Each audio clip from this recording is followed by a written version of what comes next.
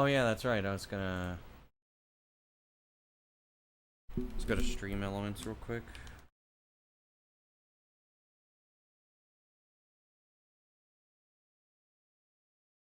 Stream elements.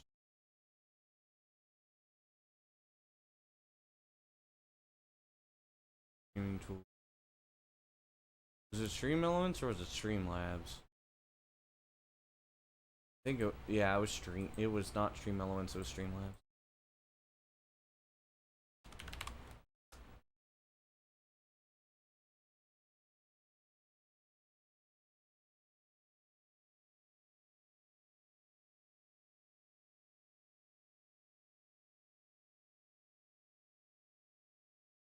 Bot.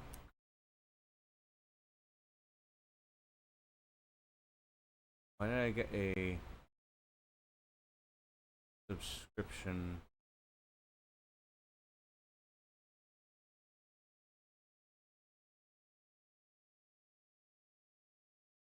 Oh, sure. That on.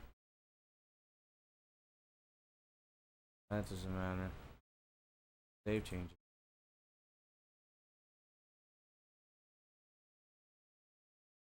Save settings. I don't know if this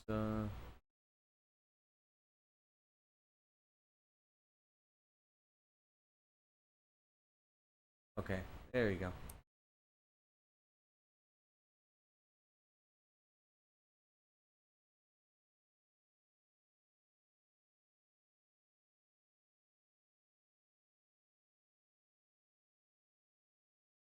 Appearance.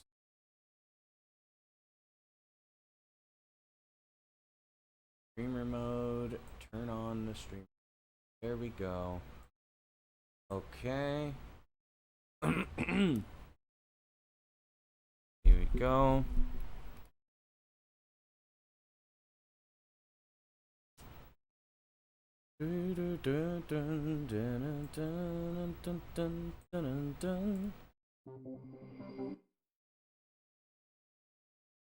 Okay.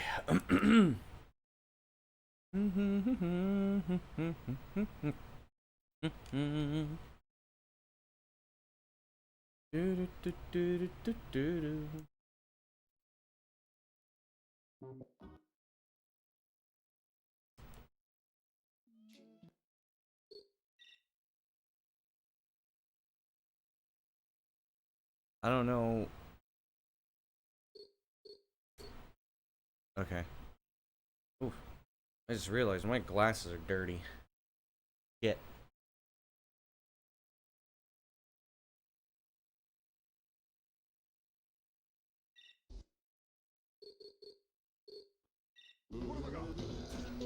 Dude. There you go.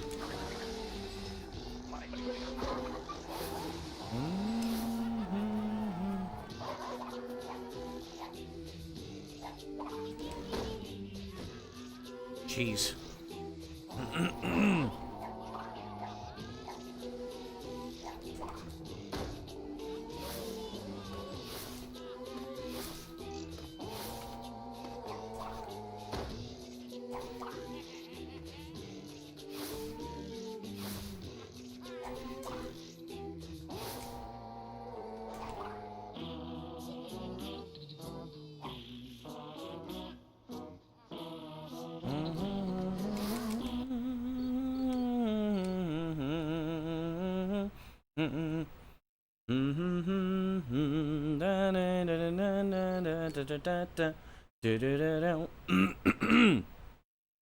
Jeez.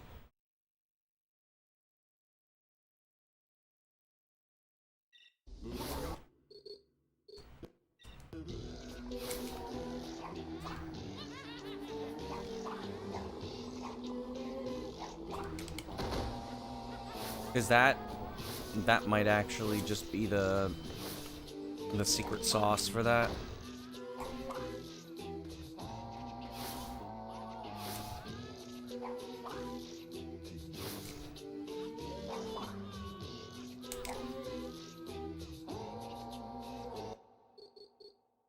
My damn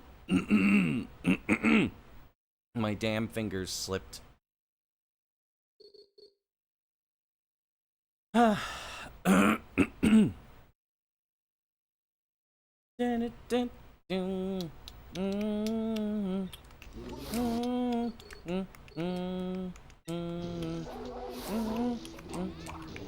Wani.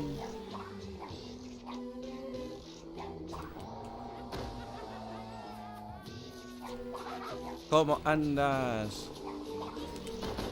Okay. I'm doing that jump better. Is good. There you go. Slide jump. Slide jump. Bing, bing.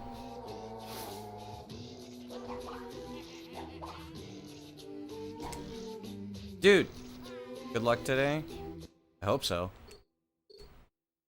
You will lurk before you, while you take naps before work. Let's go, dude. I will have to send you a recipe that my friend came up with earlier. I literally woke up and he said, "Okay, hear me out. BBQ Big Mac Daddy," and I'm like, "What?"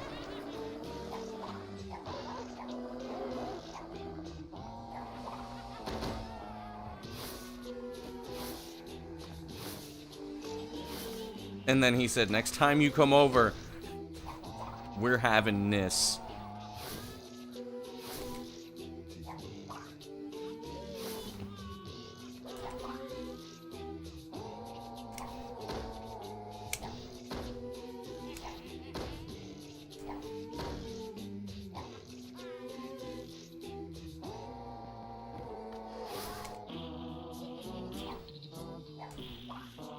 Yo, Saja, what's up?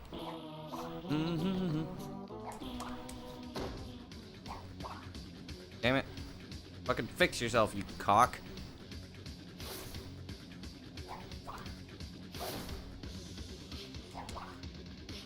Imagine.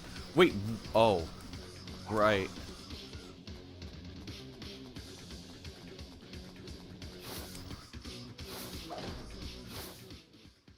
They found us! Through the airship! Quickly! Gonna make sweet and sour chicken pizza next. Yeah, imagine.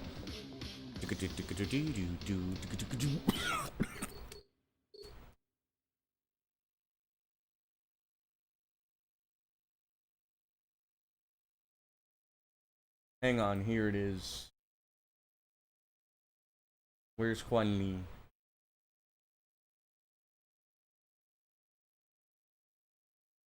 Why do I not see you on Discord?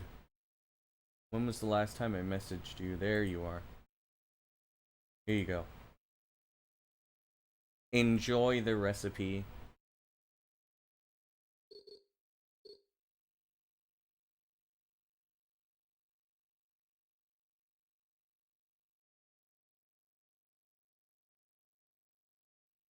This is an original recipe that that one of my friends made.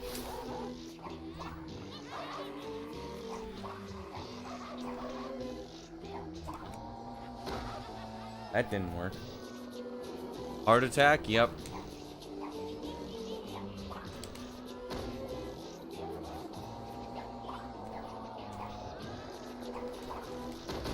Okay.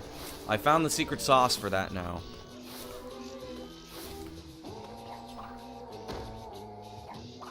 I mean, true.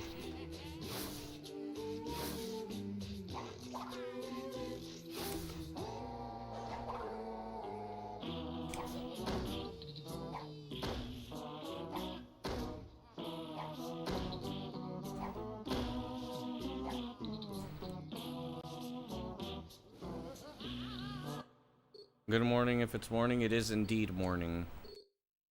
It is 10:48 a.m.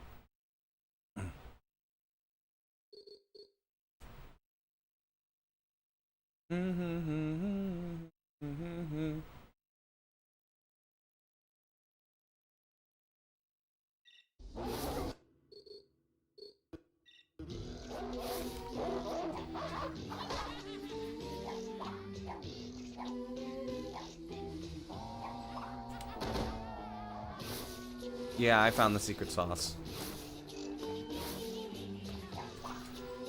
Oh, come on.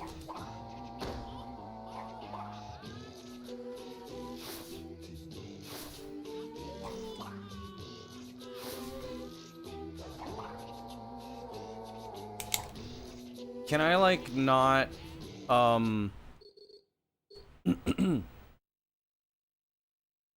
You know what? I could just do the pausing. I might as well just do the pausing, just without turning the camera. I might as well. There's no point in not doing the pausing. And the camera angle's kind of fucked anyways. Well, having to choose the camera angle takes up too much time. Yeah, that didn't work.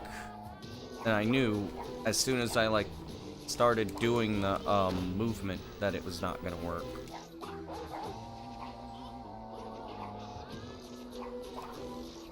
Okay, that one I'm surprised didn't work.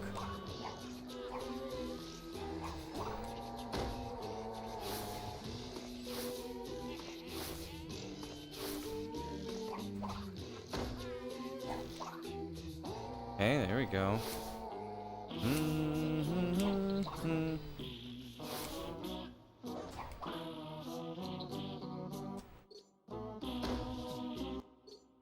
Buona forte, fortuna. Grazie.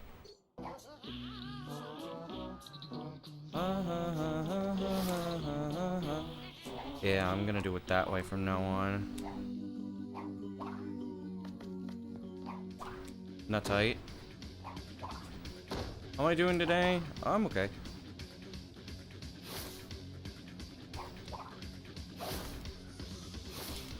GG for the new PB.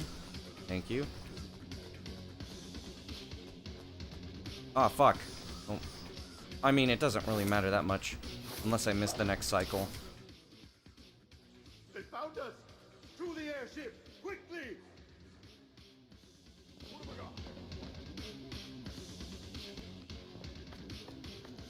Bruh.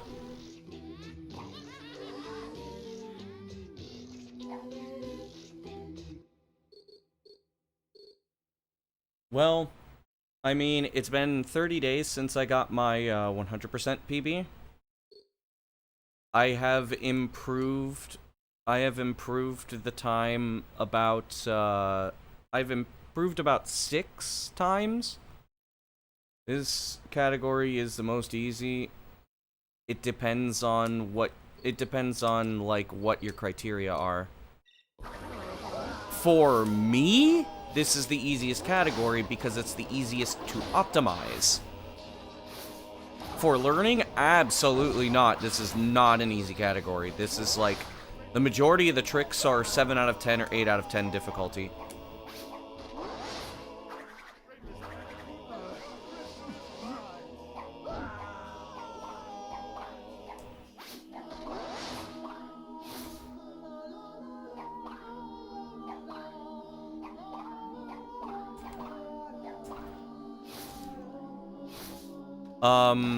Because you have mountain skip, you have warp skip, you have ant agony. Basically, everything's like an 8 out of 10.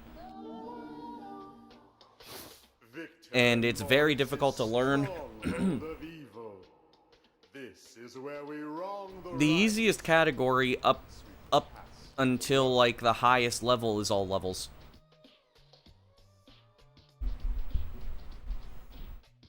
It's not, it doesn't need it, it's not gonna have it. I will literally deny anybody who does Cortex Antagony in this category.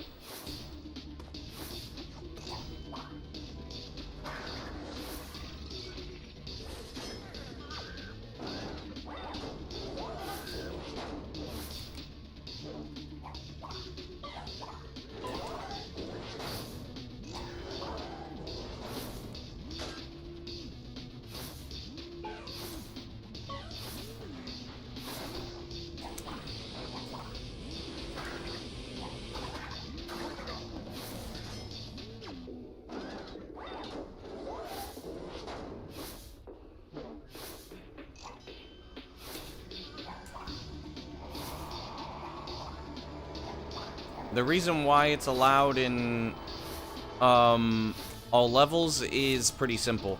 You just need to beat all the levels. The reason why it's allowed in classic route for Hundo is because the only thing you're doing is just making sure that you don't... Well, classic route is not a restricted category, you just don't do Cursed Splash. You do the rest of the tricks in the run.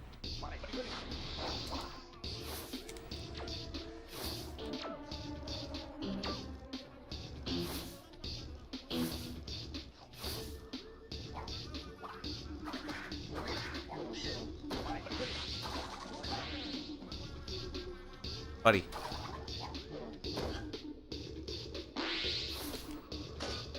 I need to just practice that fight because, like, I keep making bad decisions. What is the hardest boss? I don't know. If you do the final boss if you don't do the final boss correctly, it's the final boss. If you do the final boss correctly, I would probably say Tikimon.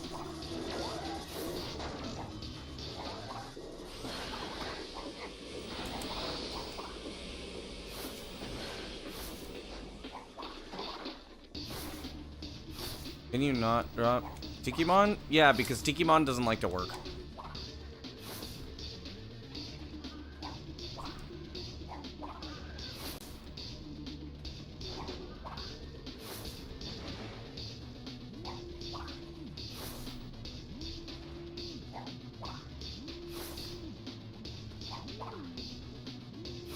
I always struggled with beating Tikimon.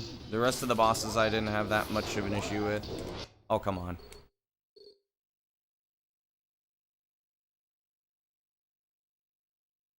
Because Uka is not hard at all. Dingodile? I mean, maybe Dingodile? But again, Dingodile is not that difficult. You just run. I can't really see where Dingodile would be, particularly hard. Madame Amberly, maybe, but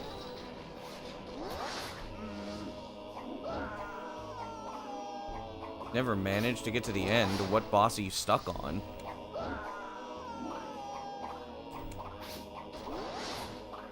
I was not looking at the fucking screen, okay? You know, Equilibria.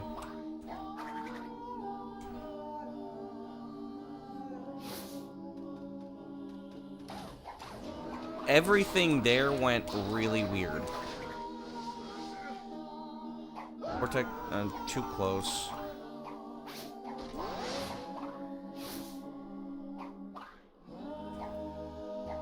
Favorite level, and it takes two.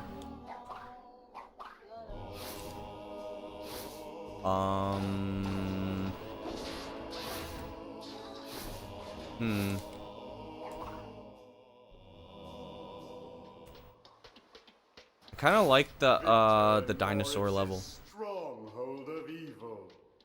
This is where we wrong the rights and sweep the past under the rug.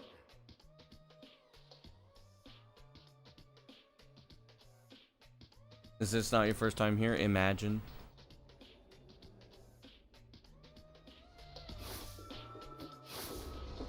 I finally played It Takes Two for the first time 2 months ago. How am I doing? I'm a little tired. I'm alright. My sleep schedule shifted because I was up until like 3 a.m. the other night. And as an early morning enjoyer, my body is not exactly adjusted yet.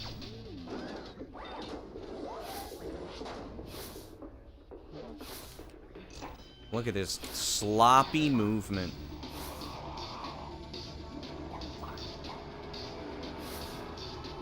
Daily gaming life, nice.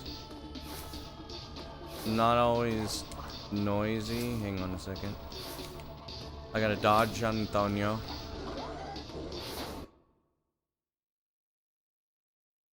Slothy, wathy, sloppy, true.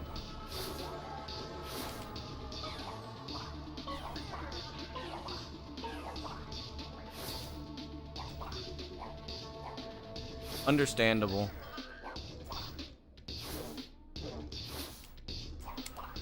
That was almost bad. Bing, bing.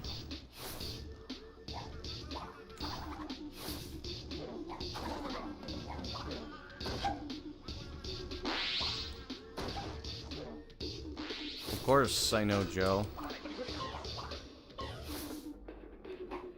He's in the community. We're friends.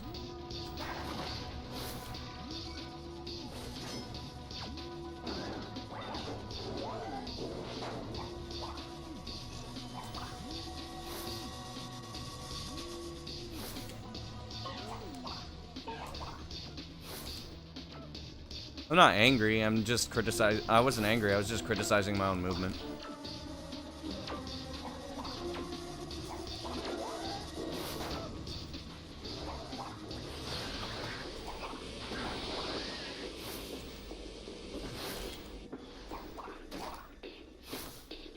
I just know where, I know when I'm not performing at my best.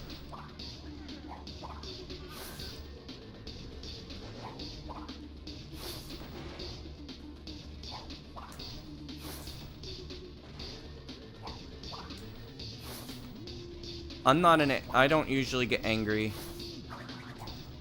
Angry is a form I reserve for very small things.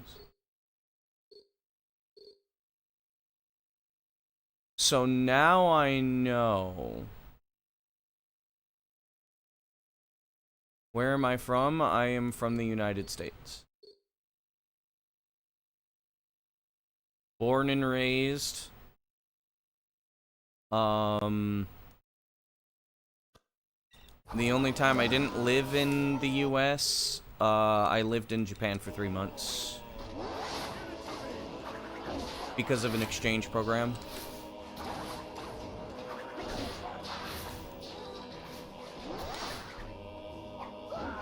You should not be overly judgmental of yourself, but being critical is fine. There's a very large difference between being critical and being judgmental. Critiquing is just knowing the issues and then trying to be constructive about it. Judging is just being harsh.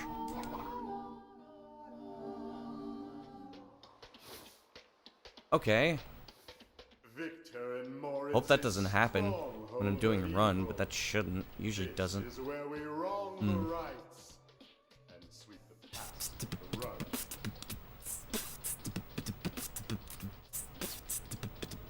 Am I ranked? No.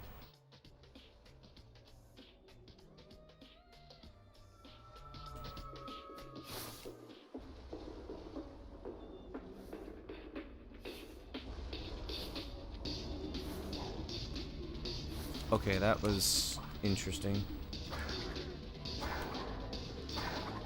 Get the ball in the hole.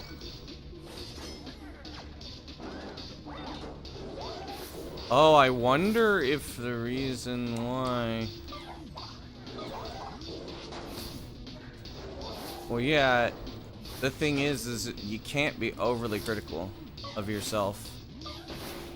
Or overly judgmental. Critical is fine. Critiquing is how you improve. Judging is not how you improve, that's just being mean. Am I one of the game developers? Huh? Why is bro asking me these weird questions?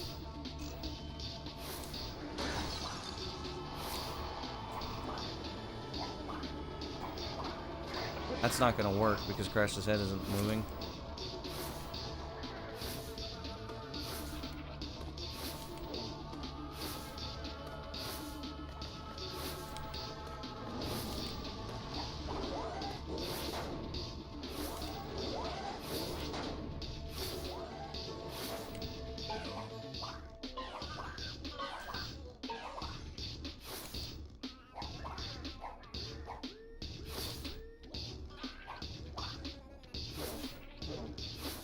I mean, I don't know how to develop games. I'm just wondering, why is bro asking me a weird question like that?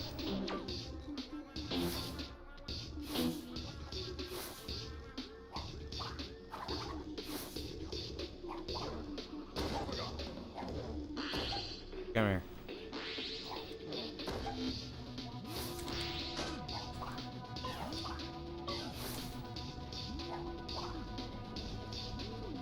Use the... Damn.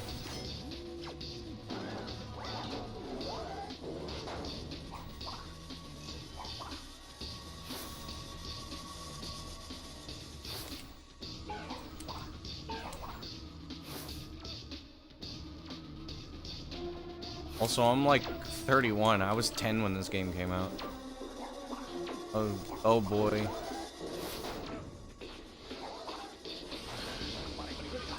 Here comes Denchi with his bangers.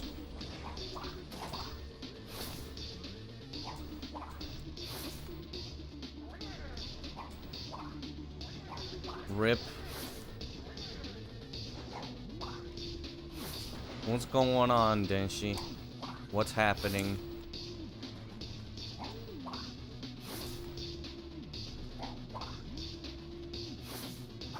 Oh, because of being sick. Wait a little bit. It's fine. Do this. Bing, bing, bing. Cool. Jump. Whoa. Okay. Interesting. Why is this game? I don't know.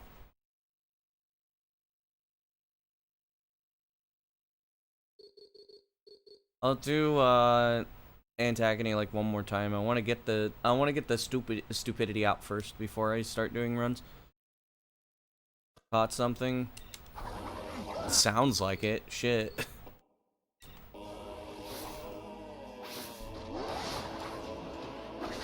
They do say that, like, having tea with honey helps with the throat. I don't like tea, and my body doesn't like honey. Kinda sucks.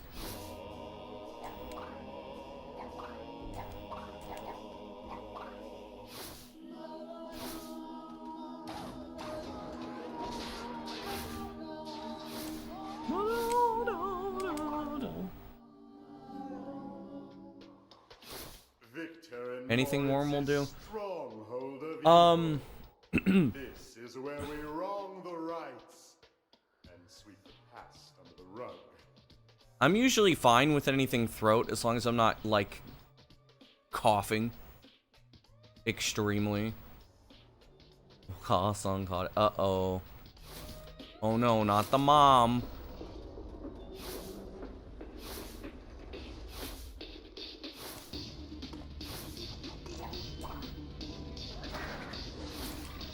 Coffee and milk.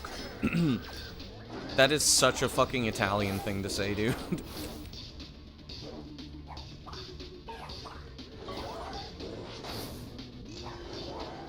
What do you mean I jumped off the bomb?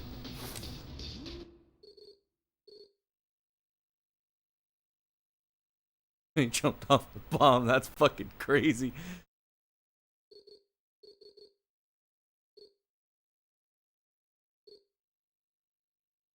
I jumped off the fucking bomb, dude. That's insane. Okay.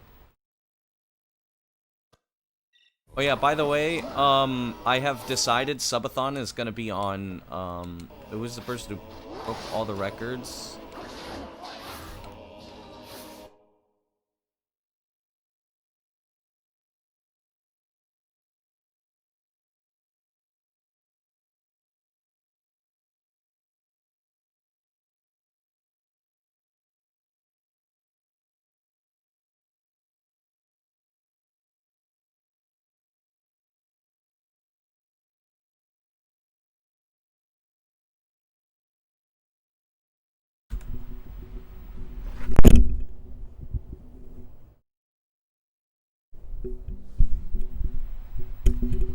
I didn't lose to it, I got thrown off. If you would like to see,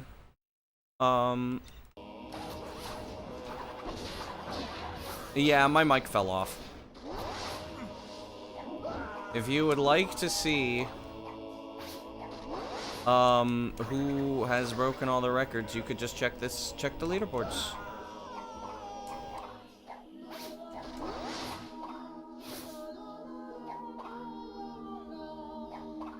Is bro just gonna keep asking questions continuously?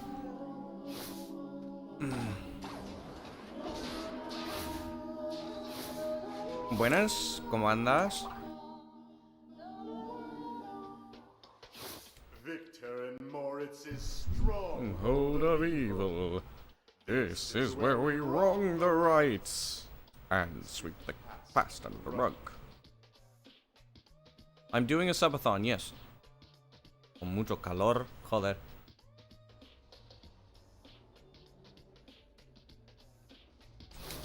Aquí hace... normal. 27 grados. Centígrados, por cierto.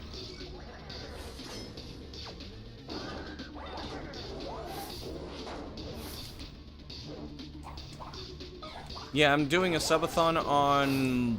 I'm pretty sure it's gonna be Monday. And I'm gonna be taking, starting from Thursday, so I'll stream, what is today? Today's Monday, right? Monday, Tuesday, Wednesday, then Thursday. Yes, we know who Cortex's voice actor is. You don't need to just post facts and ask questions.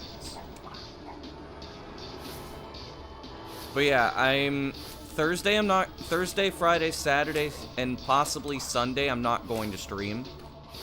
I may even start on Sunday, I don't know. Because Thursday, I was wrong. Thursday is my mom's retirement dinner. It's not Wednesday. Friday, I am completely booked, actually. Literally, like, from 8 a.m. to midnight, I'm gonna be completely and totally booked. Because I have plans. And then,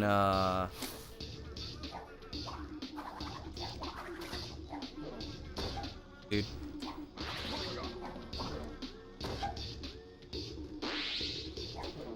Then, I'll do the subathon either starting Sunday or Monday. But I decided, because I'm doing stuff on Friday, Thursday I'm gonna be gone.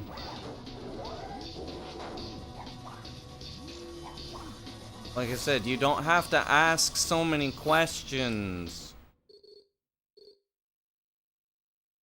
Please don't flood my chat with nonsensical questions.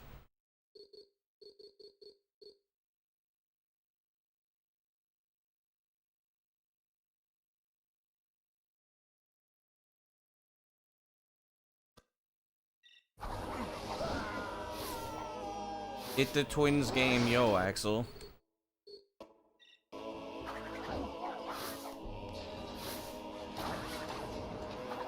I will count this as warning number 1. You will get 3 warnings. If you do not listen, you will no longer be allowed to chat.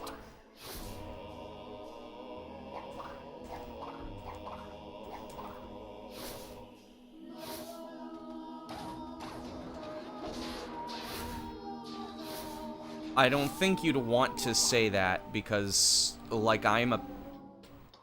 like... Victor and Moritz's stronghold of evil.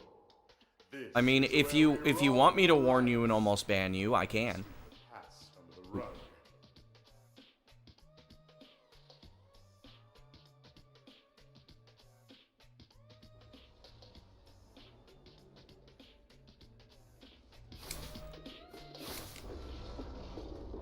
Finally found the, ideal, thing for that.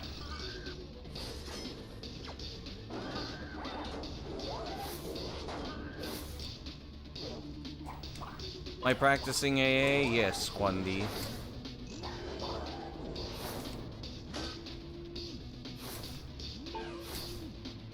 Because yesterday, the 2 times I got into AA, I mean, second time was awesome, but I died at Spyro Skip. First time,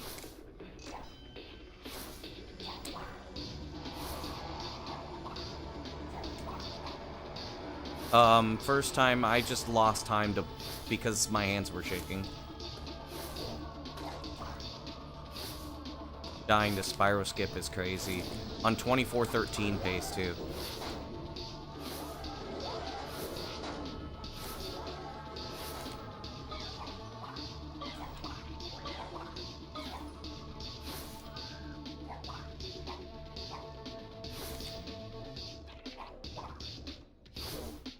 Who's getting whacked with band hammers? I am asking somebody not to ask weird or nonsensical questions.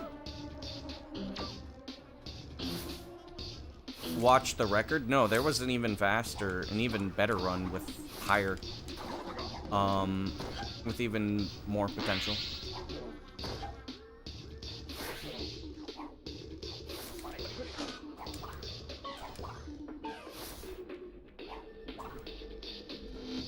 That other run would have been like a 24:18. I had one with ball glitch. That was 24:13 into Spyro Skip and I died.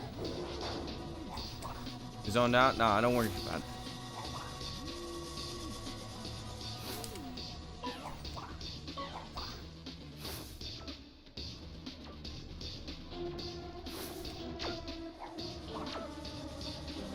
Spacing out the weird questions, by the way, I remember.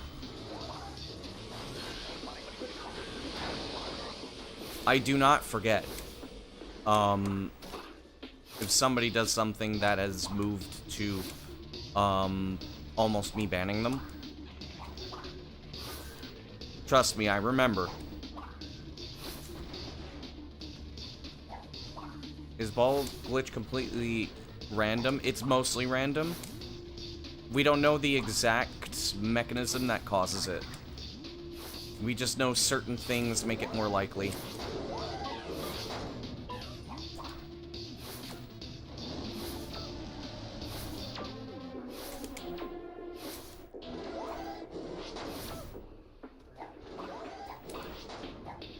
However, here's another thing, by the way. I am very forward with if you receive a warning, you know because I don't conceal it. If I'm slightly annoyed, it's fine. But also, it's not a smart idea to test my patience just because you think that it's been long enough for you to be able to do that. That is a very good way to be put on my shit list.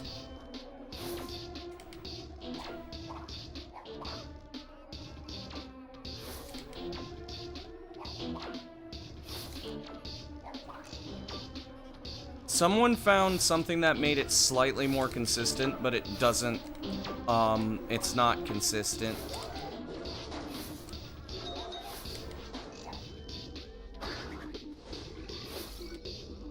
Only a lack of knowledge does not matter.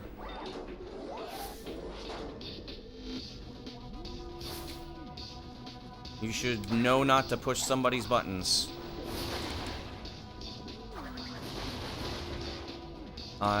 Here's the thing, and I will say this very plain as day, and this does go for almost everybody, by the way.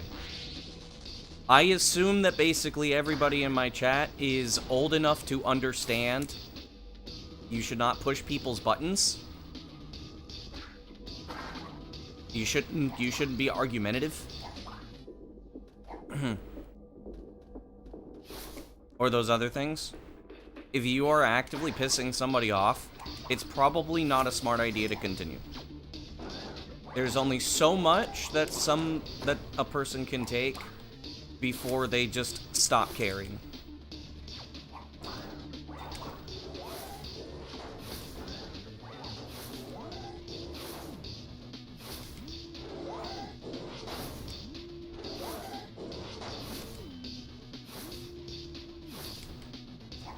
I don't have the most knowledge. It doesn't matter, though. I'm still saying it. because it needs to be said.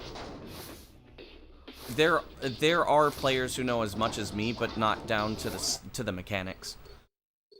How the mechanical knowledge works, that is where I am uncontested, but there are people who know more about this game than I do. But no, I don't think ball glitch will become consistent. Yo, Saucy. I really don't think so. We've had somebody be able to replicate it consistently on, Oh, buenas. Buenas, guns. Saludos. Saludos, Raiders. Hostia, chaval, joder, tío. Que flipa, tío, gracias por el raid. Bienvenidos, tíos.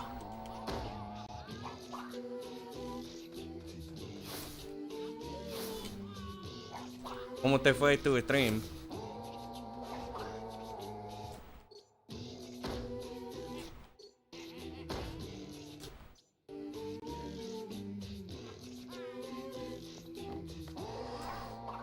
Yep, the alert worked.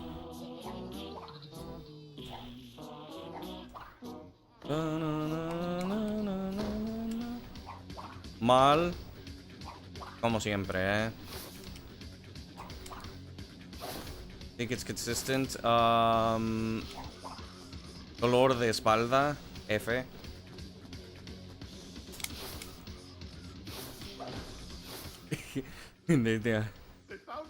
Joder. Pues qué bueno. Qué bueno no estás fumando. Ánimo, ánimo, tú puedes. Good luck, thanks for the good luck, Abdo. Fuerza, fuerza, tú puedes. Tenemos fe, tenemos fe. Y también, por cierto, para los que hablan español, obviamente no soy hispanohablante, pero sé español, así que hay angloparlantes e hispanohablantes en mi chat. Así que podéis, como queráis, escribir en español o inglés, como quieras. But anxiety can be a bitch. So, both of my parents actually quit smoking, by the way. My dad, both of them just stopped. My mom was scared because she was starting to have lung issues. My dad said, I'm just gonna do it. And you could do it. Just want to drop in before class? Alright, good luck, Saucy. Thanks for dropping by.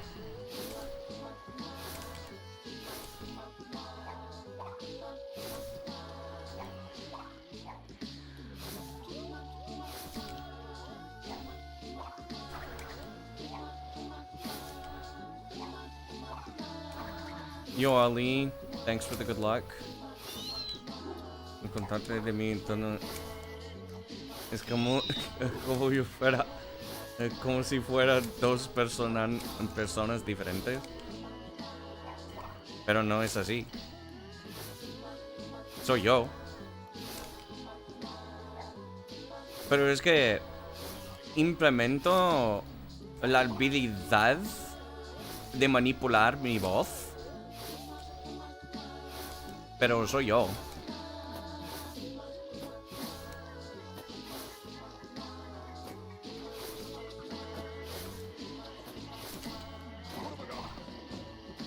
But yeah, you could do it, Guns. I believe in you.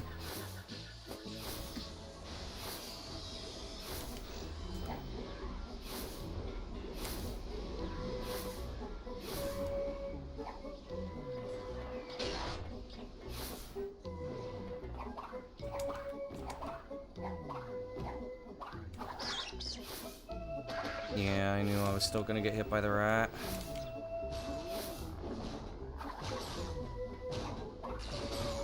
Yeah, I utilize my voice acting abilities to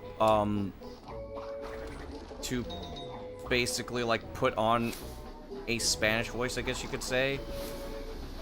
Though it's a little different because the Spanish voice actually is more, it's less like an actual voice or personality and more just like a tone of voice. I'm gonna go to el mercadito, a que aproveche. Que aproveche.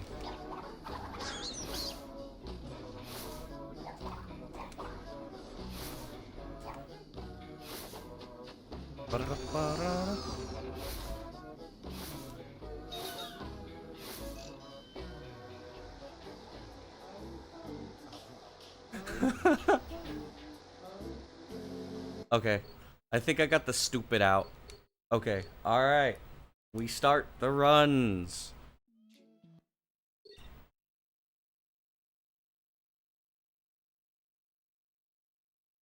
Buen provecho. I'm recording, right? Let's see. Congratulations, you've reached 100 messages with Restream. Cool. Hey, yo, Master Stick, thanks for the good luck. Why am I comparing against my average? Always sounded like circus music. Congratulations. Fly Day Chinatown.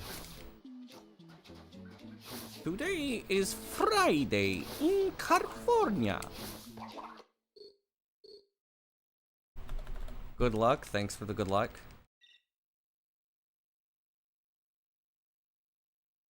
Okay. That's my PB. Oh, that's not my PB. That's my PB. There we go. That's better. Shuto! Get down, Mr. President.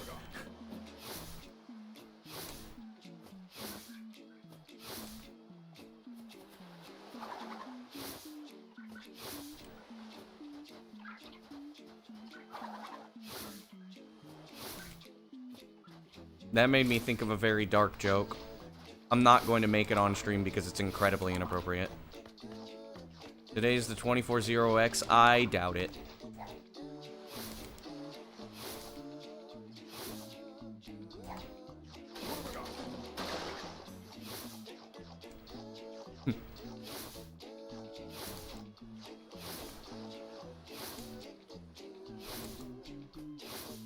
I mean, I wouldn't say it's impossible, but I doubt it. I would say 241X.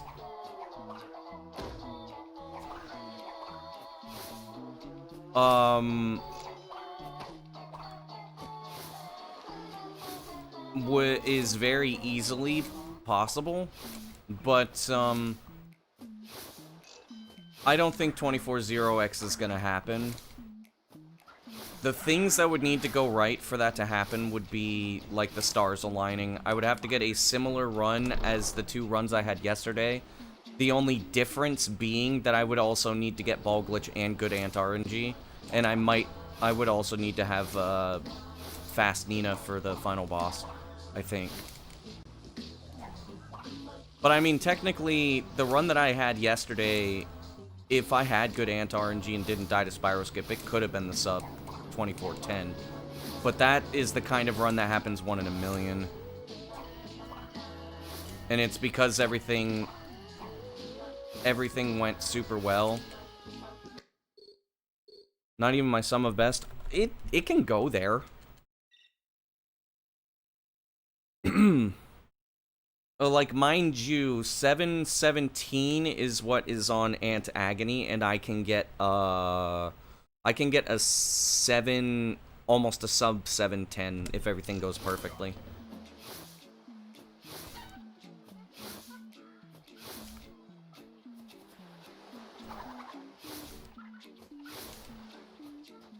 So there's at least 10 more seconds of time save in,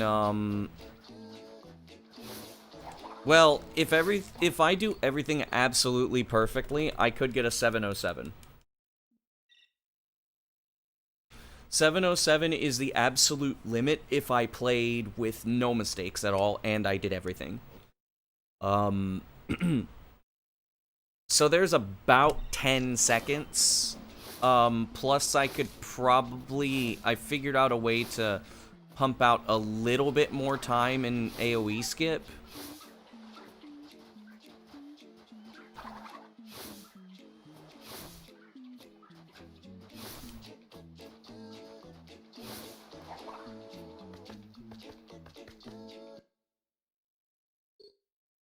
Hang on a second. Hang on a second. 707 includes ball, glitch, and fast Nina. Yes. I want to check something real quick before I, I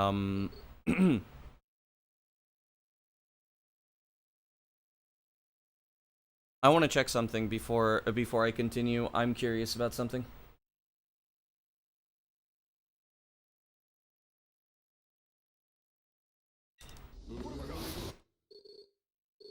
But yeah, 707 includes ball, glitch, and fast Nina.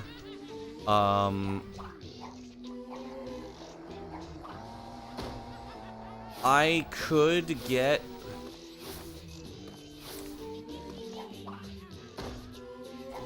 I mean, maybe it's even faster. I don't know.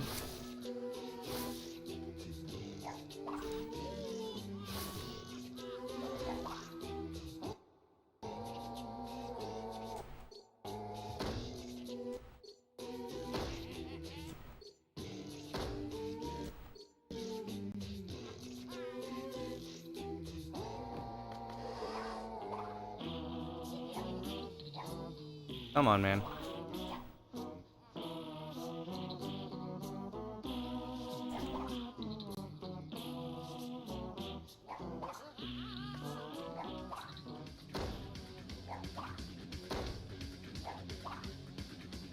Come on.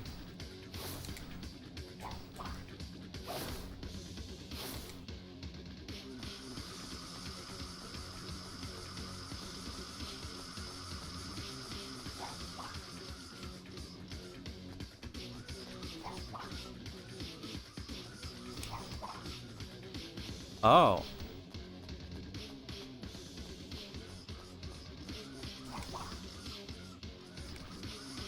Oh.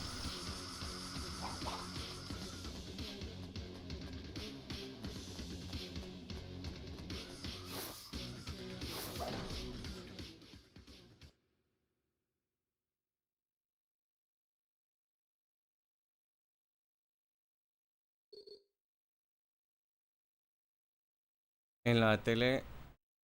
Vale. Que aproveche.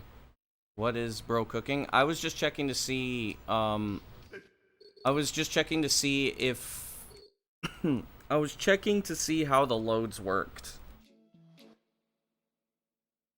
Unfortunately, I still have to actually go across the door for... Well, I don't have to, but I'm going to, and what I'm doing after that is,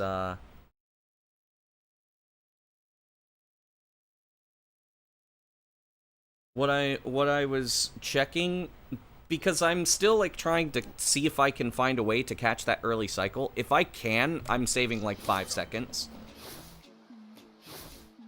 But I can't seem to, find a way to catch the cycle early.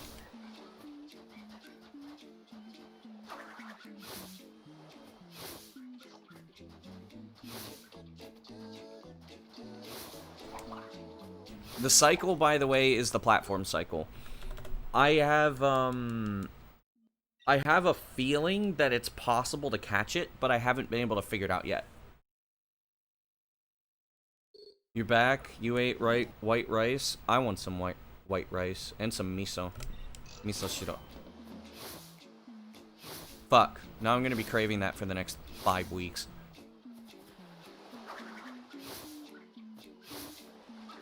I finally just got over wanting raw egg on rice.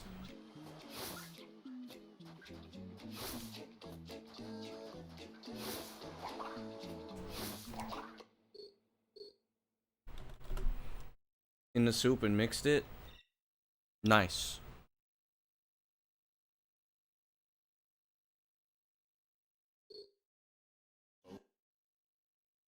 And now I'm gonna crave miso.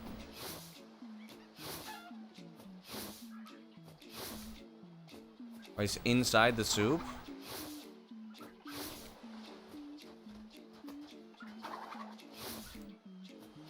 Don't knock it till you try it.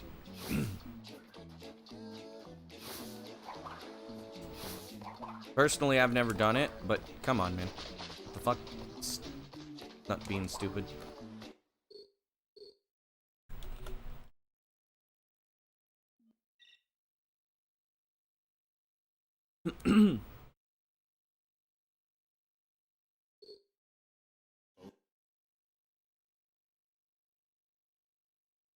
Honestly, the only soup that has ever made me feel better while I was sick was miso. All the other types of soup always made me feel worse. Like chicken noodle. Well, when I was in Mexico, the soup that Alex gave me did make me feel a little better. But miso was the only soup that really, really worked for me.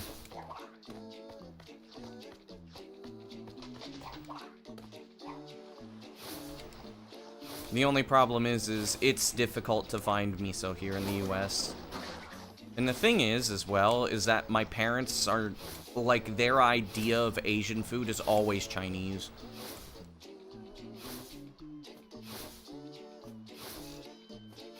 Lentil soup. Here it's chicken noodle. And my body doesn't like chicken noodle. Because of corn ingredients, though. It has, like... It's all because of the corn ingredients. This is a little slow, but it's fine. The time you had miso soup? Yeah, that was when we took you to the Japanese restaurant.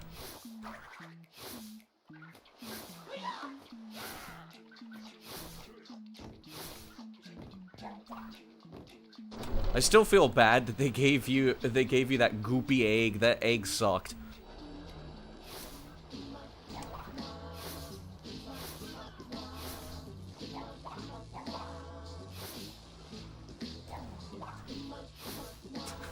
I'm still thinking about that YouTube short of like, man, I'm broke. Let's get some food. Man, I'm depressed. Let's get some food. I have money. Let's get some food. That's so fucking real about male friendships. Axel, okay, listen to me. Listen to me. The first thing that do you want to know what I read as soon as I woke up this morning? Would you like to know what the fuck I saw as soon as I woke up this morning? Dude. Zarin messaged me. And then he's like, okay, so hear me out. He's like, hear me out. I came up with this new recipe. BBQ Big Mac Daddy. I was like, I don't need to read this shit as soon as I wake up. Tell me more. That is how I reacted. Hang on. Hang on, I want to poop. Let's get some food. True. Hang on, here you go, Axel. This is the recipe. Dude, it was it was literally like, I don't need to read this as soon as I wake up, and then I said, tell me more. So, I'm going over to his house on Friday morning. Man, I'm full. Let's get some food. Actually true.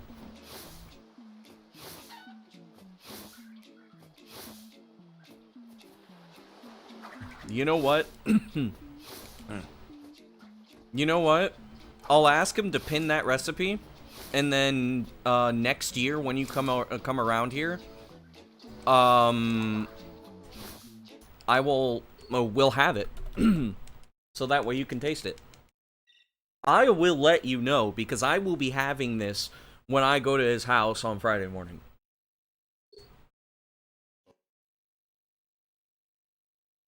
So yeah.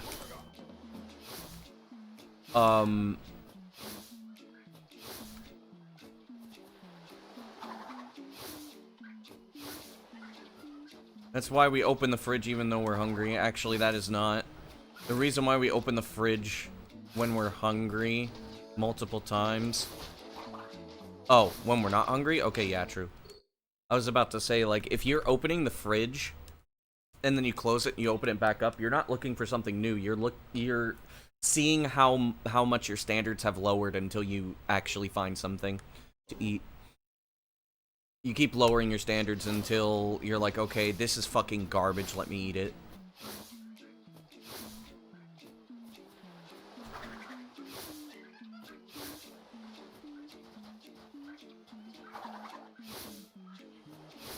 Dude, for some reason, talking about that fridge was like thinking of that one fucking short of the dude who was just like, somebody was like, show us what's in the fridge, and he's like, you want to see what's in the fridge? You want to see what's in the fridge? There is no fridge! I lied! And it's a fucking cardboard cut out of a fridge. I don't know why that fucking short always fucking pops up in my head. It lives in my fucking... No, I haven't seen that in months. I think the last time I saw that was probably like in January or something. But it lives in my head rent-free. Is like fucking... There is no fridge! I lied! And then I don't even know why the fuck it showed up. It's just, it's lived in my head rent-free. Watch, it's gonna show up today. Later. Because I talked about it because Google's fucking listening to us. He's the fridge. That's crazy. He is the Middle Eastern fridge. It is Habibi themed. When you open it up, when you open up the fridge, it plays the Pillar Man theme from JoJo.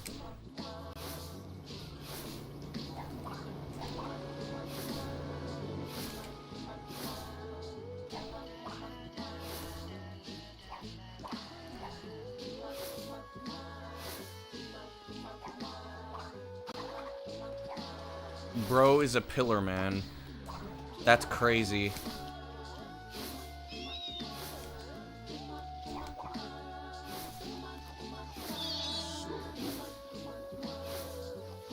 Ay, ay, ay, ay, ay.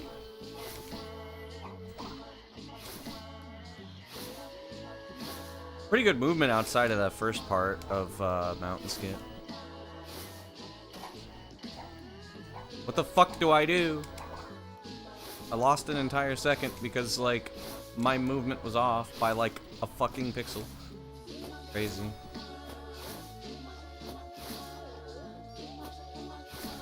Yeah, by the way, the run yesterday, I was crushed. 24:13 pace is, like... That would have been an amazing run to end a career on, even though I wouldn't be stopping speedrunning at that point.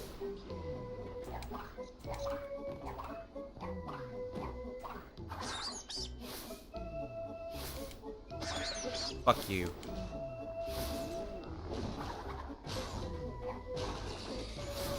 There is no fridge. I lied. By the way, that had no correlation to pause fridge. Or the sacrifices thing. That has absolutely no correlation. Surprisingly. I think I saw that short after I started the whole pause fridge thing. Because I just liked the way pause fridge looked because it was funny.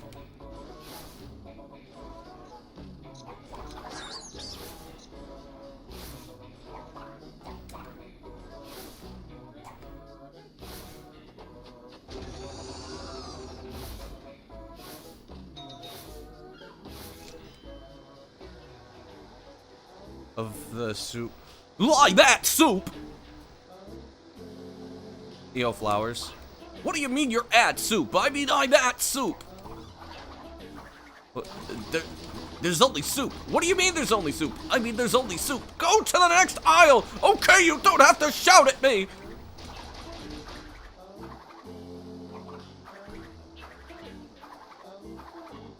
Why are you buying clothes at the soap store? Fuck you! Why did you go that way?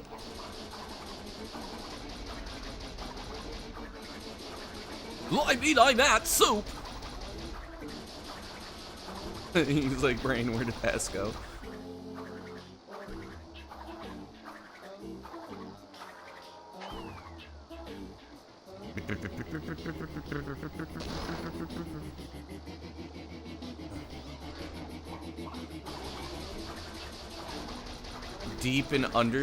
Deep with Undertale?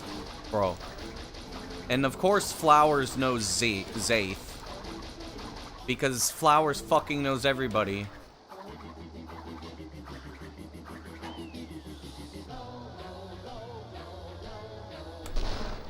No, no, no, no, no, no, no.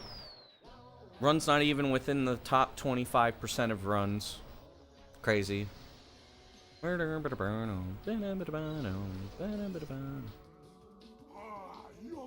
I saw that meme back in the day.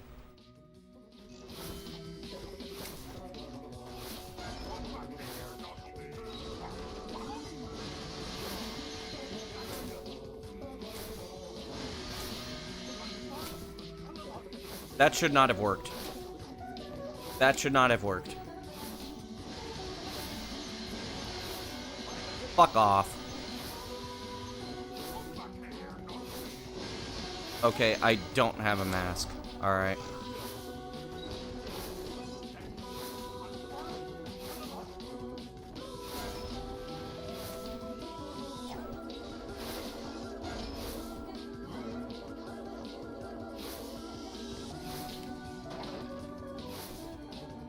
Is it reposted? Crazy. These damn reposters.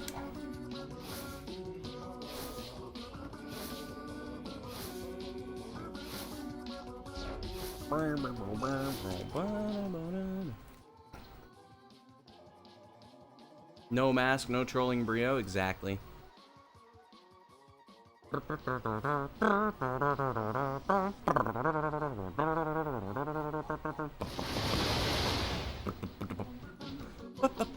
Rats are leaving the sinking ship. Did I miss Tell us where anything? the treasure is, and we'll let you go. Sight.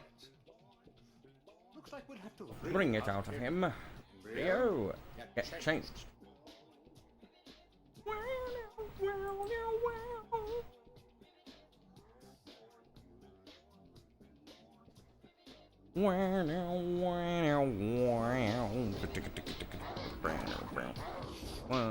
Three, one.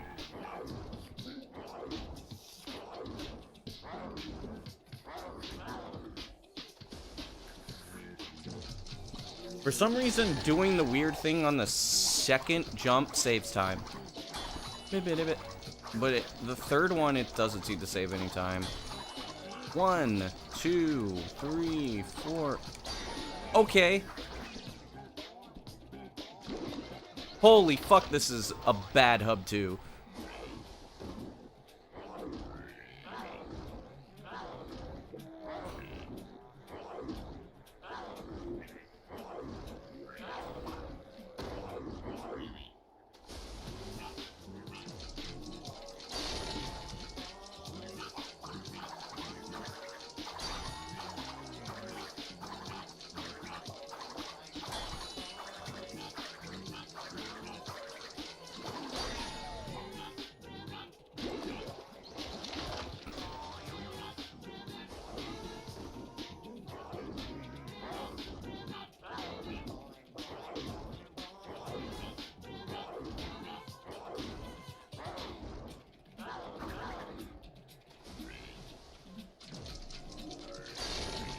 I'm gonna be very far behind. Let's see how this run goes. 1, 2, 3, 4.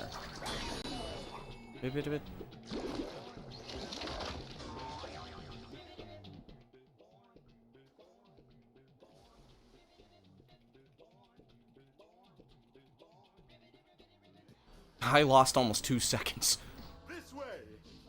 To the Psychotron! Wow.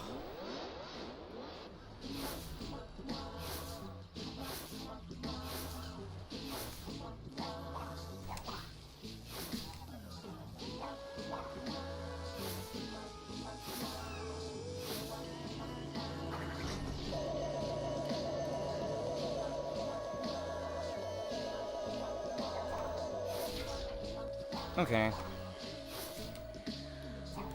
Bad movement. Jeez.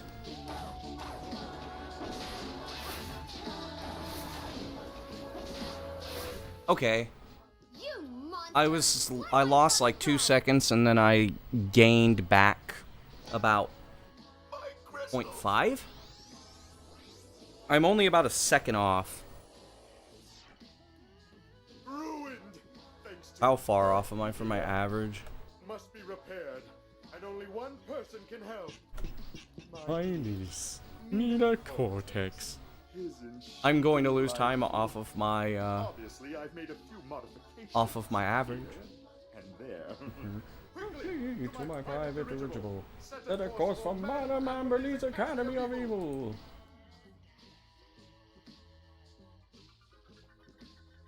No slow death, please. We shall see. We shall see what happens. Okay. It's possible I don't lose time because of cycles as well. So, we're about to find out.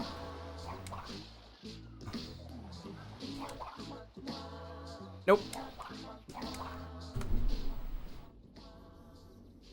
How?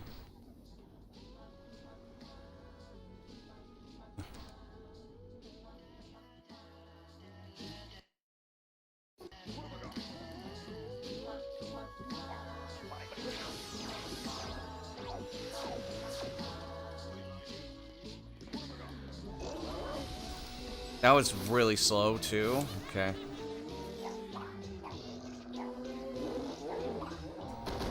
Okay.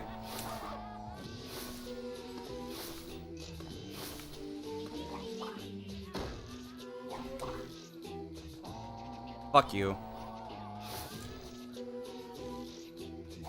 That's a few seconds.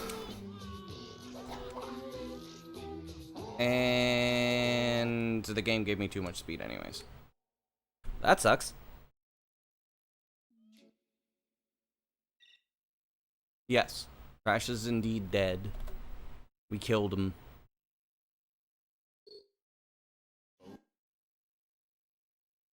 I mean, I was going for speed.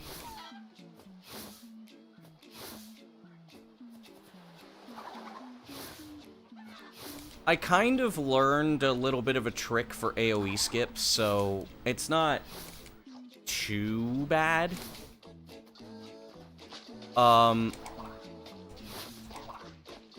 Okay, that worked somehow.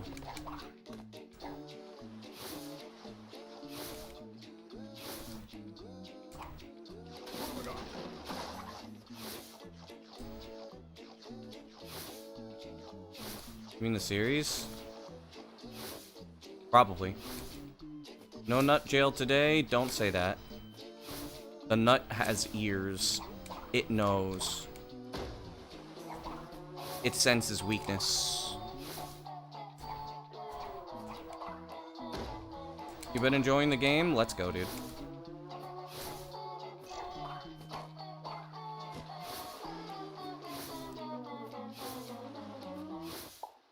At least it's gonna be a 123 boat. So this may change. Probably not.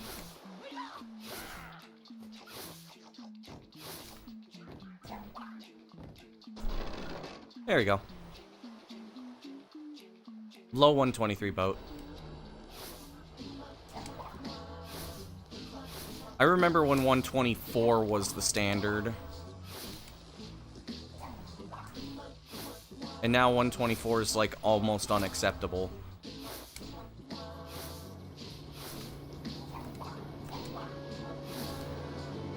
Honestly, I don't even know how the fuck I just go that much faster.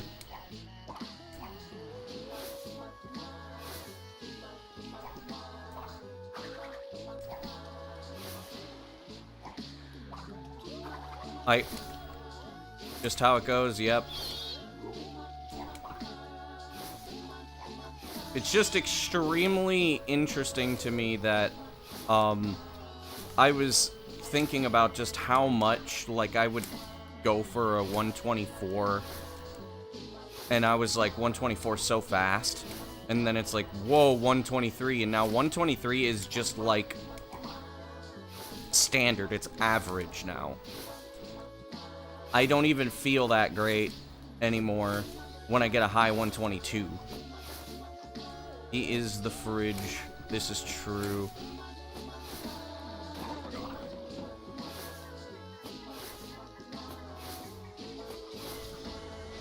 Drop frames? Oh boy. Here we go again.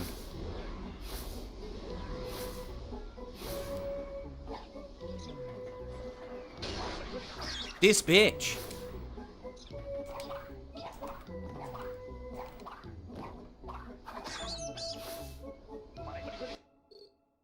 Nah. Is it drop frames? Let's see. I did drop some frames.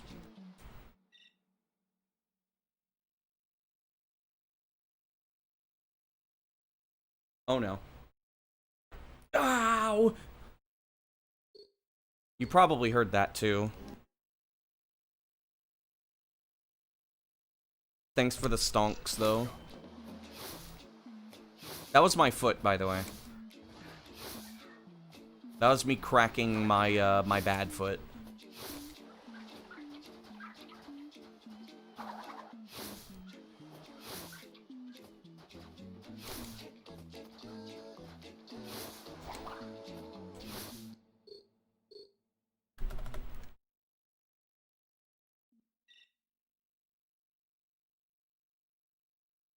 Is this where all the mods go? Probably.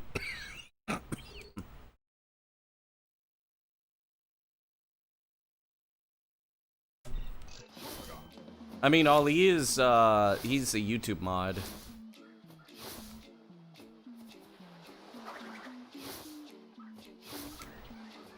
I'm kind of surprised he's on Twitch. Not complaining, though.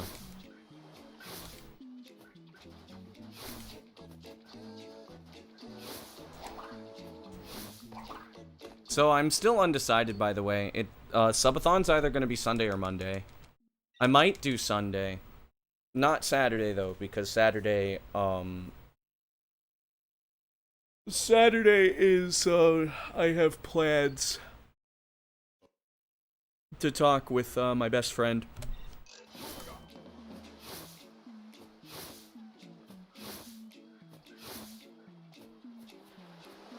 Discuss some things, hang out for a bit.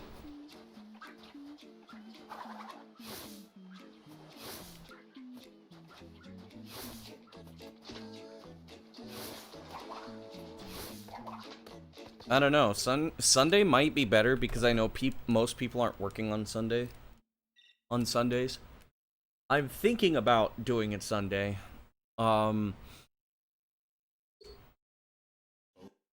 Maybe I'll do a poll. But I mean, does anybody have any thoughts about that? About whether you would prefer Sunday or Monday for the subathon to start?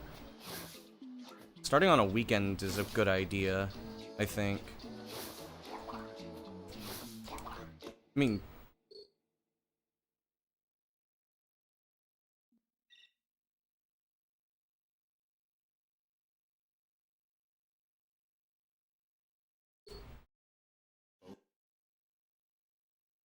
because I can't start it on a Friday. My Fridays are my personal days.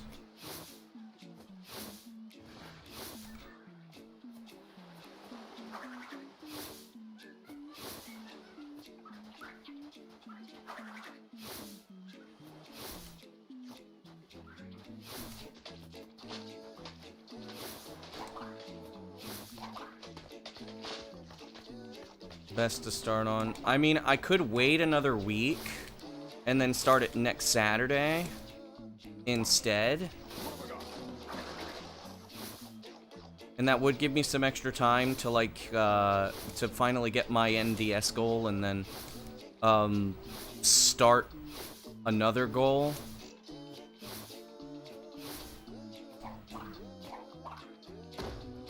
And then be able to, like, warm up with everything.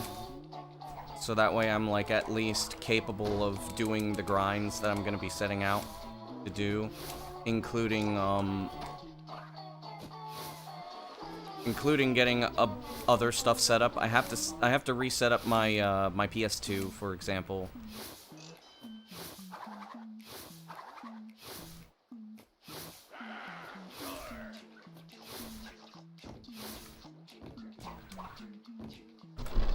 There we go. There's a 121. Or I mean a 122 boat. 122 boat.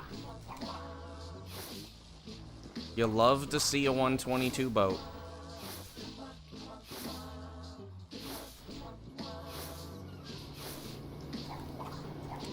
The fact that I've had 50 of them, and that's almost...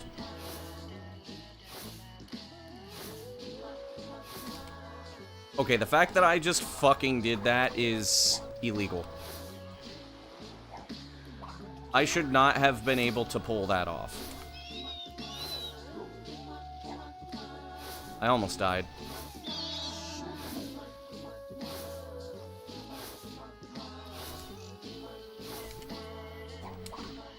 Almost 10% of runs get a 120. Almost 10% of runs that reach this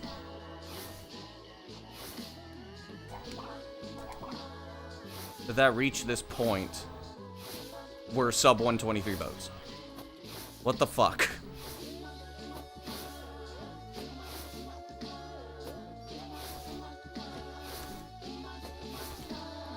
Ooh, that was almost bad.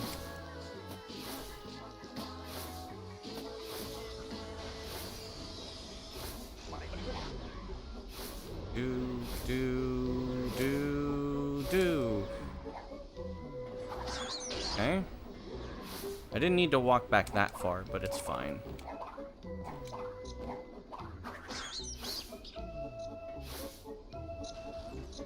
Whoa, did you guys see that fucking Matrix dodge that I just did on that fucking rat? That's crazy. Okay, drop my jump, why don't you? I'm a little bit behind in the cycle. I was almost very behind on the cycle, and then I died. Give up one run before. There's nobody that can even come close to the 24-2X.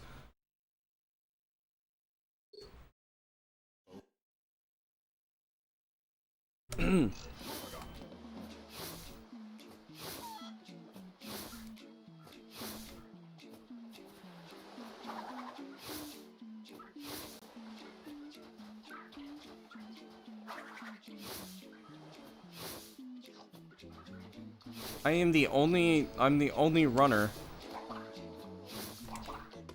that's capable of getting this kind of time.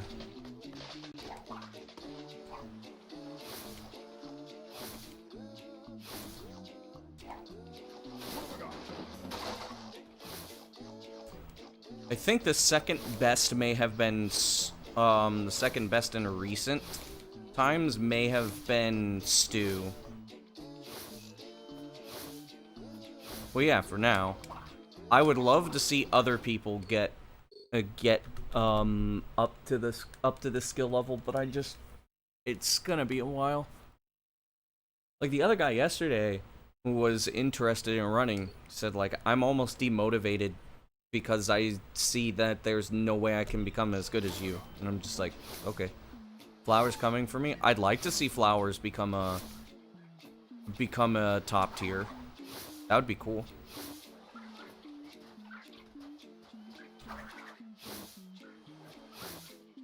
Imagine Flowers is the only top tier running on 360.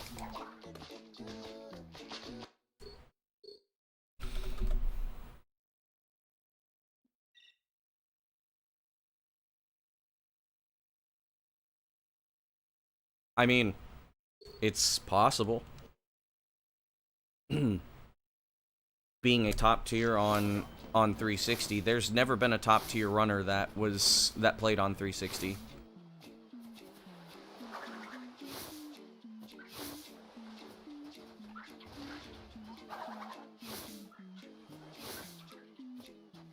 I'm the only person that has reached the level of the old gods on Xbox. I don't count Noah because Noah didn't really Noah didn't really get a good run on Xbox. He was always on PS2. So I don't count him.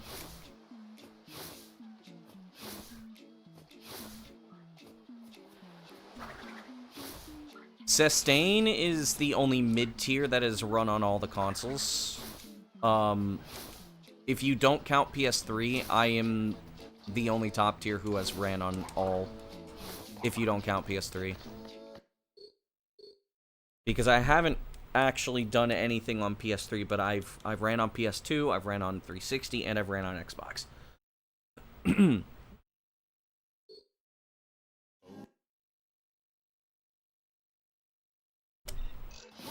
I still think, or I would like, one of the things that I would like to have tested, since I know you can like uninstall and reinstall versions of the Xbox emulator on 360, it would be really nice to know which of those emulators actually works best for Twinsanity.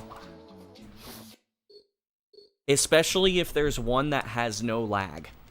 If there's one where the lag doesn't exist, like, if there's a version of it that doesn't exist, I don't even care if it's, like, if it's unofficial.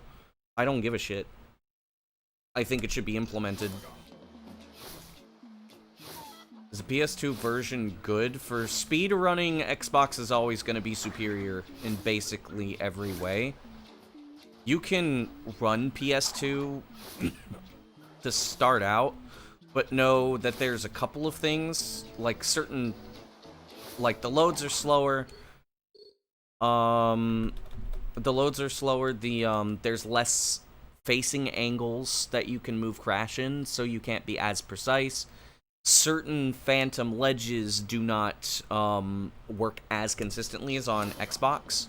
Like the tree ledge to do the blonde skip. Skipping the two blonde cutscenes for the tutorials. That is 1 in 3 in PS2, but it's 100% consistent on Xbox. The Xbox ledge I use in any percent in NDS is like 1 in 100 on PS2, whereas it's about 3 in 4 on Xbox. Or about 3 in 5-ish. It's a valid way to run. However, there's always the thing where, like, it is still inferior because of several different reasons. And it is slightly harder. One thing that's really bad about PS2 is, there is a glitch that fucks up your angles on PS2. Where, like, even though your controller is calibrated, there will be some angles where you will walk, and it happens randomly while you're playing the game. It's not exactly something that's easy to deal with. I'm not sure how it is... I'm not sure how the emulator handles it, because I haven't played extensively on emulator. But on console, it's kind of a nightmare. Where it's like, because you can't slide jump if you're walking. So if you are unaware that it's happening, and then you accidentally choose the one angle that's gone, well, you don't slide jump and probably you die.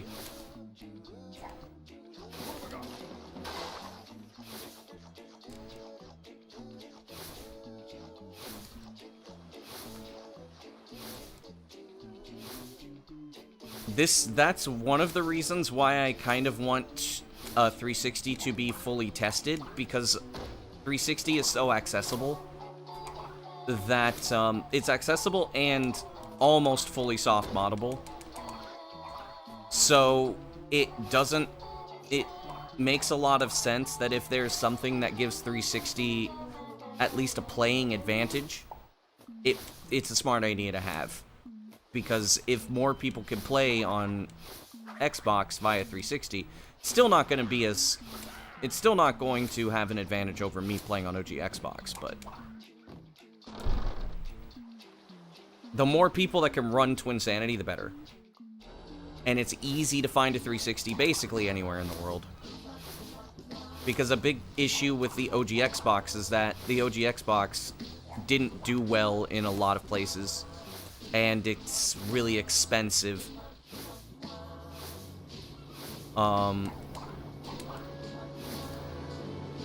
In certain parts of the world, like Latin America, for example. Most versions have lag. Yeah, one of the reasons why I wanted to ask you for help for setting that up is because I wanted to do some testing with that, because I will scrutinize myself I will scrutinize it myself to see if there's any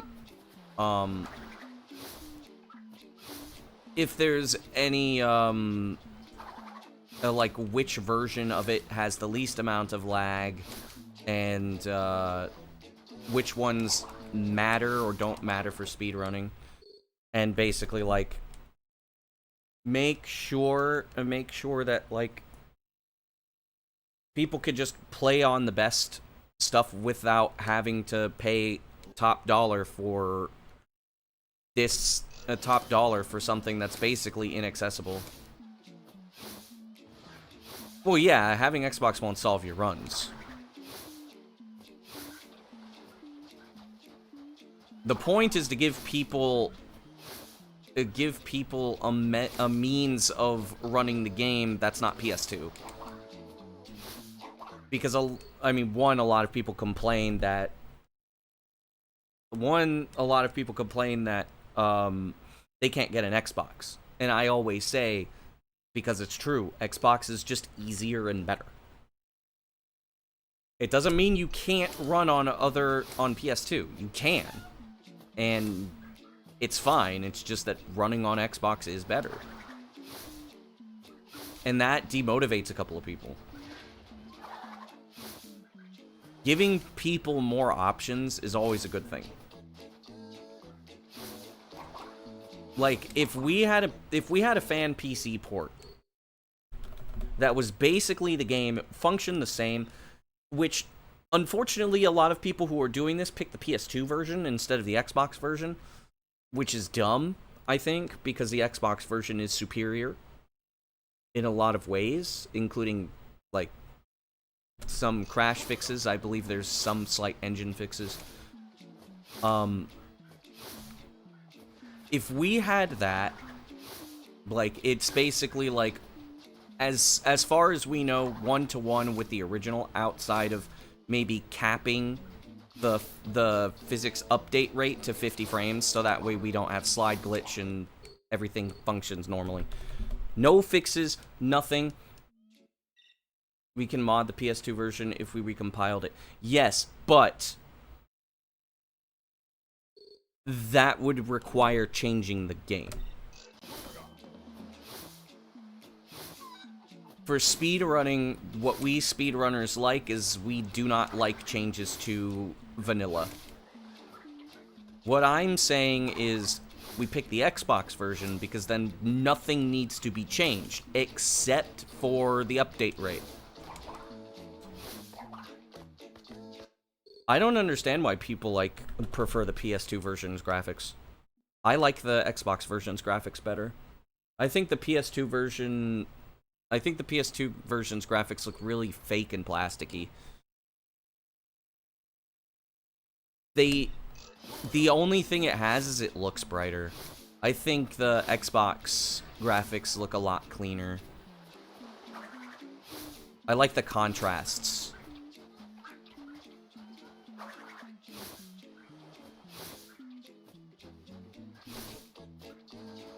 The PS2 version does have better lighting. but I like the Xbox version. The PS2 version has different lighting and less contrast between light and dark, but like I said, it has better lighting.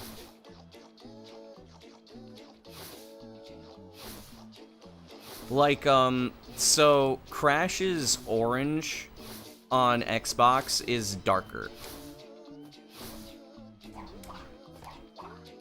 It looks smoother. On PS2, it's sharper and it's brighter.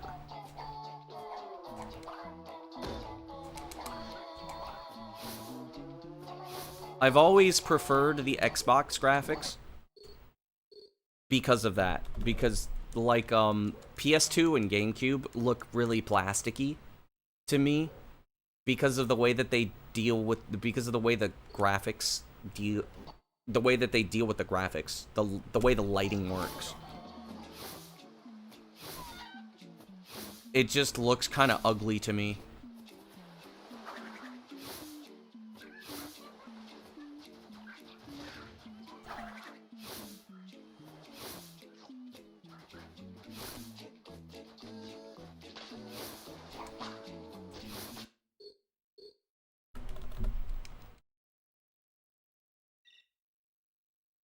I do like how a lot of games look on 360 as well.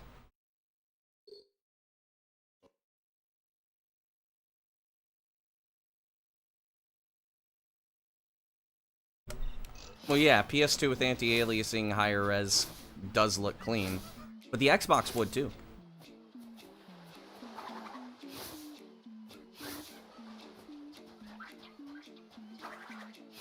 But like, if we're talking resolution, particularly, the big reason why the Xbox fails is because most games can't, at least things that are showing in European resolutions. Hang on, I need to get Athena in the house. She's being stupid again.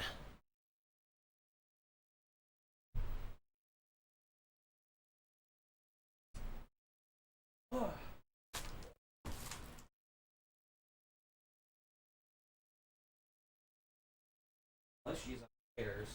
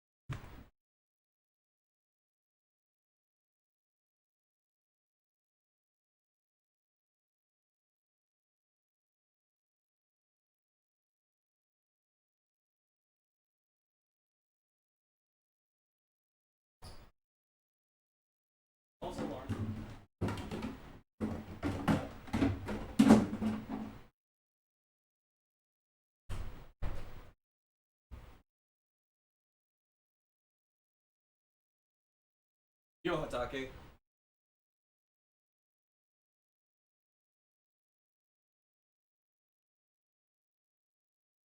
Oh, Athena was just being stupid, as per usual. Okay, back to runs.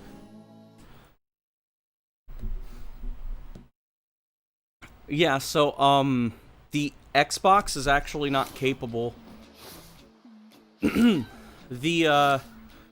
It's not capable of, blowing up European resolutions. The graphics card was not designed to take anything 50 Hz higher than 576i.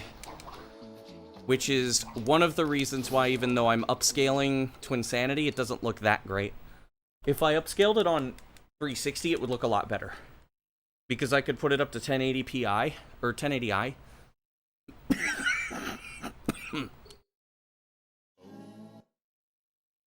Which eventually I will do some runs on 360 for testing purposes. As long as I can figure out how to make my 360 display in 50 hertz.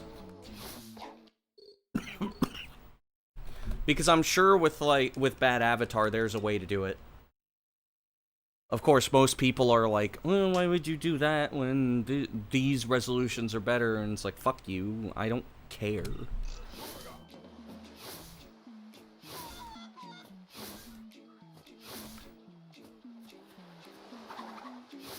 I remember I asked some questions on a YouTube video about OG Xbox modding, about running it in the European modes, and then I was like, I mean, you can, but why in the fuck would you ever do that? Are you stupid? Well, he didn't say, are you stupid, but he essentially was like that. He was like, he was questioning, he was treating me like I was fucking insane. Because graphical fidelity on the OG Xbox does not go past 576i in European resolutions. Maybe.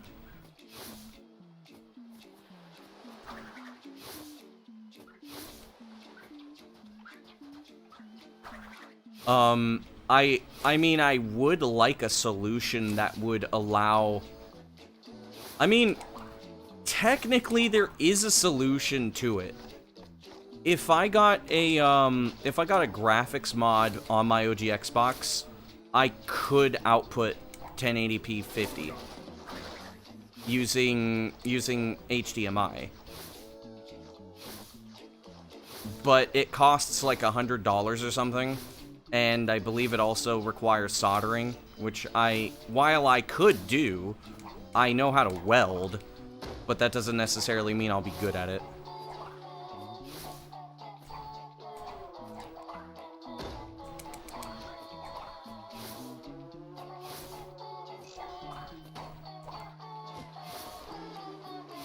RetroTink? I have one. I'm talking about an HDMI mod, not an upscaler. There is an OG Xbox HDMI mod.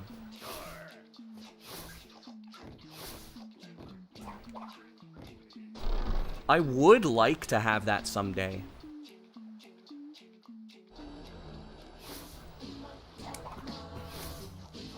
It would be really cool to have like a full HDMI, but then it's like I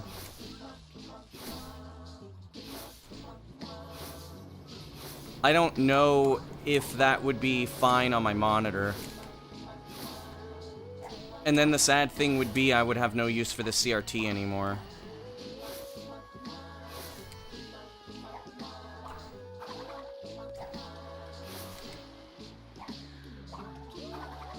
The OG Xbox is composite and component. 360's HDMI. HDMI wasn't exactly standard until Gen 7.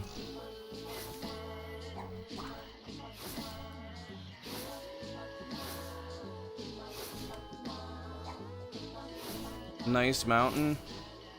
It was okay.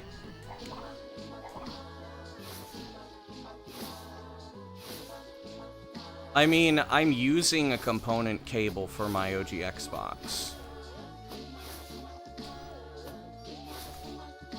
And it is plugged into my RetroTink. Whoa, okay. I turned left one notch at the final second. Literal last moment. Wow, hang on. That was somehow quite fast.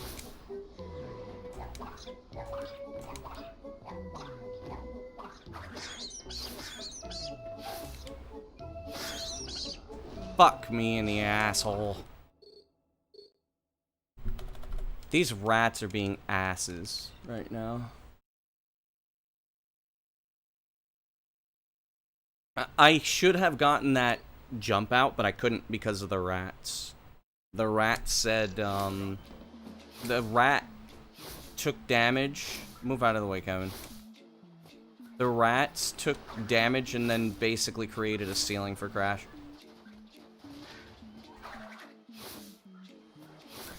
But yeah, there is a mod to turn the OG Xbox into HDMI. And I would use it. I could still put it in my RetroTink and upscale it to 4K. Do they have weird hitboxes?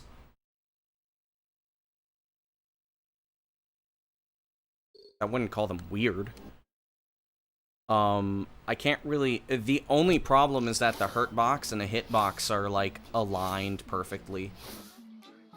Well, not perfectly, but they are mostly aligned extremely well, so that way, if you bounce off of the enemy, most of the time you take damage. Not all the time. If the enemy is a 2-hit enemy, when you spin them the first time, they don't damage you unless they attack you. So I found something out, by the way. When you attack something with a hurt box, and you're by anything with a hurt box, the hurt box disappears. So I was showing Flower stuff, and then while I was by the, like, little log thing that's supposed to kill you in Jungle Bungle that swings back and forth, I killed a skunk right under it, and the hurt box was gone.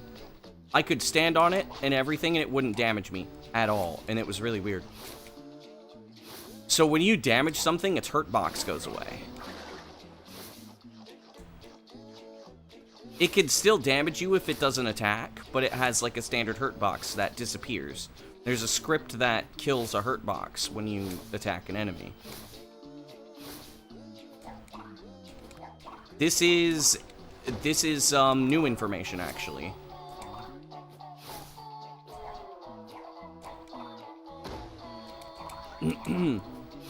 I mean, we've known that when you spin an enemy that takes 2 hits and you touch it, it doesn't hurt you. We've known that. That's something we've known. But the thing that we didn't know was that it literally just takes the hurt box away. By the way, I never said this, so this is, like, the first time this has been public knowledge, but also I found this, like, fucking over the weekend, so any use? Definitely not.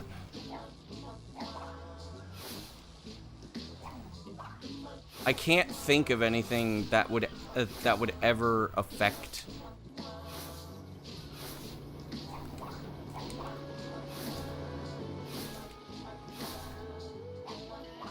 I can't think of anything that would have any benefit for.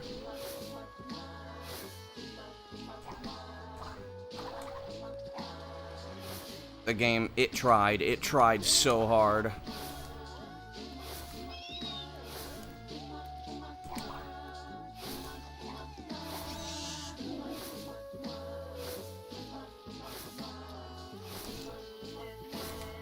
I mean, I'm good at mountain skip now, so, like...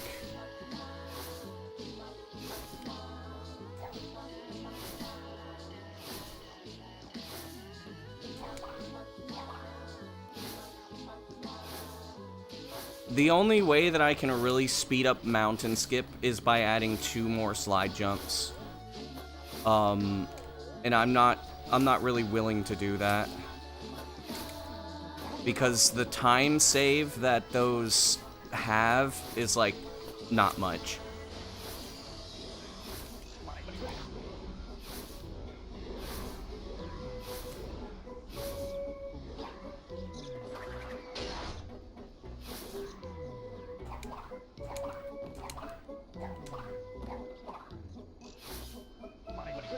Fuck you.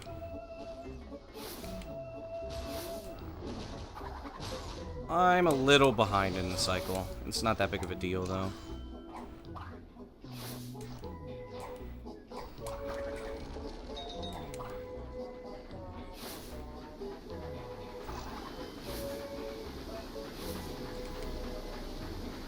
Okay.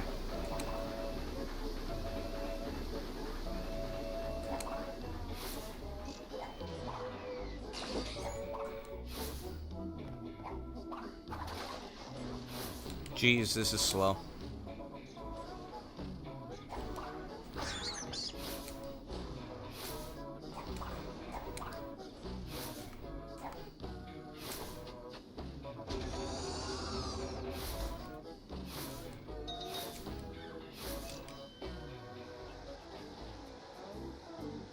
There we go.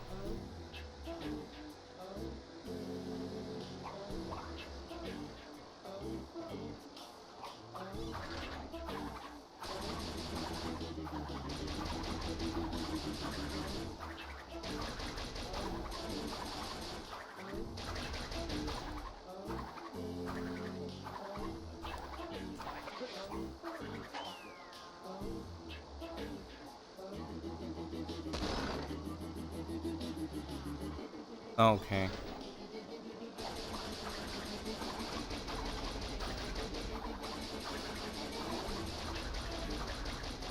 I don't have a mask now, so I have to be careful. Ah. You know what? I have been kind of curious about this for a little while now.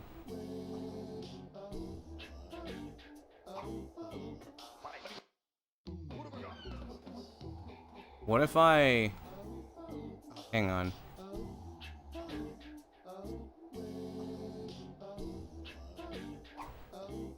It fucking disappears?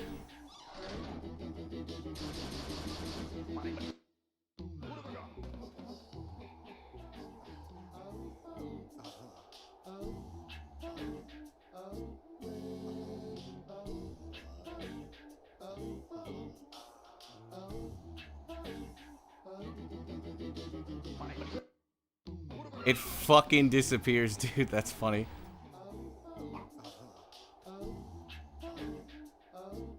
Hang on, I have an idea. Hang on.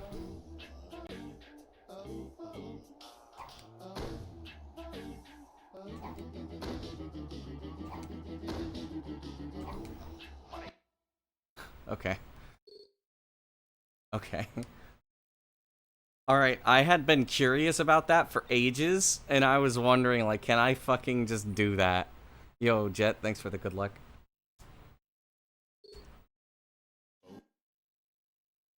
Okay, I'm not fucking around anymore.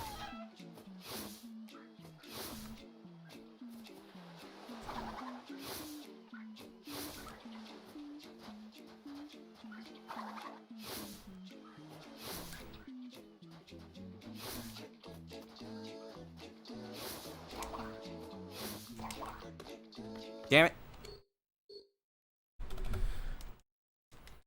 Okay. So there's one thing that I'm kind of curious about because I heard about it. Apparently now you don't need affiliate to have subs. Or to get subscribers. Apparently anybody on Twitch can get subs now. What the fuck is the caveat between a standard user and an affiliate at this point? Is it that Twitch steals like 75% instead of 50% or something like that? Like, what the fuck is the difference between an affiliate and standard user? Now, I'm also going to say this, by the way. I've seen a lot of people complaining, like, I worked so hard to get my affiliate. Standard user only gets to use their payout in Twitch. That's scummy as fuck.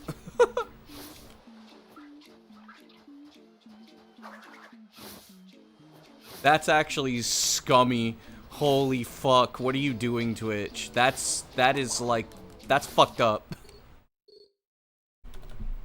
But here's the thing that I heard people were like complaining, like, I worked so hard to get affiliate. It's like, dude, it's not fucking hard to get affiliate. Come on, get over yourself.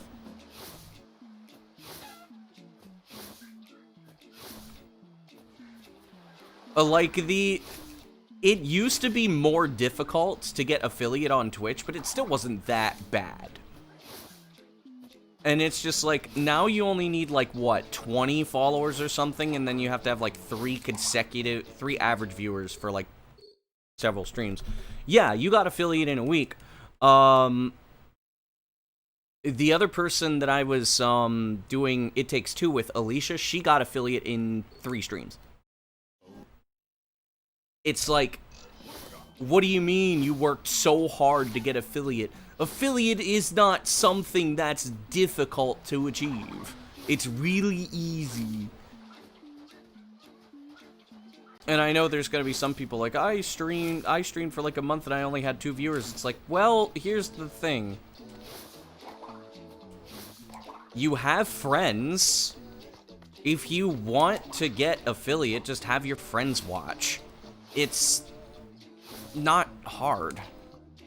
Like, you could very easily achieve affiliate status. You just ask your friends to follow you or something, and then just have like 3 watch your streams, and then you just stream for like 2 weeks or something. It's not hard. It's pretty easy.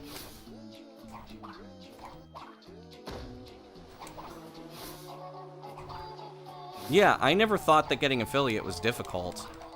I thought it was hilarious people were saying that getting affiliate was hard. It's like, okay, buddy. Because the thing is when I started streaming as a speedrunner, I would have also gotten affiliate in about a week of starting being a streamer. And that was back in 2013. Back in 2013, where nobody watched Twitch, I would have still gotten affiliate within a week. In my first week of streaming.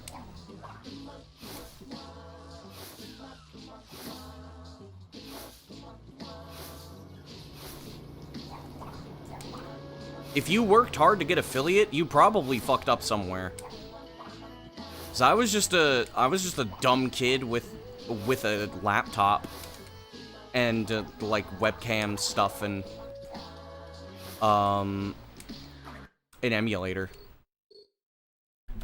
I was doing speedrunning and playing like retro games. And like my laptop was shitty. I only streamed with like 400 kilobits. And I would have gotten affiliate in a week. It's like, okay, you worked hard. I mean, I guess if you, like, said, like, oh, well, I had to make my stream layout nice, and, oh, well, I had to, like, you know, come up with a username, and come up with this, and come up with that. No, you didn't.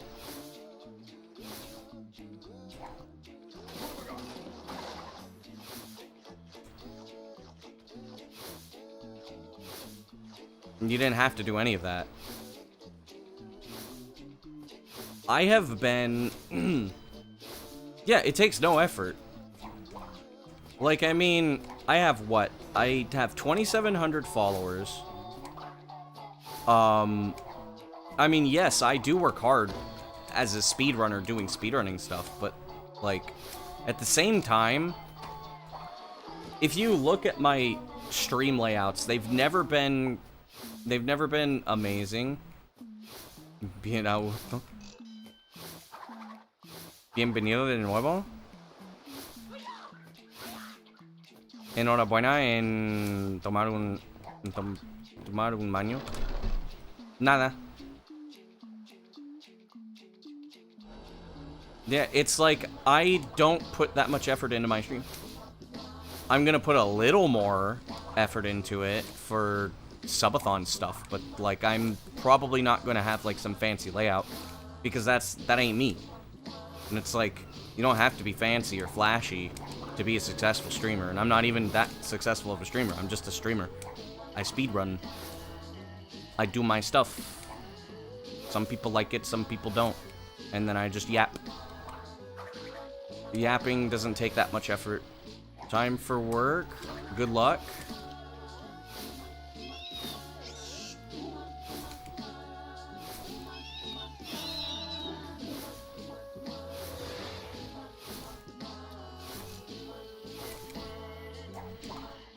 Solo quejos.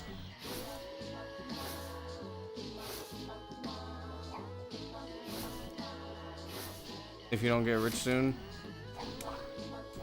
Understandable. Bro, find yourself a sugar mama.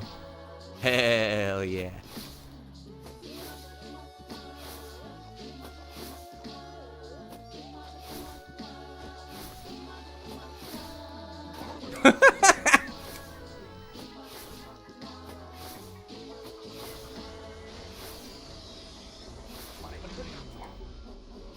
Advice for all of you selfish nerds out there, do not marry somebody specifically for their money.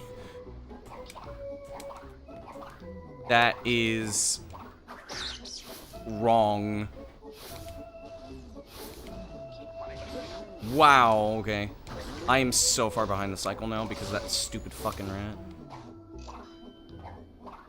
Now, if you like somebody a lot and they have money, that's cool. No, no he desayunado. Ahora mismo no tenemos mucha comida porque mi madre tuvo una cirugía, así que no pude conducir para comprar para las compras.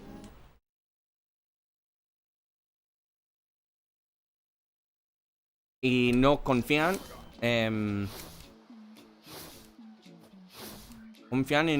mí hacer las compras, mis padres.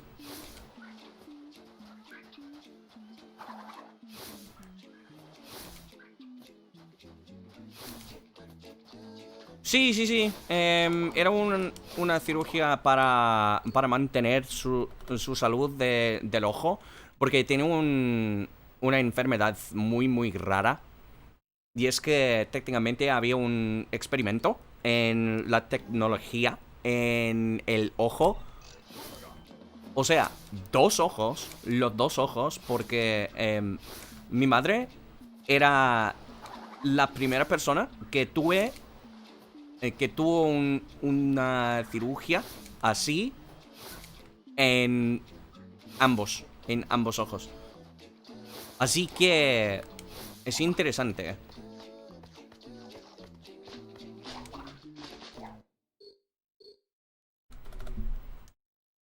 Pero sí, está bien. Va a jubilar el jueves también.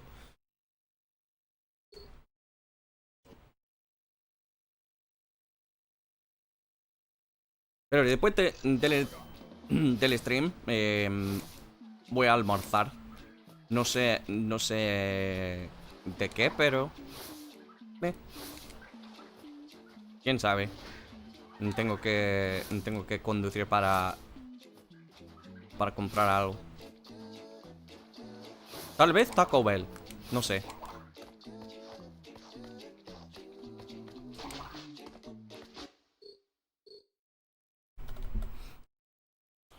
Yeah, basically, in case anybody didn't know, I'm not going to say exactly what I said in Spanish because there may be some slight there's just some things I don't really want to say.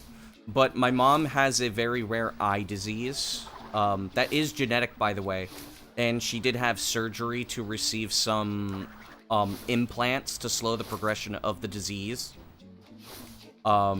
It's a new experimental surgery.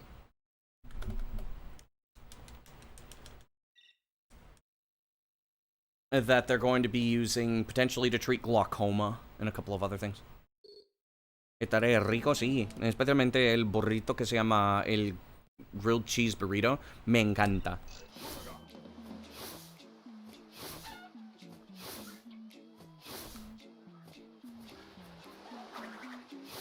Oof. Grilled cheese burrito con pollo. You heard grilled cheese burrito exactly, Axel.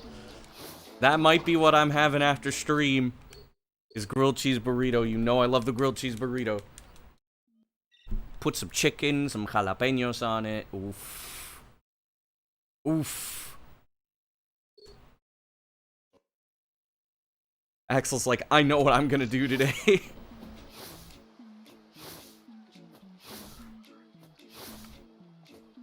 He's like, lunch? I know where I'm going.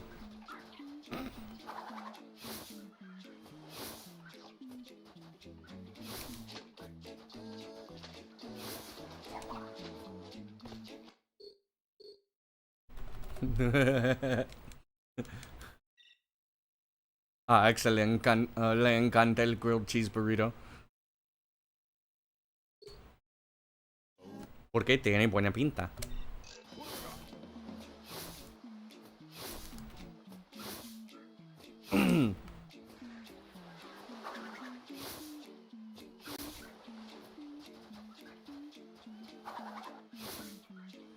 Yeah, my mom's retirement dinner's on Thursday.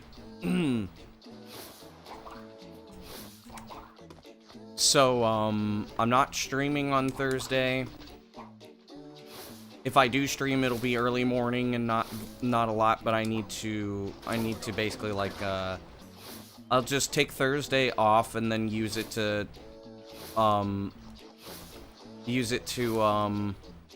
solidify the subathon.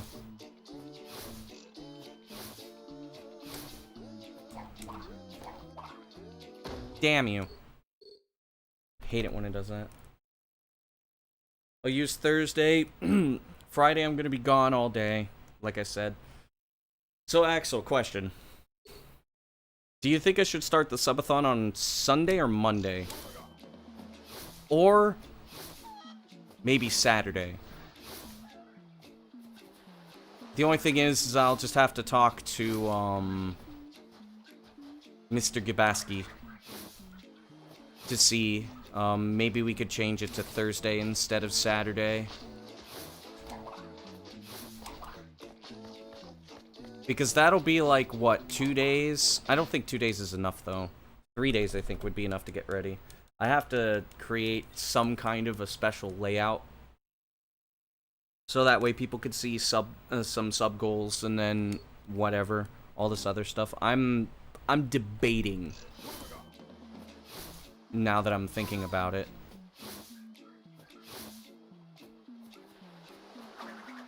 But I mean, it's Monday right now.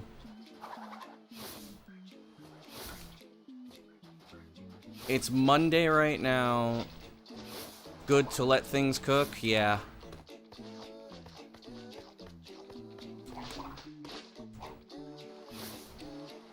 Because I'm also going to be asking Gabe for some help with the creativity aspect of it.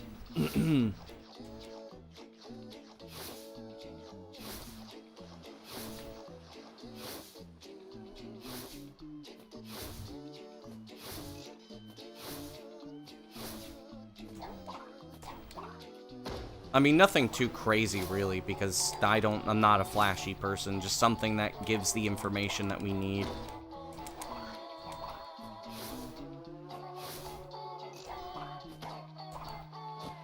And then afterwards, I could just go back to being the plain old speedrunner.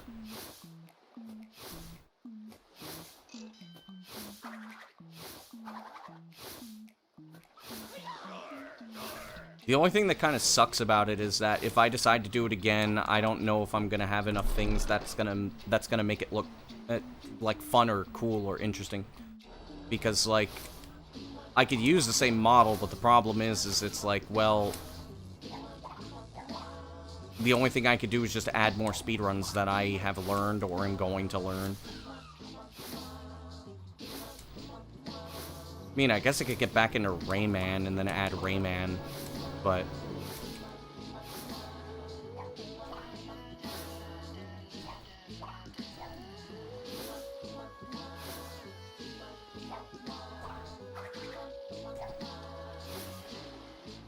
I was very far to the right. It's actually better to be further to the left than it is to the right.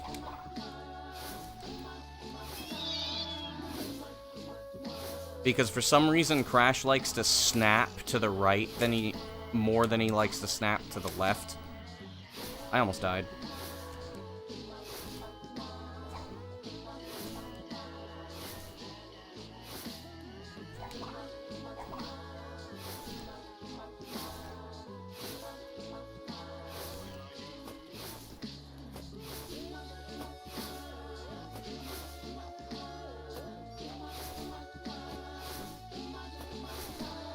Whoa, okay.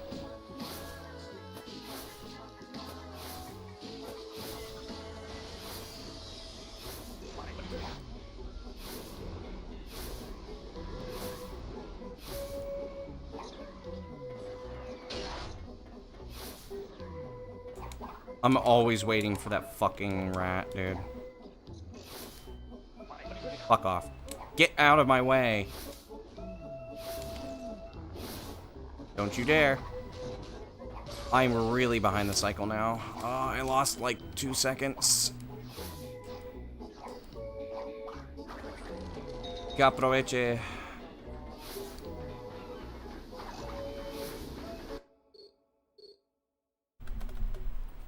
Dude, the fucking rats are awful today.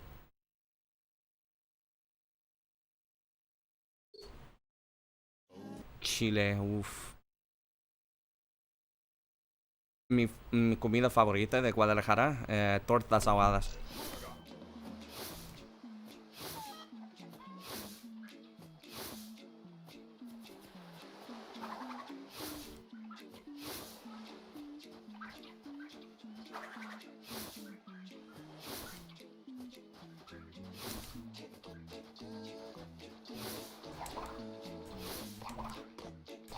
Really?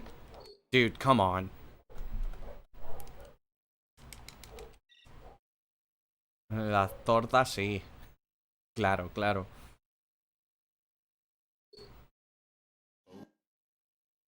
Carnes en su jugo. Creo que no.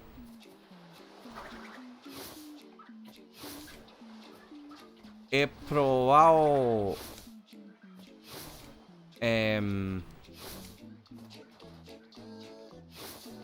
alguna bebida tradicional con fermentación, pero no de alcohol.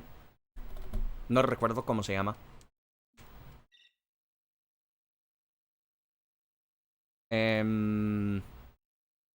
Tacos al pastor, creo. Tejuino, sí. Tejuino. Joder.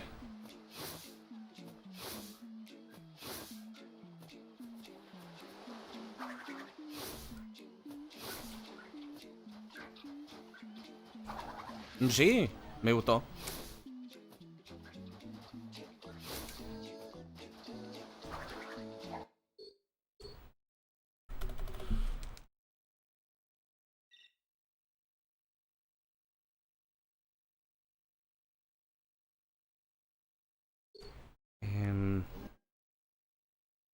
¿Cuáles eran las otras? No recuerdo. También es americana. No le gustó, joder.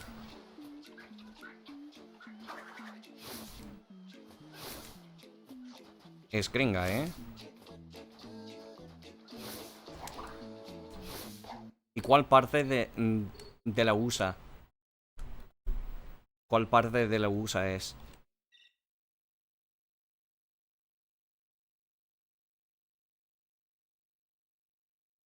¿Y sabe español también o solo inglés?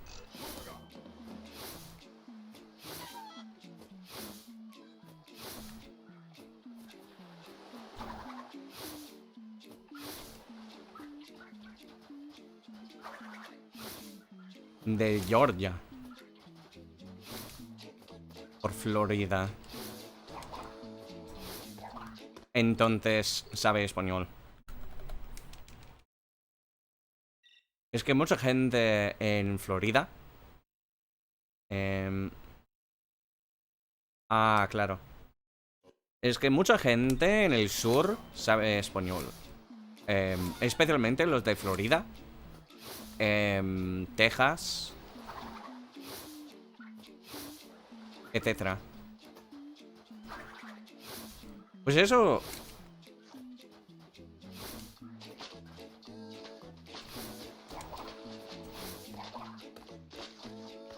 The fuck? I just lost internet.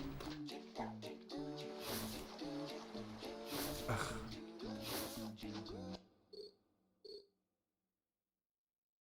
Joder.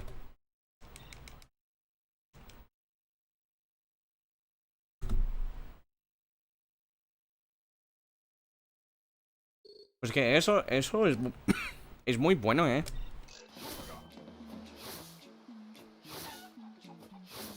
Novios son un equipo.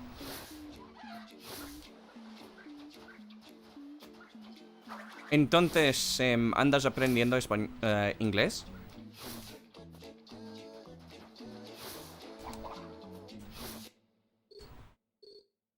Claro.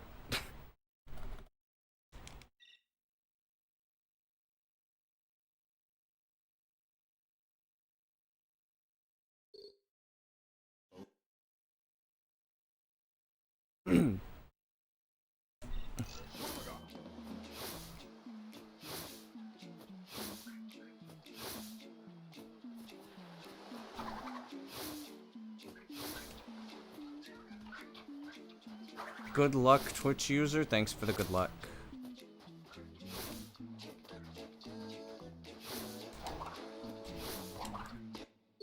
¿Todo el día en inglés? Ok, ok, ok.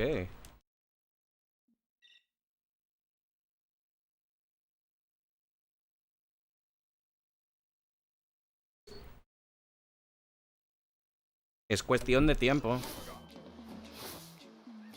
Pero es que puedes practicar conmigo. Pero ten en cuenta que mi acento es muy neutral. Muy neutro. Así que es muy fácil entenderme en inglés. Porque hablo muy bien.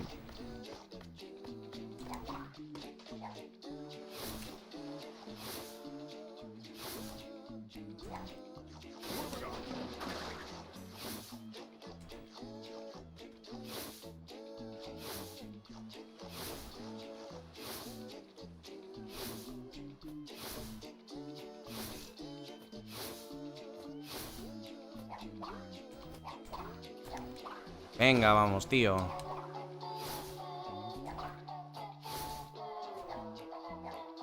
Pues sí, es muy útil. Por eso entro en los streams de hispanohablantes y tengo amigos que no saben inglés, etcétera. Prácticamente por aprender español mejor.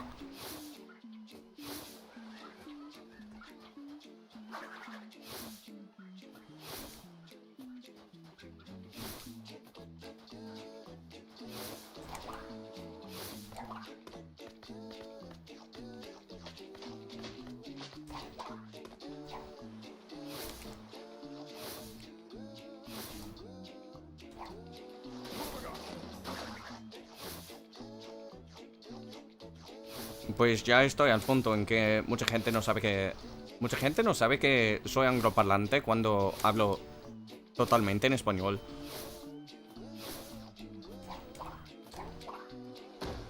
Porque mi habla no tiene rasgos de angloparlantes exactamente. Pues es que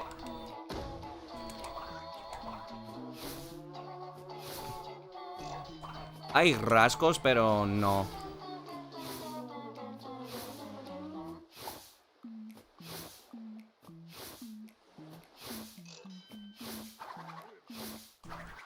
Pues claro.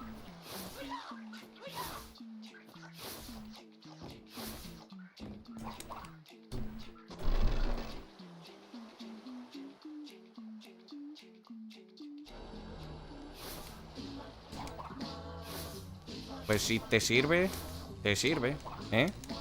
¿En serio? You're fucking kidding me, dude. That's bullshit.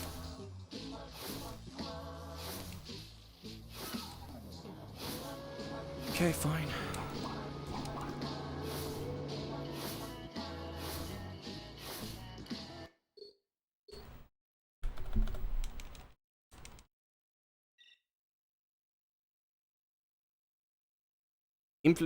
Implementé lo mismo en español. Ya no, porque no hay que hacerlo. Porque soy B2. Pero es que normalmente pues no en el es un poco curset, sí. Por ejemplo, me acuerdo de cuando escribiste es muy he's very rare. En inglés no se dice eso. Raro es que hay poco de algo. No es común. Pero en inglés, para dice es una gente rara, se dice strange or weird.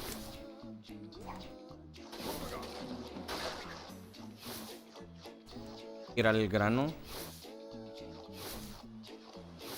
supongo.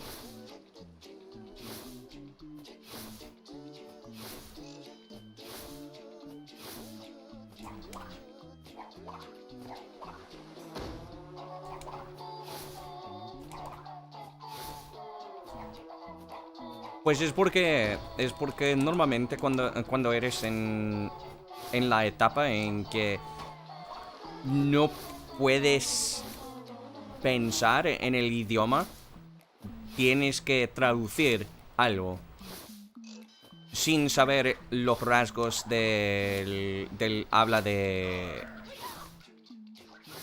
la gente, del idioma, ¿verdad? Me pasa lo mismo en español. Por ejemplo, hay otro ejemplo es la palabra molestarse, en que en inglés molestarse es algo sexual y nada más. Es un crimen sexual, pero en español no tiene ambos contextos.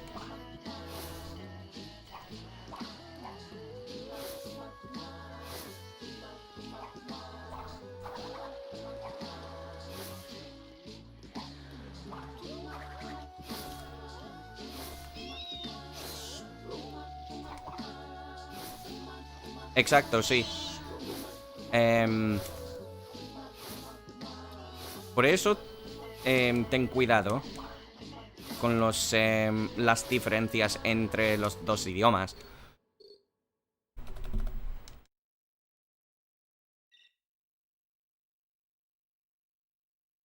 Pero creo que no eres al nivel suficiente para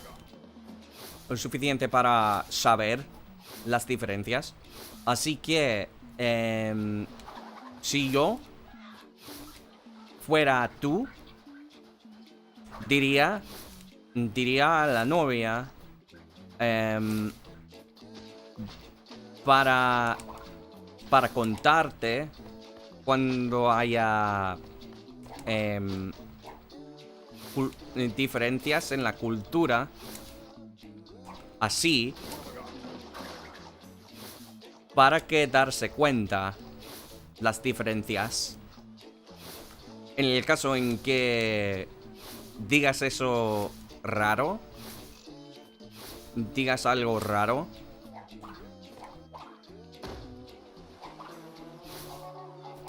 porque es muy, ¿cómo se dice? Thanks for the small stonks, Ali. Es como... ¿Cuál es la palabra? ¿Avergonzoso?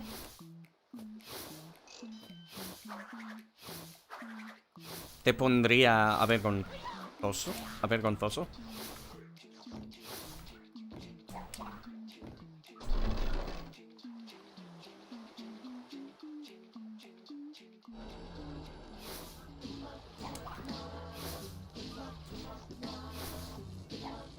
Pero la mayoría de la gente no le importa. Si estás aprendiendo inglés, mucha gente, según yo, mucha gente no le importa si eres hablante extranjero aprendiendo inglés, es obvio que no sabes todas las reglas de la cultura, etcétera.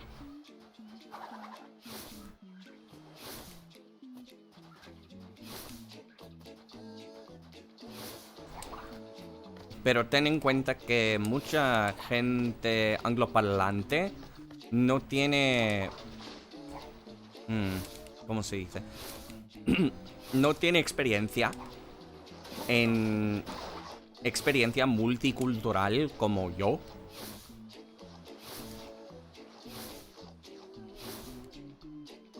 Pero obviamente comunicación es clave.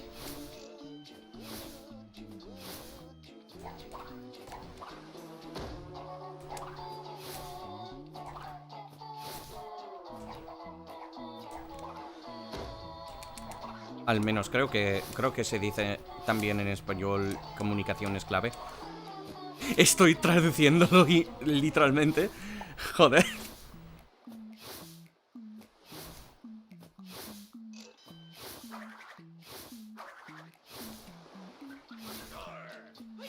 La gente a veces... Exacto.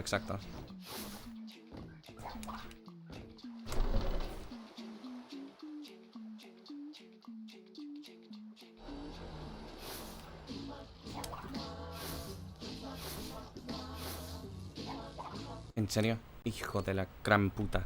Me cago en todo, tío, joder. Me cago en Dios.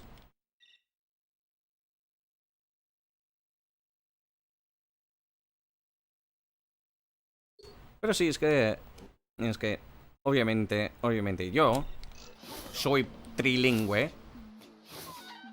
Sé español, inglés y japonés. Vivía en Japón. Viajaba a México. Tengo muchos amigos de literalmente todo lado. Tengo mucha experiencia de multicultural. Pues sí, sé japonés también. Tengo mucha experiencia multicultural, así que para mí es muy fácil adaptar a otra gente. Perú es clave. I've heard that one.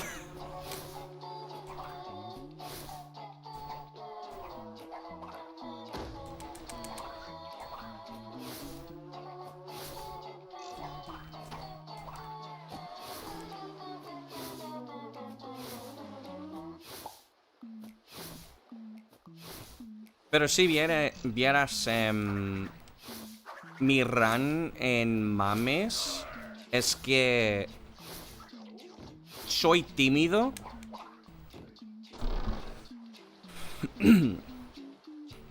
Y estoy avergonzado de mi español.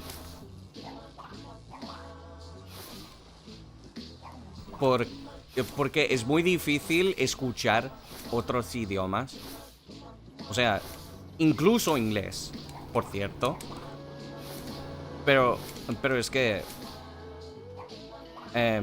por eso no he hablado muchísimo.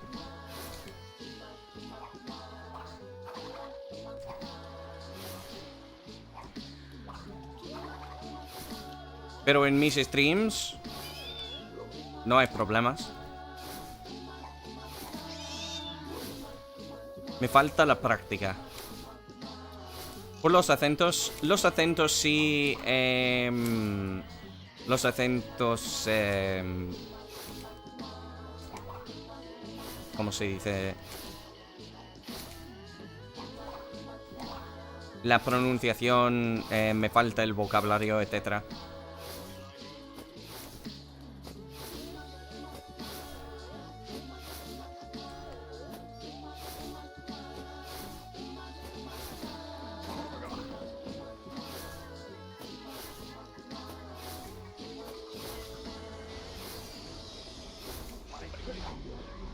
Es que cuando escucho conversaciones en que... conversaciones indirectas. Así que... los que no son... en que no hay... yo no estoy participando en las conversaciones. Puedo entender bien. Pero cuando alguien está conversando conmigo, es algo diferente. Es algo mental. Claro, el chileno, no sé ni una mierda. No entiendo ni una mierda de chileno, joder.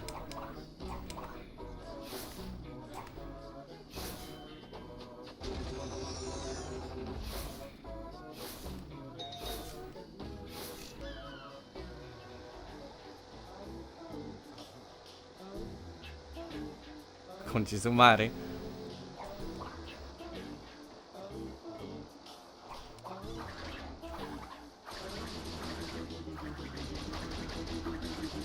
Ah, weón, no.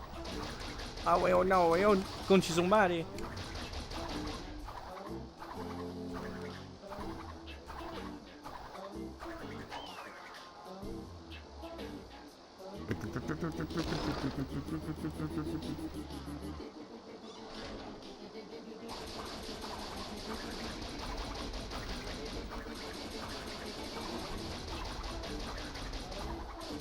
Es obvio que conozco más el acento de España, porque tengo el acento de España.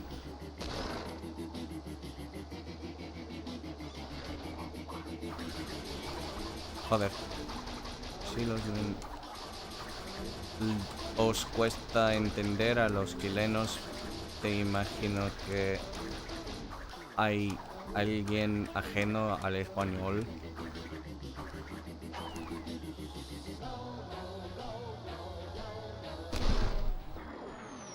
Porque lo hablan rapidísimo. Pues, ten en cuenta que sé japonés. Y los japoneses hablan más rápido que los hispanohablantes.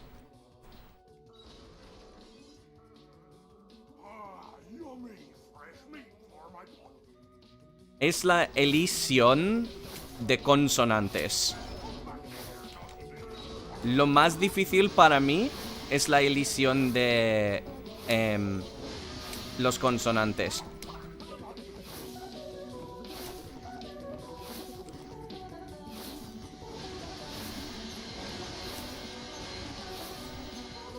La rapidez de la habla, a mí, no me afecta.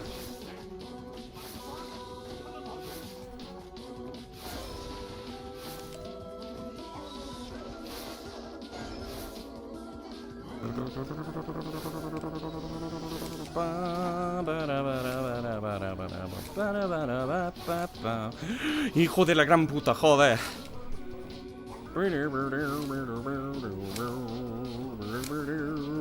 Joder.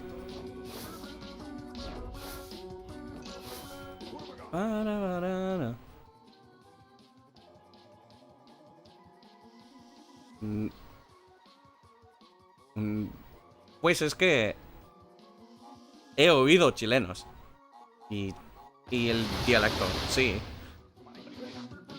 This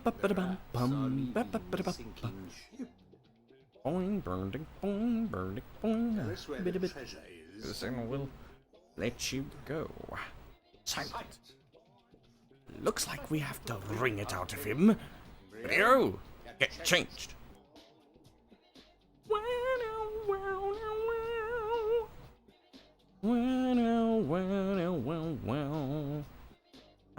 Well, now, well.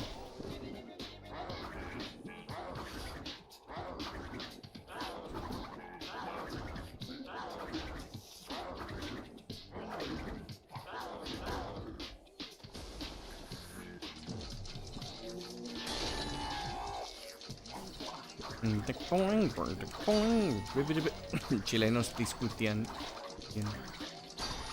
1, 2, 3, 4. El Xbox. Definitivamente.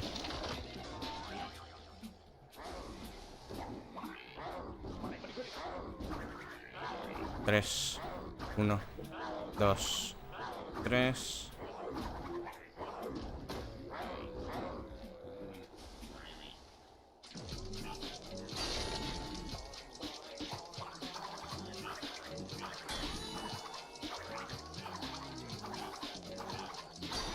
Uno, dos, tres, cuatro. Ok.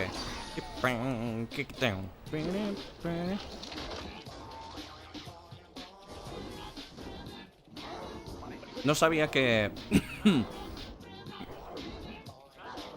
No, sí sabía que Twinsanity es tu segundo favorito.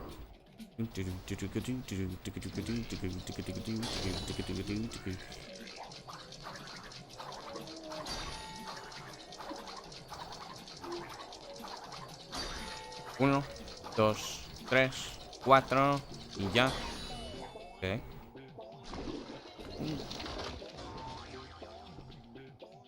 To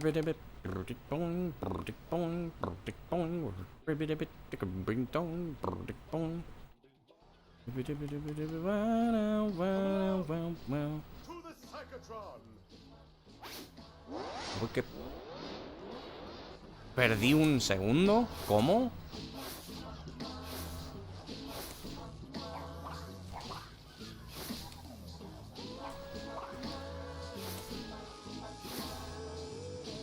¿En serio?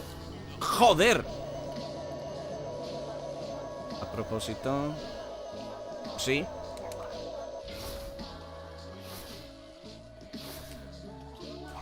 Es porque tengo que matarme por Coco después de esta escena porque ahorra unos segundos. You monster!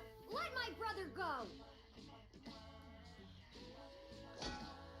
Porque en esta versión y casi todas las versiones, aparte de la versión japonesa y europea de la Play 2, Coco se puede hacerte daño. Así que tomamos un checkpoint y después de esta escena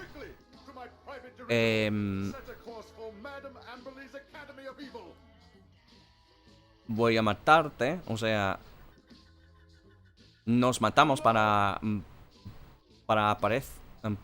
aparecer, o sea, respawnear aquí. Ahorra unos segundos.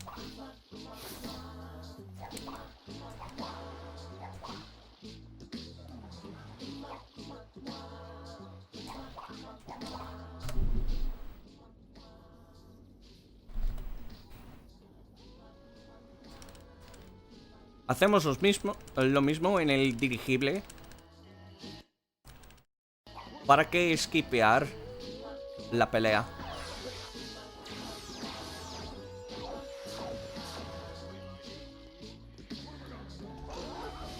¿Ok?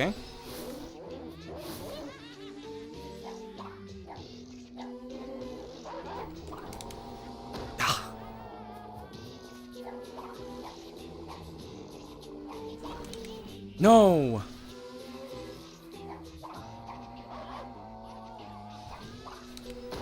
Eek! Are you serious, dude? Come on.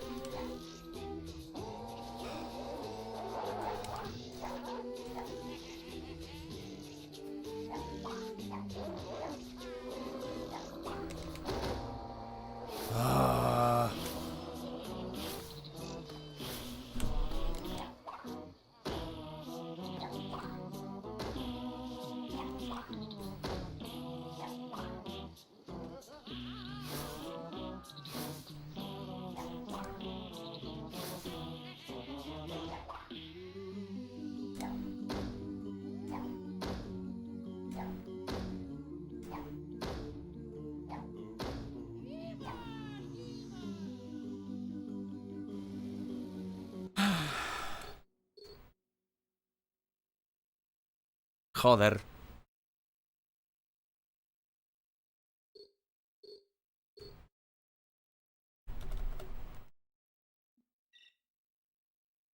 Pues se pasa. Se pasa. Porque todo el tercer hop es muy difícil. Y solo puedo faltar. Solo puedo faltar una vez el body slam. ¿Planchazo? ¿Se dice? No recuerdo cómo se dice.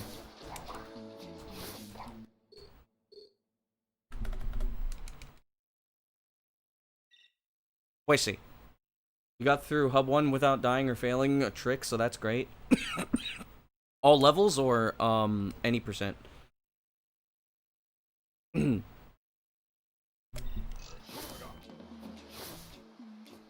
You gotta start doing Hub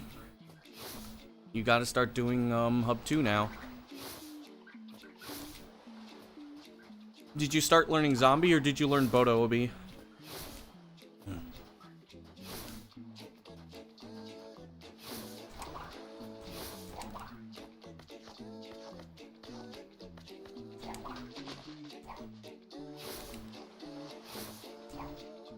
Y por cierto, no. Which for? That's for Totem. Por cierto, no me habéis distraído. Por cierto. Es que a mí. Prefiero que mucha gente escriba en mi chat.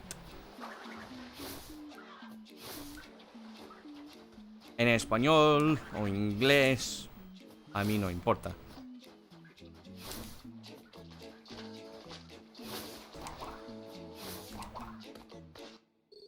No. Claro que no.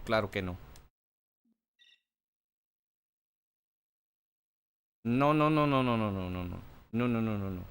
What No, in Totem you can either do Borobi or zombie to skip the boat section. No, claro que no. No es una distracción. No es una distracción escribir en español o inglés.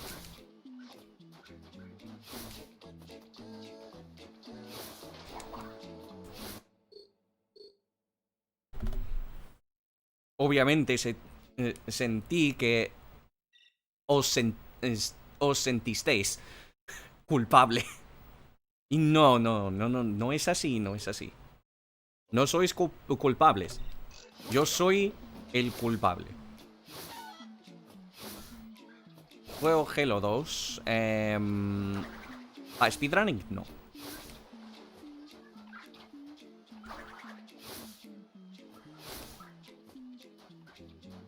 Pues es verdad que tengo que enfocarme más para hablar en español, pero... De chill, sí. Unas veces sí. En legendario. Pues es que ten en cuenta que si tengo que enfocarme más, o sea, seriamente, no voy a leer el chat. No leo el chat y no hablo en español. Pero si estoy conversando, si estoy hablando, todo bien.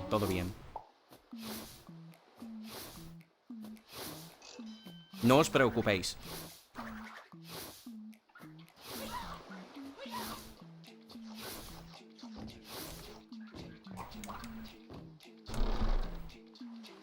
You haven't touched the boat yet? Ah, I see. Es que tened en cuenta que es muy normal fallar algo. Especialmente con los trucos, porque este juego es muy difícil hacerlo. estoy acostumbrado de cometer errores, algo así.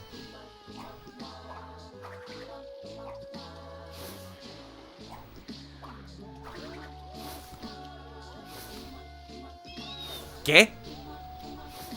¿Qué? ¿Qué?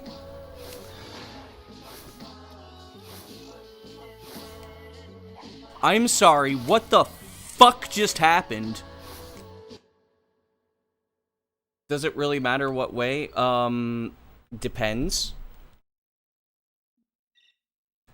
Me ha estorbado una pared invisible, joder, tío.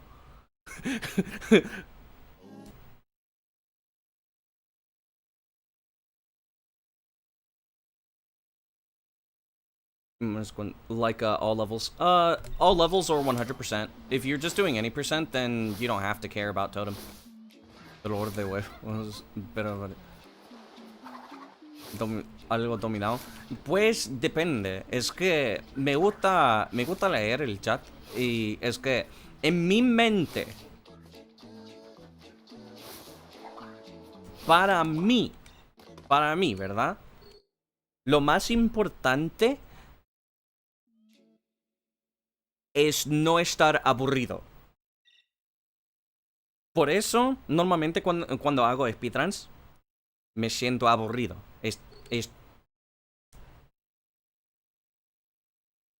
No me divierto. Porque, pues, no es algo con emoción, etc. Así que normalmente quiero leer el chat. Porque es más divertido leer el chat.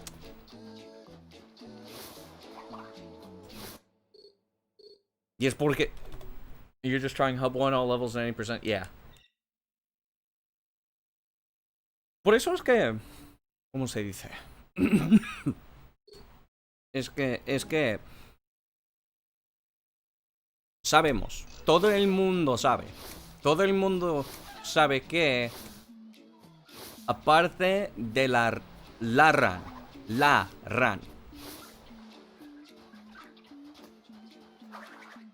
La propia run, ¿verdad? Literal.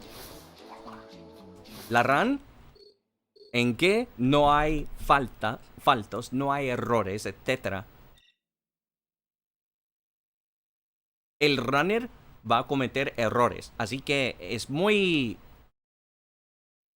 Como se dice... A mí no importa, aparte de la run en que va a terminar el juego. Así que... Pet Goldfish is watching. Would I please do a world record? Sure. I'll do it just for the goldfish. Just for the goldfish. Es que a mí... Creo que no... no tengo dominado el idioma español. A mí creo que no. Pero ten en cuenta que mi nivel es P2, así que sé lo mínimo para hacer conversación.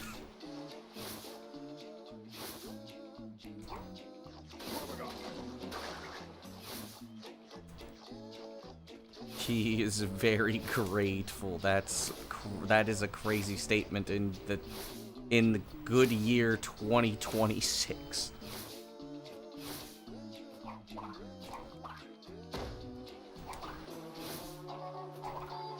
Una RAM muy rápida, joder.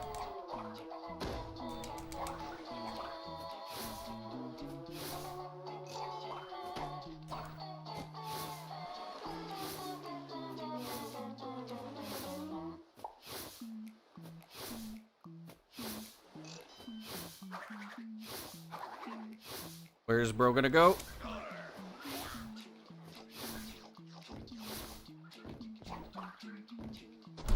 Lo bueno es que cuando hablo en español, estoy pensando en español.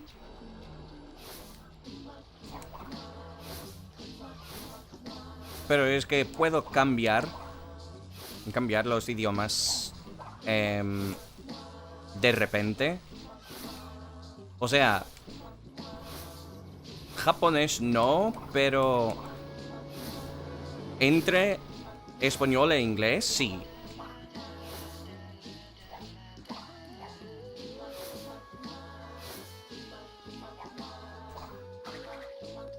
Uf.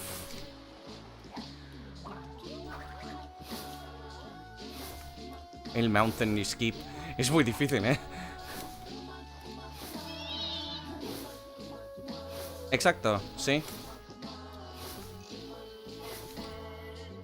Entre español e inglés no me cuesta nada.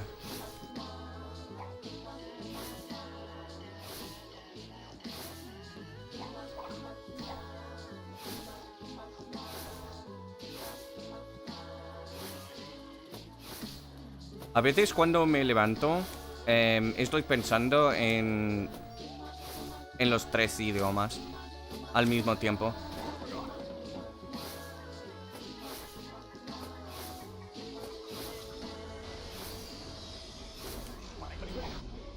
No.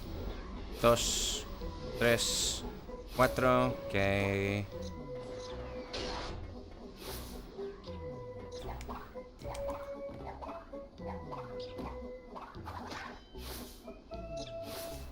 Joder.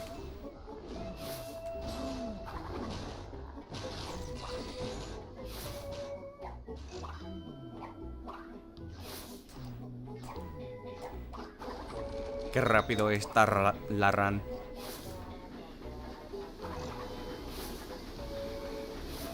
Uf. Oh. Exacto.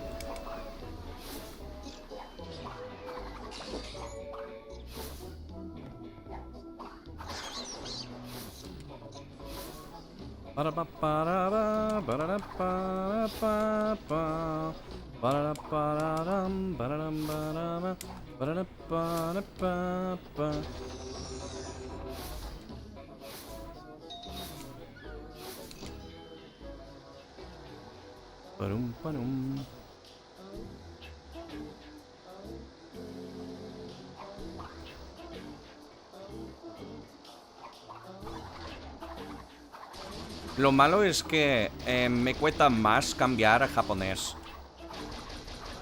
Porque no lo domino. No tanto como español.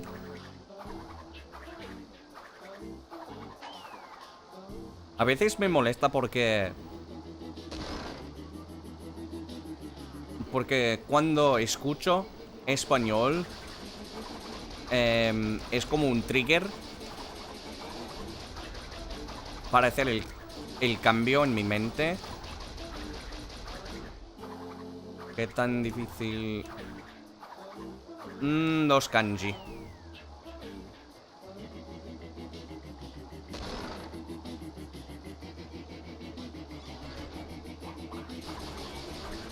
La gramática no.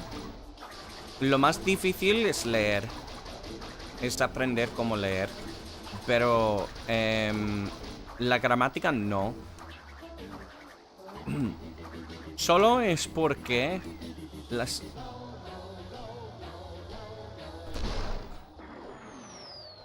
Solo lo más difícil de la gramática es porque normalmente cuando aprendemos algo en nuestros idiomas indoeuropeos, normalmente hay semejantes en la gramática,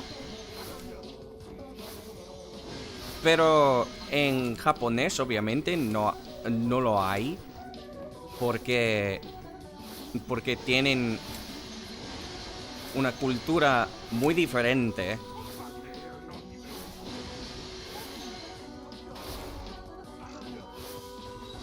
Saludos.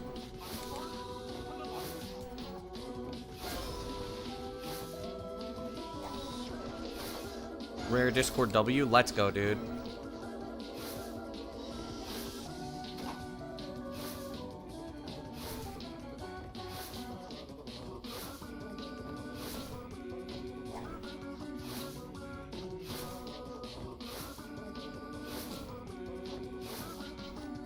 Imagine. Sí. Por ejemplo, lágrimas de cocodrilos existe en casi todos los idiomas indoeuropeos, pero en japonés obviamente no. The rats are leaving the sinking ship. Lleva Tell us where the treasure is. llevo tiempo siguiendo mi progreso. Sight. Looks like we'll have to ring Pues up him. sigo siguiendo. Get changed.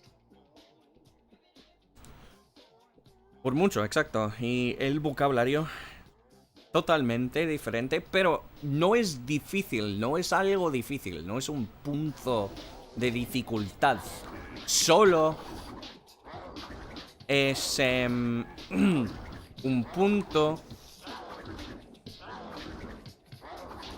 Solo es un punto de diferencia, así nada más.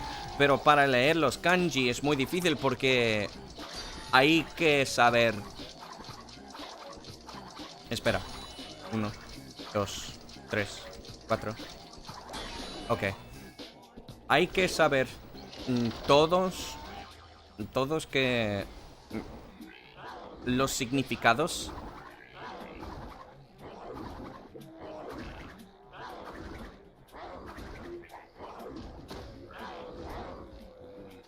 Todos los significados de los kanji y cómo leerlos. Por ejemplo, lo que significa agua, por ejemplo, 1, 2, 3, 4, se puede leer como mitsu o sui, depende del contexto. Por ejemplo, miércoles en japonés se dice suiyoubi.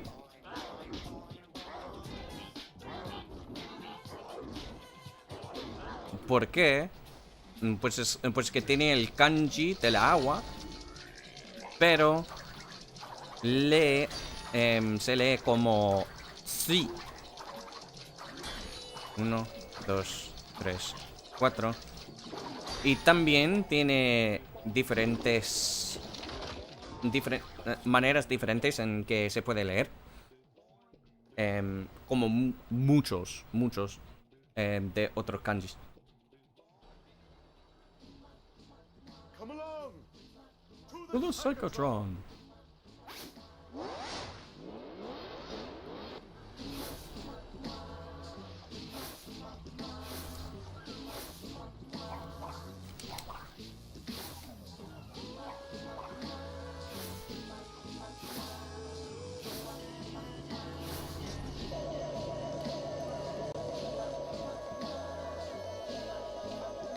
Pues ten en cuenta que sé leer algunos 1000 kanjis.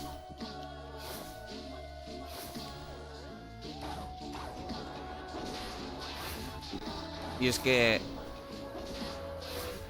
para leer los kanjis, My brother go. al nivel del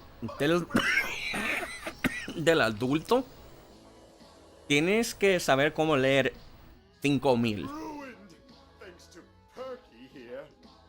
Must Pero normalmente para and only escribir, one person can help. algunos 2250 kanjis. Isn't she delightful? Obviously, I've made a few modifications here and there. Quickly, to my private Las directory. oraciones también son muy difíciles hacerlos, pero bueno, Come along. sí, es bastante. Pero ten en cuenta que hay muchas imágenes en el cotidiano. Por ejemplo, el octágono rojo, ¿sabes qué significa alto?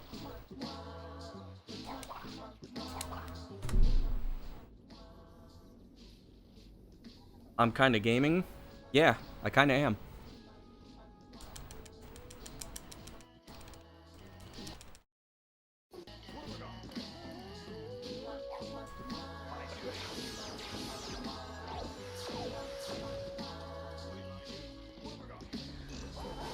That's true.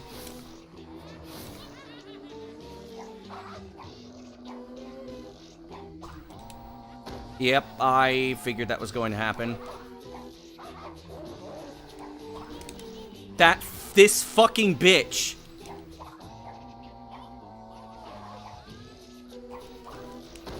Fuck you.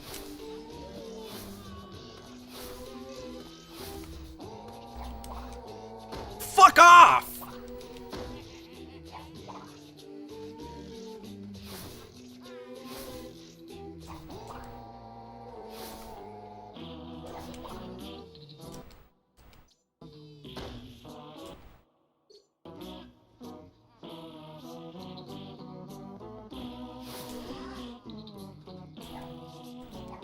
I almost hit that fucking cutscene trigger. Ugh. How far ahead was I?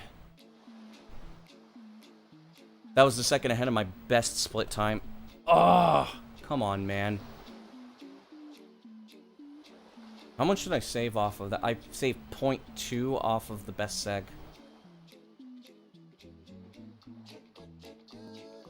Ugh.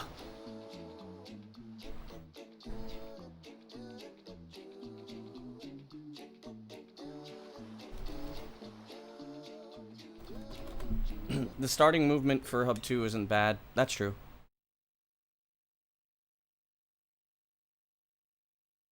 Lo malo es que el truco del árbol es muy difícil porque hay una pared invisible. Hay una pared invisible y normalmente son como... ¿Cómo se dice? Techos. Son como techos. Así que estorban el salto de Crash. Así que es muy difícil hacerlo porque no se puede leer. No se puede leer las paredes.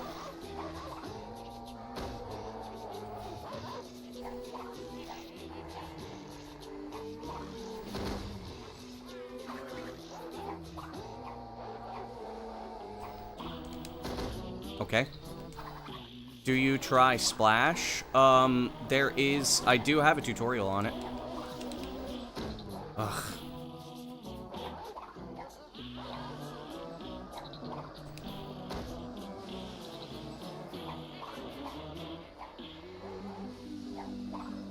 But Splash Teleport is very difficult to learn.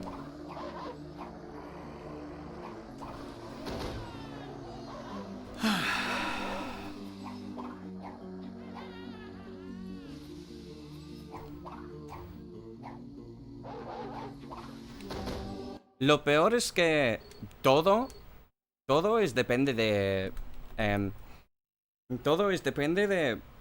estos trucos. Splash is free. Splash becomes free eventually. It's about the same difficulty level as Uka Skip. It is approximately the same difficulty as Uka Skip. So...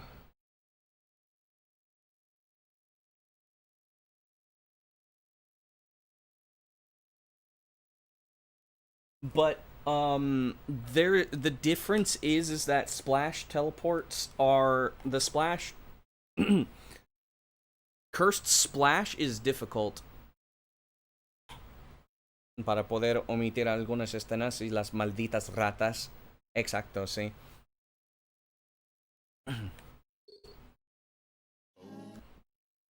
Es lo que se pasa en este juego. Es que todo depende de algún truco. En 100%, por ejemplo, todo depende de zombie.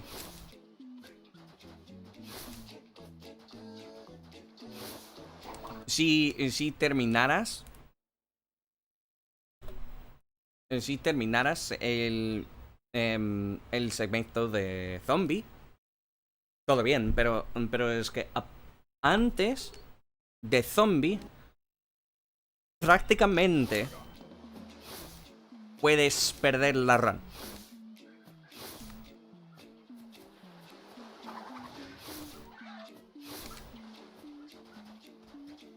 Pues sí.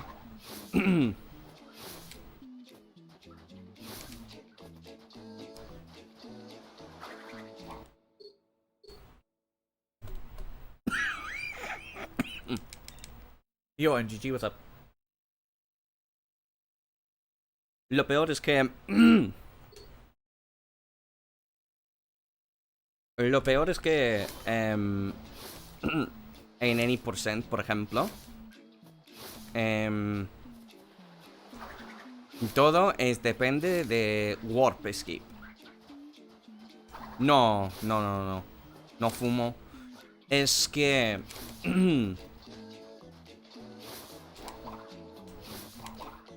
no, es que cuando regresé de México... tuve... ¿Cómo se dice? Tuve... ¿El gripe? ¿La gripe? No. Estaba enfermo. Y no sé por qué, pero... sigue... sigo teniendo la tos. Influenza. No. La otra enfermedad.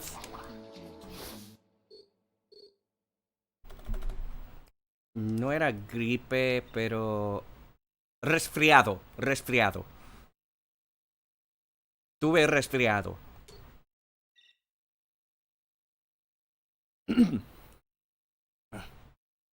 ¿COVID? Creo que no. You shall take a look after you eat. Okay. Food. Que aproveche. Catarro. Sí, resfriado. Tuve resfriado. Y así que...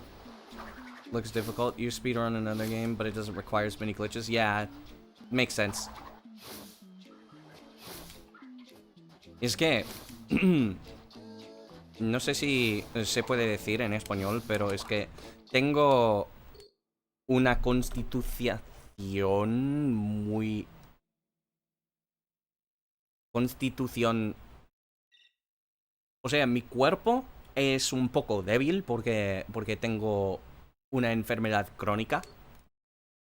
Se llama fibromialgia, así que es más difícil recuperar cuando estoy enfermo. Condición. No, condición no, porque diría en inglés constitution. Y significa como si tu cuerpo es duro o débil. La resistencia, podría decir, de enfermedades.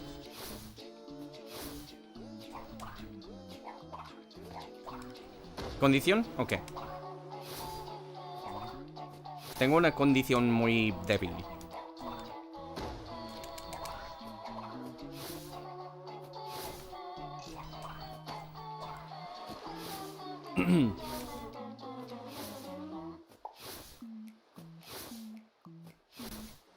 Pero sí, no fumo. Mis padres fumaron. Ya no.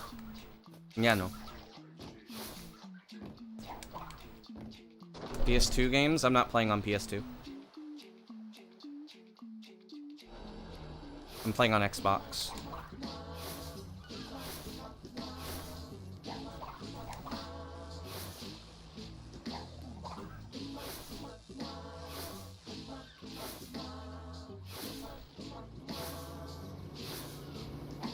And yes, this is my actual console. I'm not playing on emulator.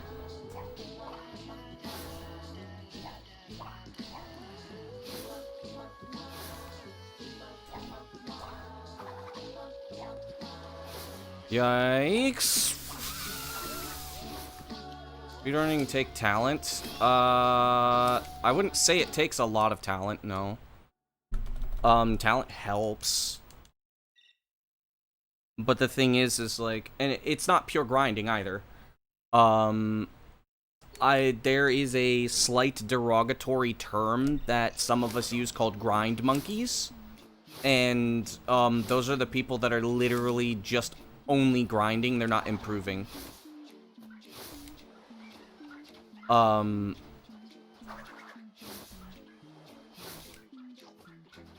Speedrunning is...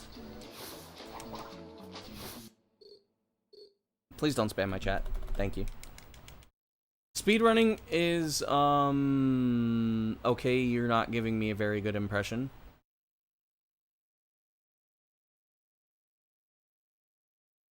You know what? I see the writing on the wall.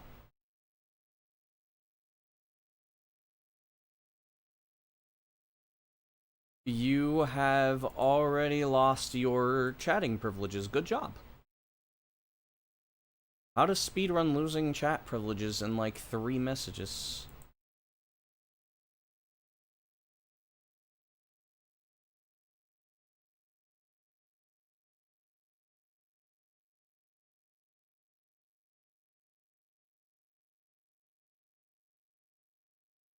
Hang on, I'm getting there. I'm getting there.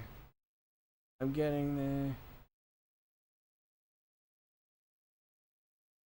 I'm doing it. I'm doing it. I'm doing it. I'm doing it. I'm doing it. I'm doing it. I'm doing it. Show the chat, you fucking cock.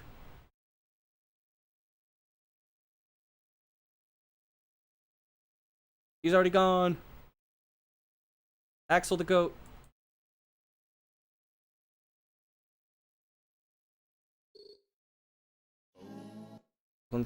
Física frágil. Ah, vale.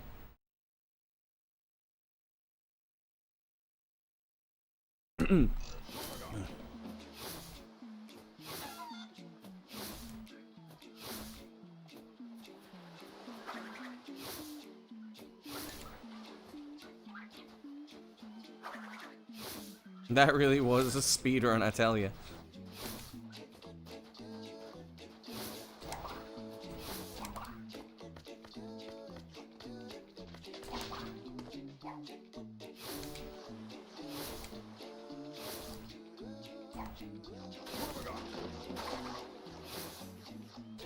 Insane nut? True. So, what I was saying was, speedrunning doesn't really take talent. It takes patience, and,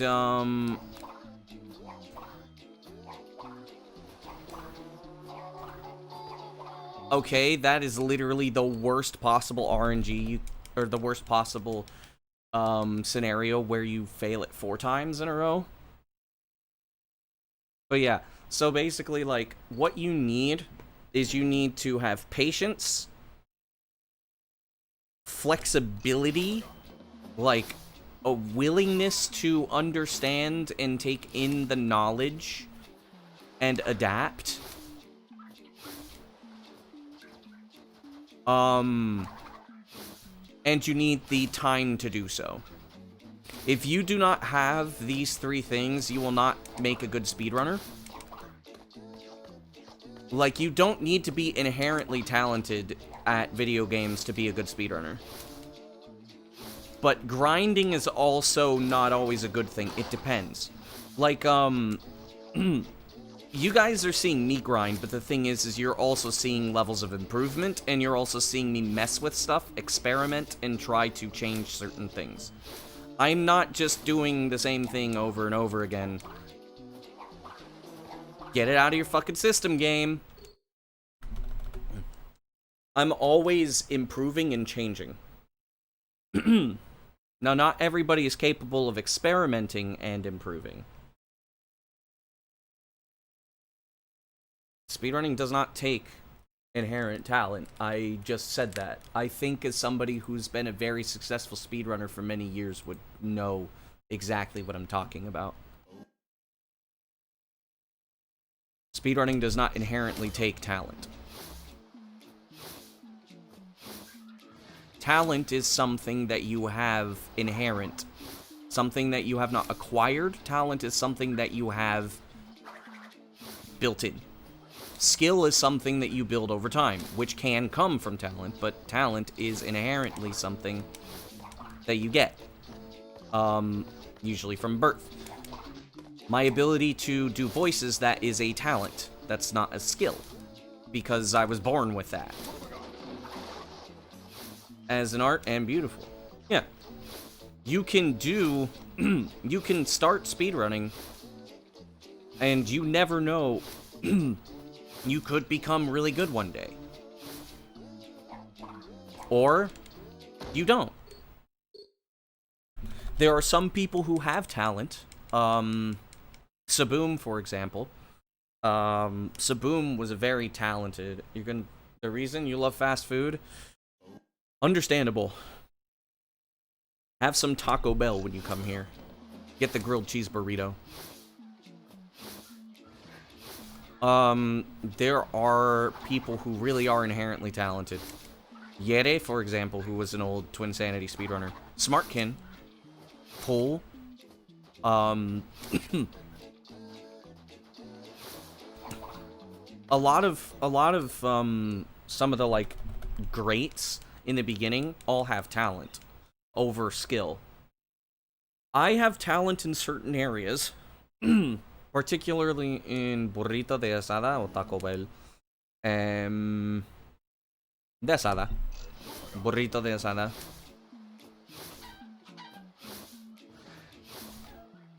Let me see here. I have talent in mechanical analysis, and finding glitches. So, a lot of stuff I'm able to kind of push. I don't have talent in optimization.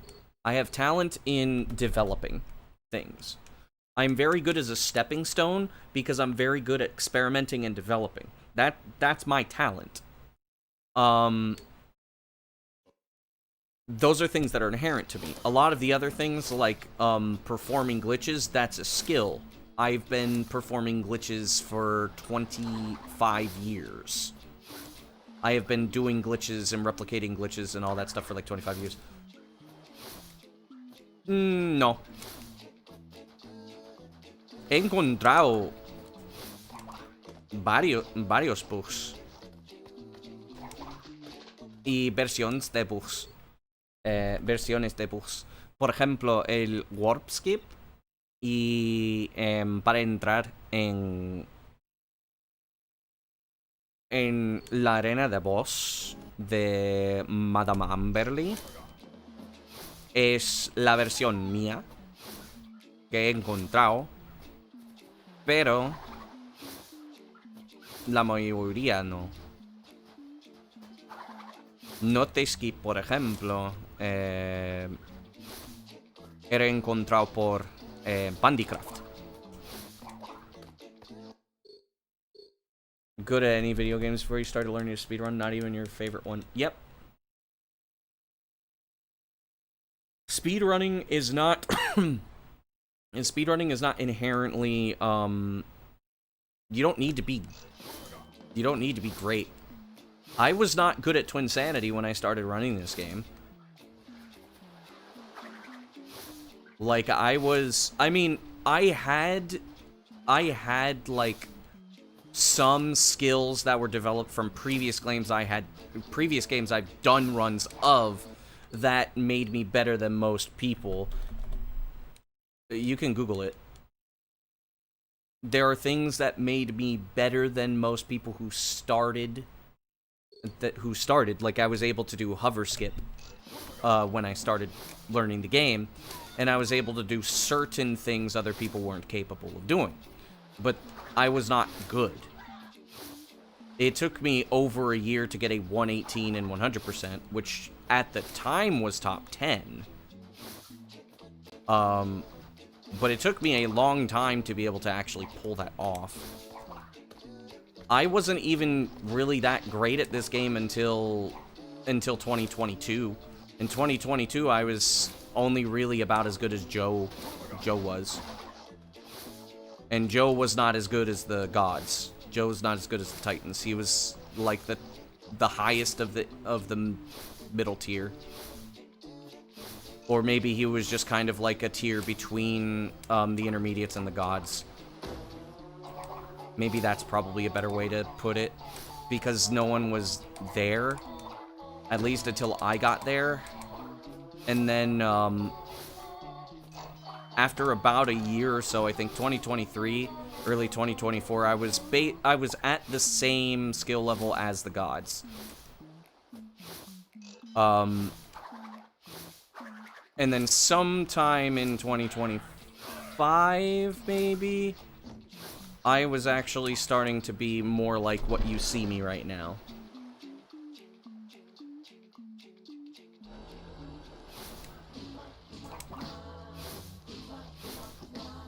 Thanks for the good luck. Yeah, understanding. Knowledge is so much more powerful in speedrunning than anybody ever gives it credit for.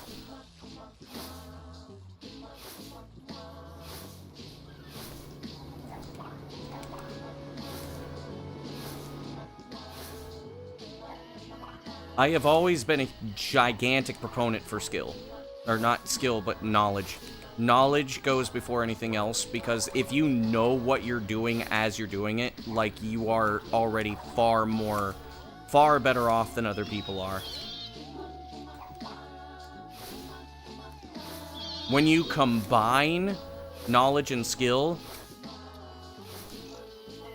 or knowledge and talent, you are basically, like, going to be way better than most people.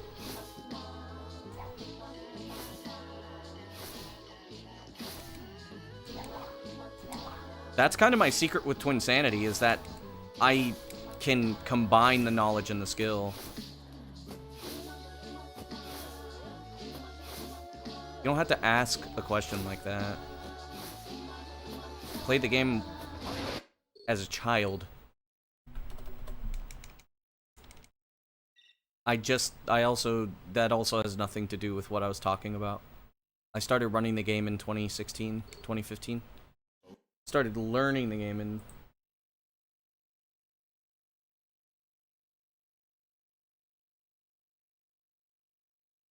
I think I know what this announcement is. Nope.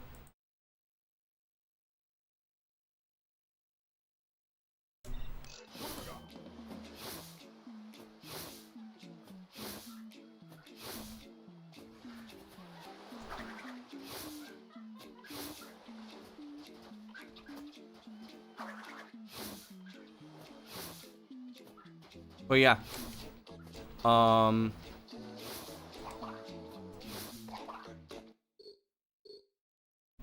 Knowledge is way more important than anything else. You have the knowledge and you have the skill to combine them together. You will most likely be better than at least 95% of the people who try.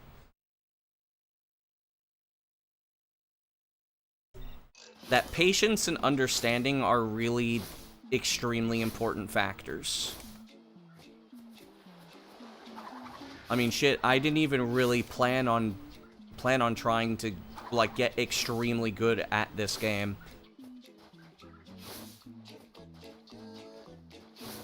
It just ended up happening. What?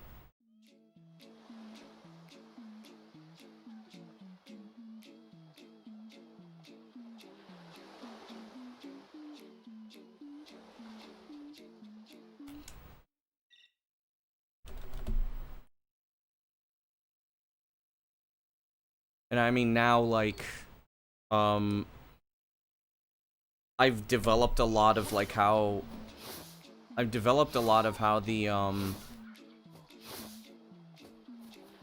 movement works. I've broken it down. I've found a lot of, like, easier methods for certain things. I've made certain things easier, like Cursed Splash and any percent, while also eventually making them harder. Fuck you, too.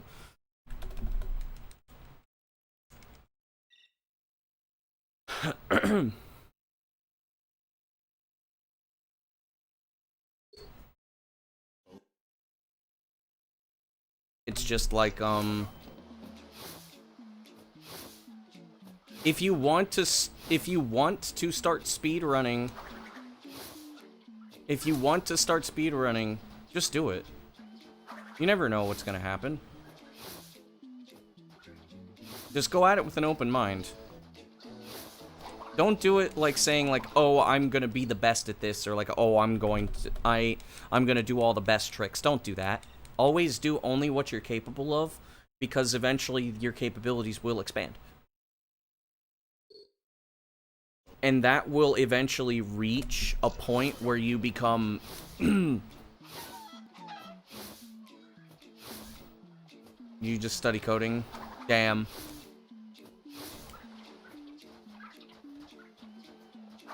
Love playing video games for fun. Speedrunning can be fun. I still find it fun. This is not like an ultra serious thing. Like, you might think that, oh, he's a speedrunner, he has all the world records, he's like, whoa, he's super serious. Like, I'm really not. I mean, I am, because I have goals I wish to accomplish. Yo, Anderson. Not because you're trying to sweat it out, yeah.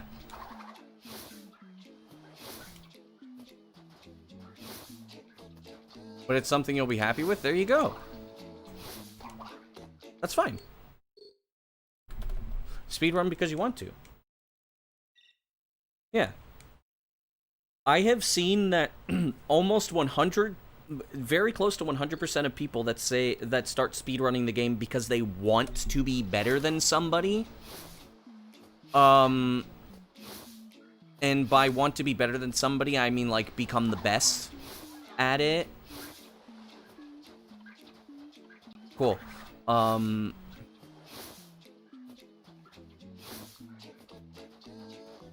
They tend to, like, always quit. Because what it is they have this massive goalpost of, like, I'm going to be that person, and it's like, you will never be that person if you're chasing it. That's not how that works. And I will give you an example for me, because when I started speedrunning, the thing is I already inherently had the talent for Sonic Adventure. When I started running Sonic Adventure DX, I was already good at the game. I just had an inherent talent. So, like, I got my first record within a week. I started speedrunning it because I noticed, hey, I'm actually good at this. Let me do it. There was also a little bit of that when I started Sonic Heroes. When I started running Crash 2 and eventually Twinsanity, I had no talent. It was all just like, okay, I'm doing this because it's fun and because I'm interested in it.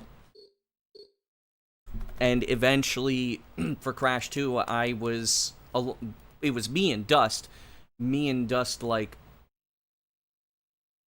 I'll quit, yep. It was me and Dust with Crash 2 who basically modernized Crash 2. He and I invented, well, Zigzag NSS was a thing that existed, but he and I popularized it. We started it.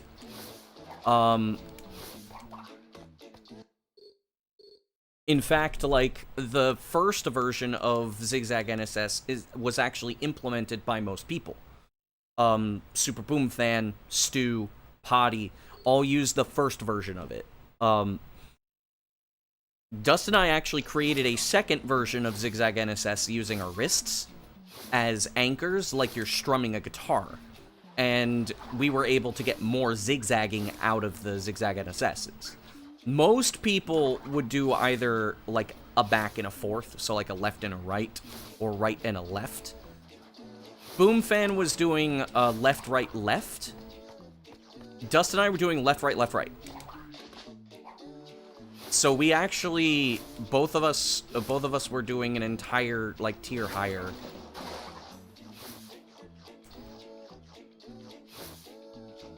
It just turns you off? It just depends. Which trick are you talking about? Zigzag NSS?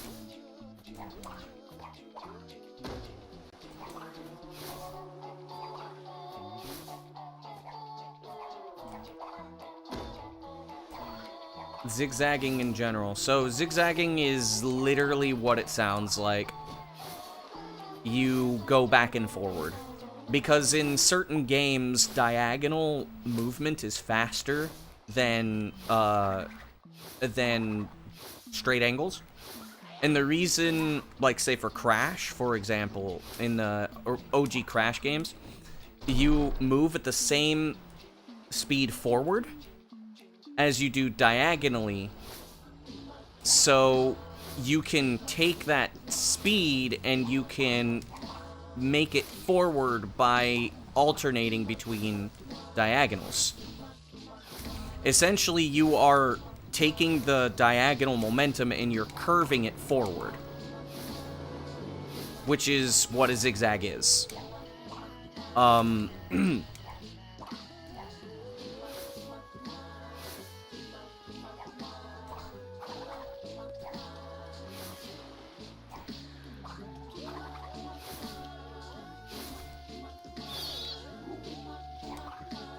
So all you're doing is just taking diagonal momentum that is faster because it is comparable to forward momentum while going diagonally, and you are just curving it. You're skewing it towards going forwards. I had to try that because what version of the game? European, but on Xbox, it doesn't matter. You could use either or. You do lose a couple of seconds. What leverless controllers are, I don't. For Crash Twinsanity, you just need to play the game in 50 hertz for Twinsanity. Which on PS2 you have to play it. Is NSS neutral slide spin? Yes.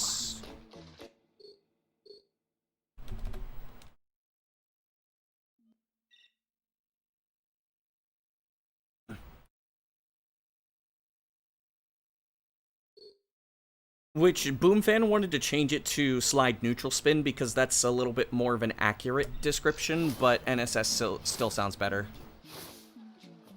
Because essentially you're not actually going neutral until right before you do the spin in the slide spin. You essentially what happens is that when you slide you gain a lot of speed that don't have conventional sticks and instead have 4 separate buttons for directions. Interesting. Those would not actually be good for zigzagging. No, they wouldn't become better at zigzagging. The reason for that, the reason why you wouldn't have better zigzagging if you have something that's just 4 buttons is because the better way to do zigzagging is actually by using your muscles and an anchor. The thing about buttons is that you're not actually using the stronger muscles, you're using your finger muscles to do the zigzagging. You're not supposed to use your fingers or your thumb, you are supposed to use your wrist and your arm to do zigzagging, because 1, it's healthier, it prevents carpal tunnel. Are zigzags 45? Yes.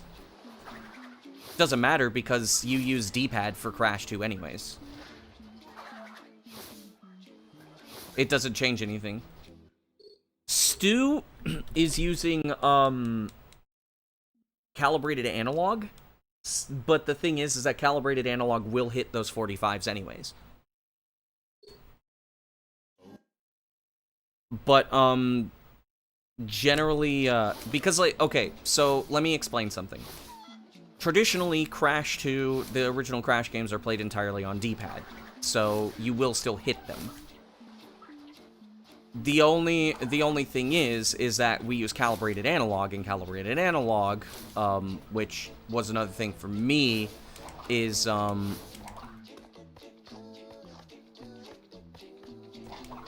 calibrated analog, at least like for me, is crackhead energy, and you love it. Well, that's actually mine and Boom Fan's. Well, technically it's mine. I am the reason for that. Does Crash 1 and NST have? No. So let me explain something. We knew about analog calibration glitch for a long time. There was not something we could really do about it, but I was messing with it way back in the day, like 2014. Dust said that it was placebo. I was like, there's no way this is placebo. Because, like, I was actually able to do certain things, but the thing is I had to manually do the calibration. So back in 2019, I think, Boom Fan and I kind of went with a thing. I asked him to TAS a calibrated analog, and using several different ones, so that way we could create the perfect analog. Because the analog calibration saves to your files. And so, because the thing is calibrating the analog. That is literally what it is. I can't really explain it more than that. You can calibrate the stick in-game. Because the analog is actually not... It doesn't have access to all the angles. It is, there's still a range further than the standard analog. And the thing is that there is a system inside of the game where you can calibrate it to go and to extend further than that. I had Boom Fan calibrate it in a TAS perfectly, so that way we would have perfect analog, and we did some testing. And we created the save files. Now you might think, like, isn't that cheating? And it's like, well, the thing is all of the analog runners calibrated their analogs. You can't just ban it. It's not really something you can inherently ban. That's number one. Number two is that I have had Boom Fan and Stu both tell me I would not have gone as far as I did without this. Because the hand pain that I got from zigzagging was really bad. Yeah. They said that it basically allowed them to keep playing because the hand pain they were getting from zigzagging with D-pad was really bad. And how it works is that there is a threshold for where you're capable of calibrating the analog. As long as you can reach that threshold, it will count as a thing, and you have to do all four corners. So essentially, like, what Boom Fan did was he took the lowest possible stick value he could possibly use at a diagonal in order to achieve a calibrated analog that is glitched. And what it does is it just allows the analog to access the rest of the angles that are available in the game. How's calibration performed? I just explained it.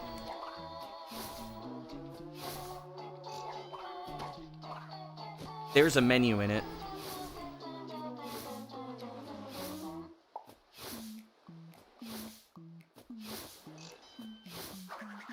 So, if you can get the save files that Boom Fan and I made, which are all, like, they're all practice save files using the, using a glitch to have, using a glitch to have, what's it called, it used a glitch to be able to get you into other warp rooms early.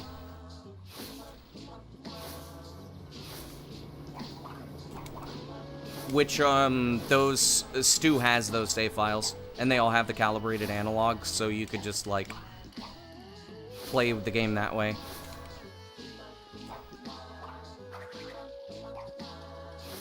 Using hacking, I made similar, calibrations on Crash 3, and Crash 2, and TSC. but it's not allowed in Crash 3 because, well, you can't access it. Has zip-zagging got any use in Crash 1, 2, or 3? Zip-zagging does have a use in Crash 3. But the problem is nobody has been capable of using it. You can do gate skips with it.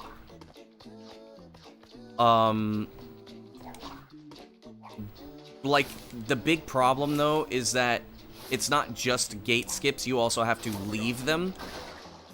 Because, the way that the Crash 3 works is that if you zip-zag, and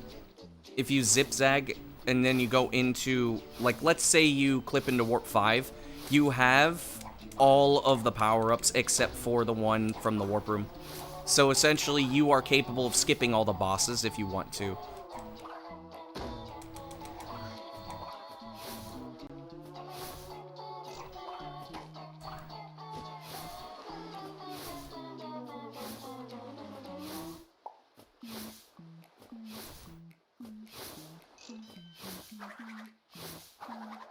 So, if you zip-zagged into Warp 5, you would have the bazooka, and you would have Death Tornado Spin, Double Jump, etc. So you would basically be able to do, for example, Yellow Gem Skip with ease. You could also get, say, the Red Gem. You could get the Red Gem, early. So that way you can just go and do, You could get the Red Gem early. So that way you only have to do 2 entries into, Boneyard.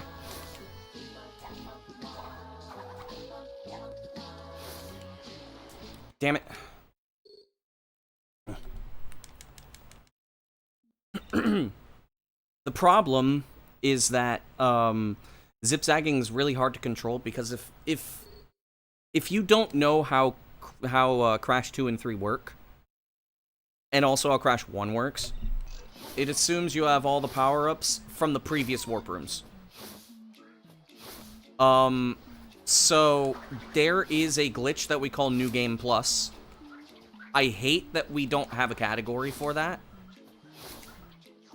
But essentially, New Game Plus is you wait on the start menu until you reach the demo that's Bye Bye Blimps, and then you spin the stick and you gain control of Coco. If you leave the level, you have all the power-ups because in the demo you have all the power-ups. It's a very similar process because you get all of the power-ups, but also it's a fail-safe for making demos. Where, like, if there were a time where you had to test, let's say, a level in Warp 4, you need the Death Tornado Spin. However, you don't have the Death Tornado Spin because you don't have a save file and you're just testing the game. So what they did was as soon as you press one of the buttons, you automatically gain all the power-ups that came from the previous Warp Room. So if you enter Warp 3, which you can gate clip into Warp 3, you will have the Super Body Slam and the Double Jump. You won't have the Death Tornado Spin because you get the Death Tornado Spin in Warp 3. If you clip into Warp 4, which you need to use zip-zagging for, then immediately you get,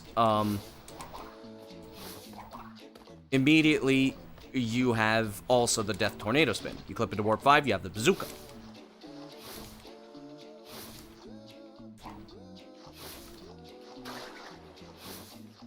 There's one problem with that, though. As soon as you have 5 crystals, you have to enter the boss. So, like, if you, let's say, you do Warp 3 first, right?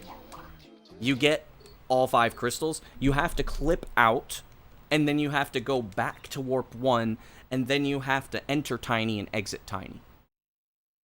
You have to do this for every 5 crystals. Though, I mean, technically what you could do is you could do Warp 3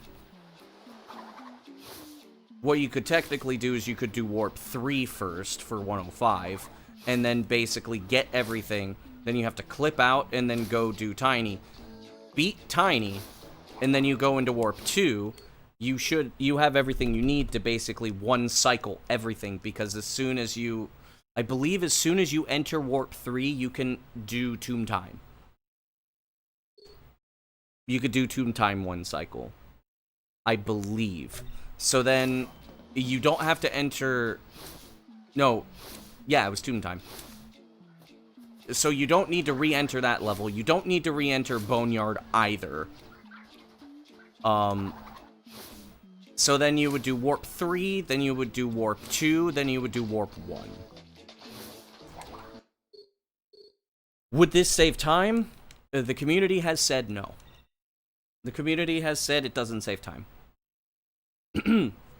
Now, having all of the power-ups does, because it turns the game into zigzagging instead of NSJing.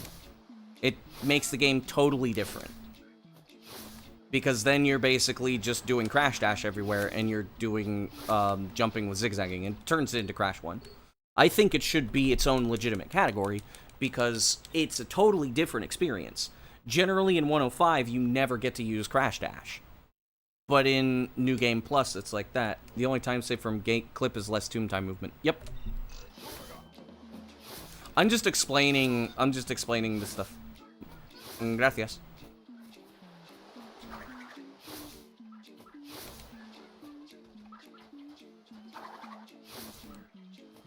Lo peor es que perdí unos 15 segundos en el último nivel. Por ser gilipollas. Pero gracias.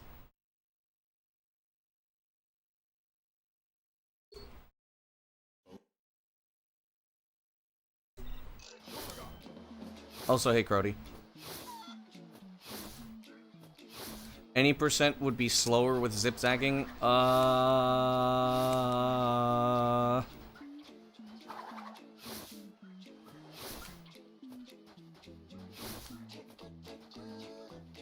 You have to do item glitch anyways. You can't just access Cortex. You need 25 crystals to access Cortex.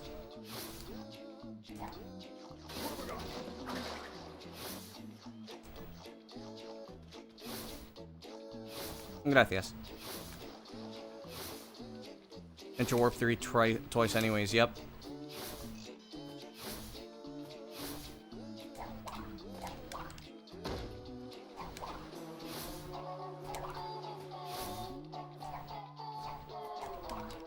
Yep.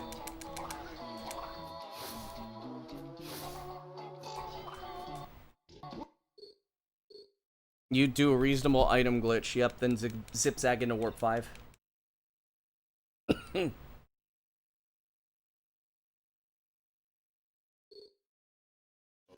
Nobody has really developed a proper way...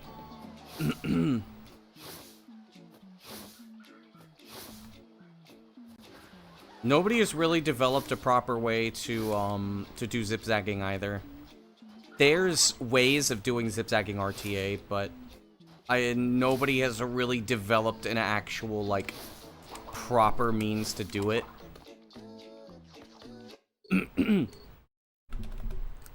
Unless we allow Turbo Controller. I think if we allowed Turbo Controller, then it would be possible.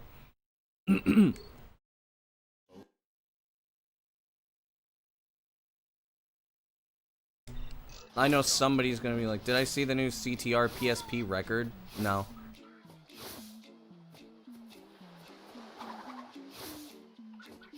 So somebody, what is it, that just somebody played on PSP and then got a fast time? Or somebody beat the current record on PSP? Those are two totally different ideas. It takes no more skill to run on one version as it does to another.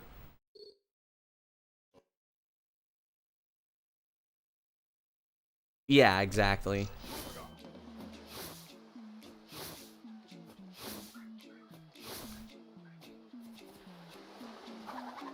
4% faster everywhere. Okay. So here's my question.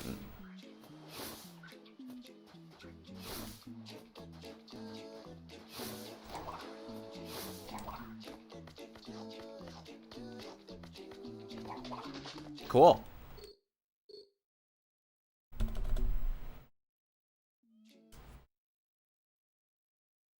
I mean, you're entitled to your opinion. Why are you here?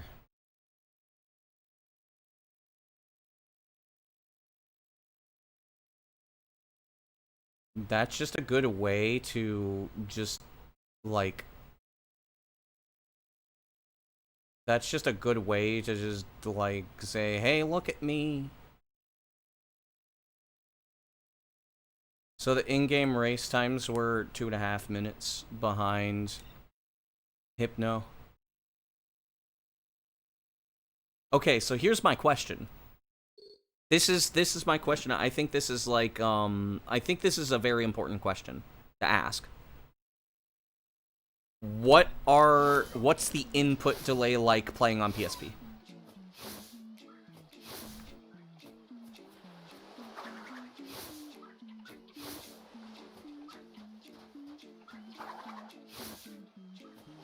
Because my problem with PSTV the entire time is just that the input delay is so fucking awful that it's like...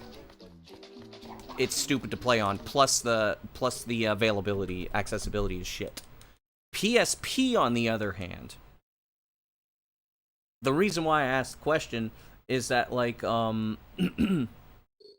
based off how it runs on PS3, maybe, I don't know. But here's the thing as well. I'm half and half about this stuff. You think the input lag is okay, but there's input lag. Okay, so then I think it shouldn't exist. Like, I'm gonna say this right now. One, I don't think that just because it's an official way to play that it should be valid. I don't think that just because something is officially licensed to buy something that it should inherently be allowed. That is my opinion on that.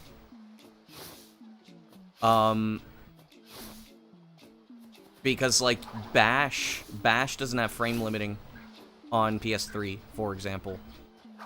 That's not cool. That shouldn't be allowed.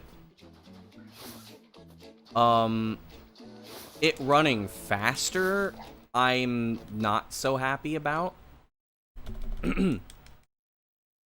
However, here's another thing that we also need to consider. Will Hypno play on PSP in order to compete with it? Because I understand that's... yeah, frame limiting. If you play the polar levels on PS3 on Bash, the game will run faster. It was by another top runner. Out of spite? Yep, that is exactly why I was about to say. It was because it was out of spite.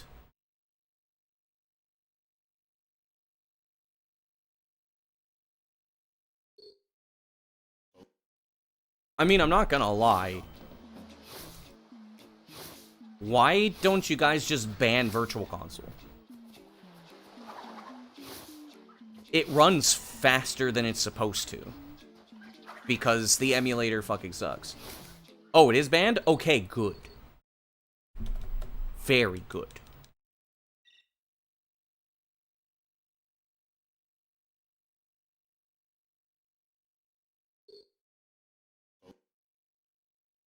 Like, the thing is that everybody is so anal. It's split again, so, you know.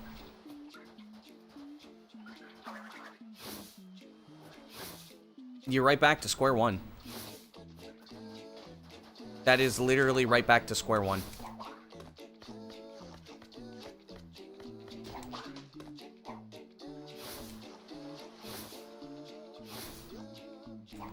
I mean, I know console and emulator are together, but, like,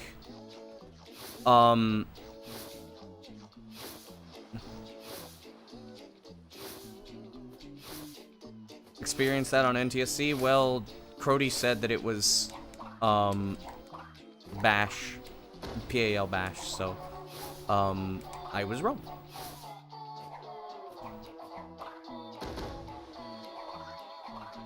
But yeah.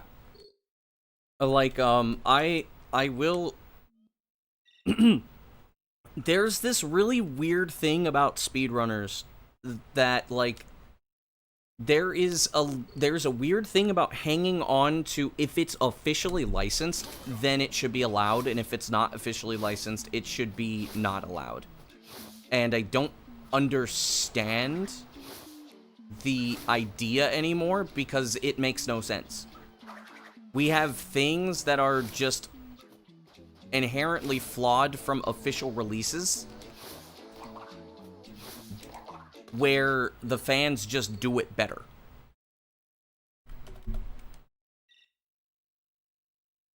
While I understand making sure emulator is not better, that makes perfect sense.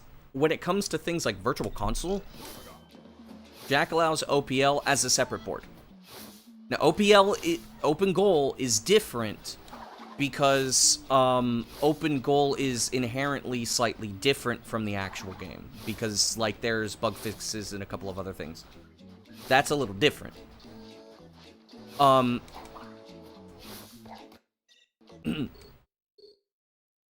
But say, like, I think it should be discussed further that, like, I mean, figuring out how many people actually run on Virtual Console, first of all. If there's nobody running on it, the second thing is if somebody's only gonna run Virtual Console out of spite, just get rid of it.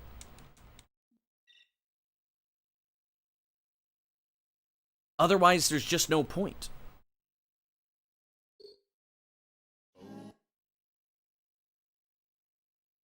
PS2, the only difference is loads. But you said it was 4% faster.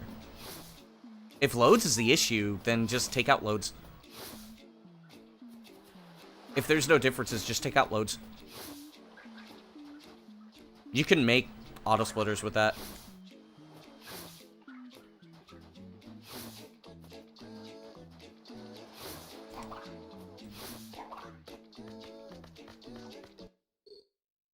Oh, I thought I read like Crash 2, not like, comma, Crash 2. I read it as like Crash 2, as in similarly to, instead of like, comma, Crash 2.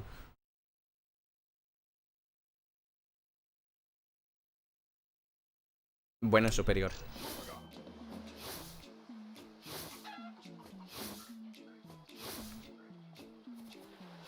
Just got home from school, let's go. That's not me correcting your grammar, I'm just explaining to you why there was that misunderstanding.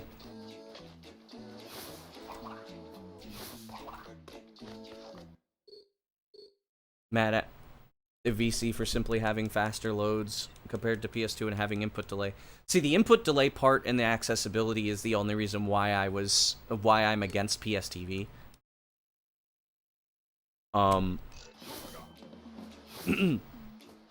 Problem, there is an issue with Crash 2 in making things loadless, though, and that's because cycles are also load dependent. That's the thing that kind of sucks. Yeah, accessibility for PSTV is like garbage. Essentially, what would happen catering to PSTV is that eventually they're going to be so hard to find that they're going to be really, like, it's going to be impossible to get one.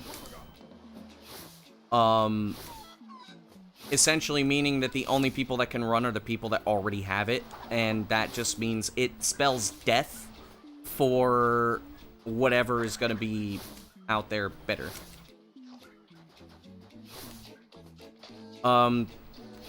I don't like the idea of the PSP for CTR in this case, just because it just runs faster than the actual game. I don't agree with that.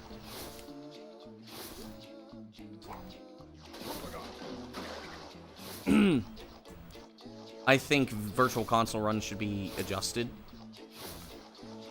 based on higher speed with the deficit, or just outright banned, because the game is not supposed to run at that frame rate. Now, I will give you a counter example, Sonic Adventure DX, where the PC version tends to run faster than 60. It runs like at a percentage faster because the frame base is 60 FPS, but it runs faster, so it goes over 100% speed. However, we use in-game time. So that is like that is a counter example, but the thing is that it doesn't matter whether you run at with a frame limiter or not. Now, I don't know how feasible it is with CTR. I've seen that the community is really fucking stupid. You'd be counting IGT. Problem with IGT is you're gonna start getting pause buffering. And also hub movement. But you could still do IGT, or like RTA minus loads with a histogram timer for live split, and you can also retime like basically any runs you want. That was a solution I came up with, was that you could basically like take a histogram timer that checks to see when there are loads, and then stop when it detects the loads, and then when it sees that there aren't those loads, you just play the game.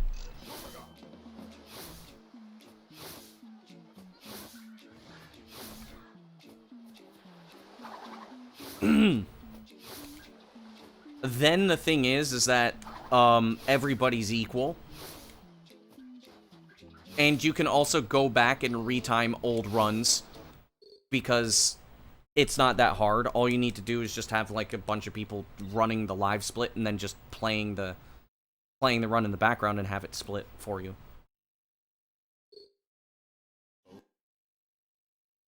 It's not that simple, though, because with how volatile the community is, though, there's not that many runners. I would say that, like, trying to create that is... well, the reason why I never said this in the leaderboard mods channel is because it's not my place to. I'm just bringing it up because I think there's a good... It's a mod. Yeah, we don't rely on mods. But I would suggest that it would be better to try to equalize everything. Then everybody can play whatever they want. Problem. This is a massive problem for most speedrunners, because they would say then you can just play on emulator, and then the frame data is consistent on emulator, and the emulator has an advantage. To which I say, who the fuck cares? If you're upset about emulator and console being equal, it's 2026, man. 2026 has has access to certain things and tools that we didn't have 10 years ago. But I also know I'm in a fair minority.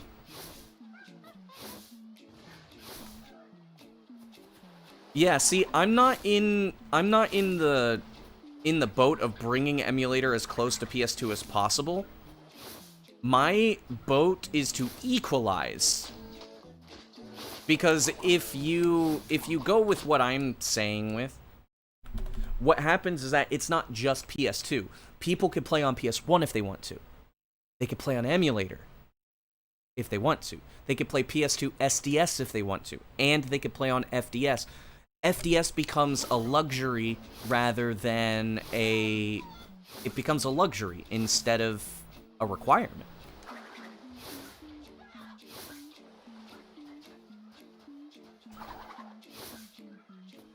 If there's an issue with PSP, either ban it outright, because if you make it so that way you don't have to play on PS2 FDS just to win, then there you go. Like, all of those problems are solved except for the community being butthurt about the fact that there's change. And it's like, but the thing is, what happens if more people can play? Like, I will say this the thing is it will be more appealing for people to enter. It's not going to make the competition better. I've seen it before. All of those things of, like, trying to add these accessibility is not going to change the number of runners. It never does. It never will. However, it will make sure that other people will be able to access it so more people can try it. I don't think IGT is a good source. IGT, I don't think, is a very good source. And the reason why is because I've seen IGT in practice. IGT leads to pause buffering. And leads to arbitrary rules and other things, like certain... It can lead to certain tricks or certain other things that in a 3D game are too precise to not do with pause buffering. And all it does is just kind of create this entire rabbit hole. RTA minus loads is the way to go because then you still add pauses. It stops the potential pause buffering, or minimizes it. It means people can't, like, you know, pause and go get a drink or something. Loadless would be ideal, yeah. On any run of them.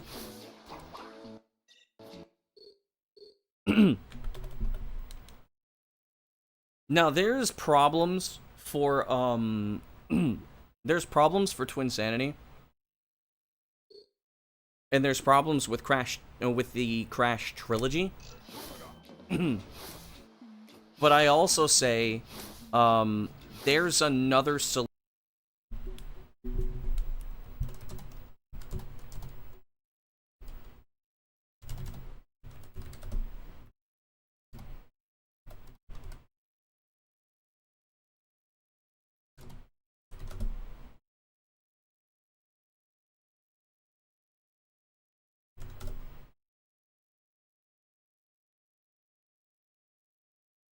Okay. Alright. So, as I was saying, we have the capability to make PC ports that are like, really faithful to the original games. Including, like, all of the lag and everything, just with faster loading times. For Crash 1, 2, 3, I think that is a smart idea, just because, like, 1, we can make them super faithful. 2, it brings accessibility to everybody. 3, it also means that we can start doing more...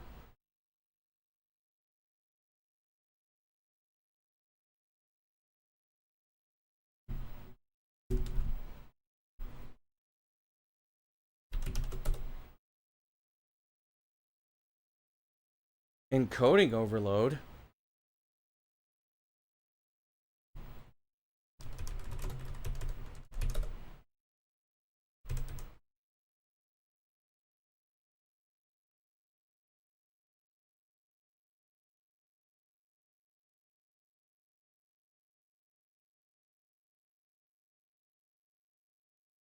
Okay, let me see if it stabilizes. It's stable. For now, looks like. Need to tell my dad about that shit, because that's getting fucking ridiculous. Okay, so like I'm saying, oh my fuck, stop fucking.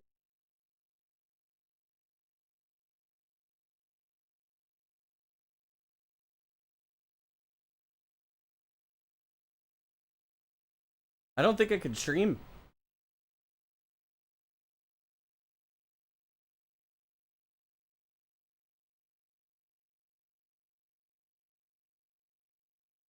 I'm gonna set it to 6K.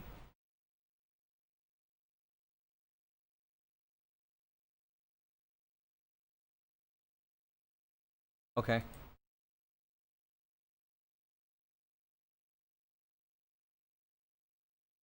Alright. I shall try this. One more time. Nope.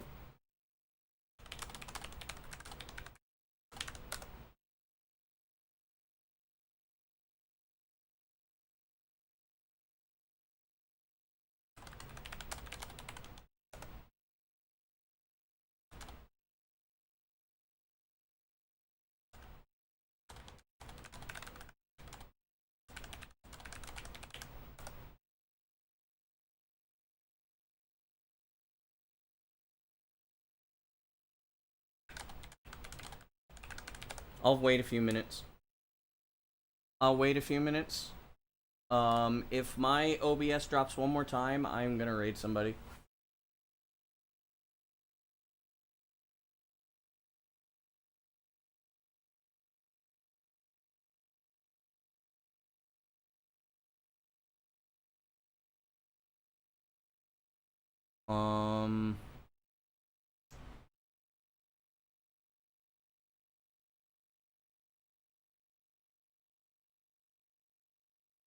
Nobody to raid. I mean, watch. As soon as I'm gonna start doing a run, it's gonna start dropping my frames, right? Let's see.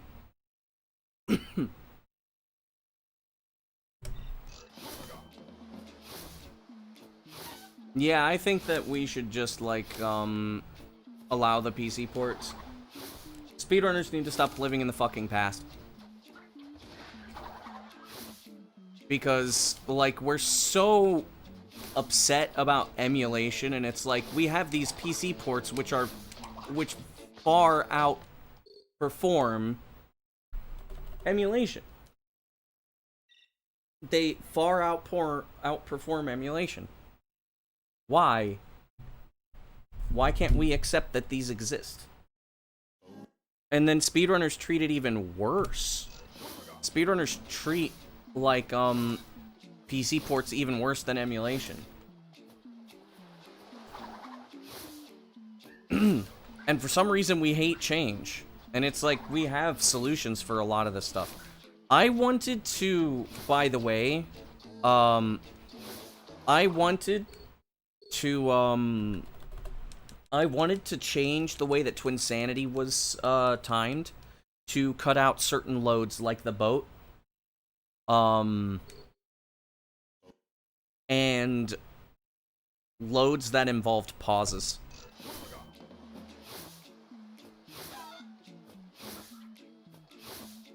Everybody was very against it, and I'm just like, dude,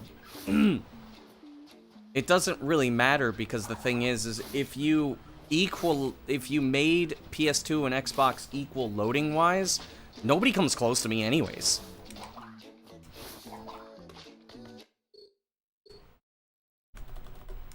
Like, I think I did the math, and Noah's like, old PS2 run, which I think was like 1140 or something like that, would barely be a sub 11. Joe's hundo time would only be like a 106, I think. Not even. I think it would actually be like a 107, if I'm not mistaken.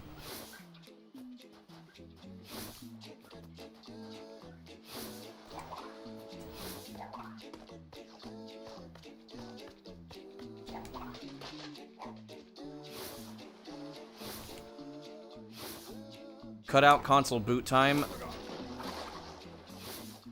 I don't know. I don't know if we should do that.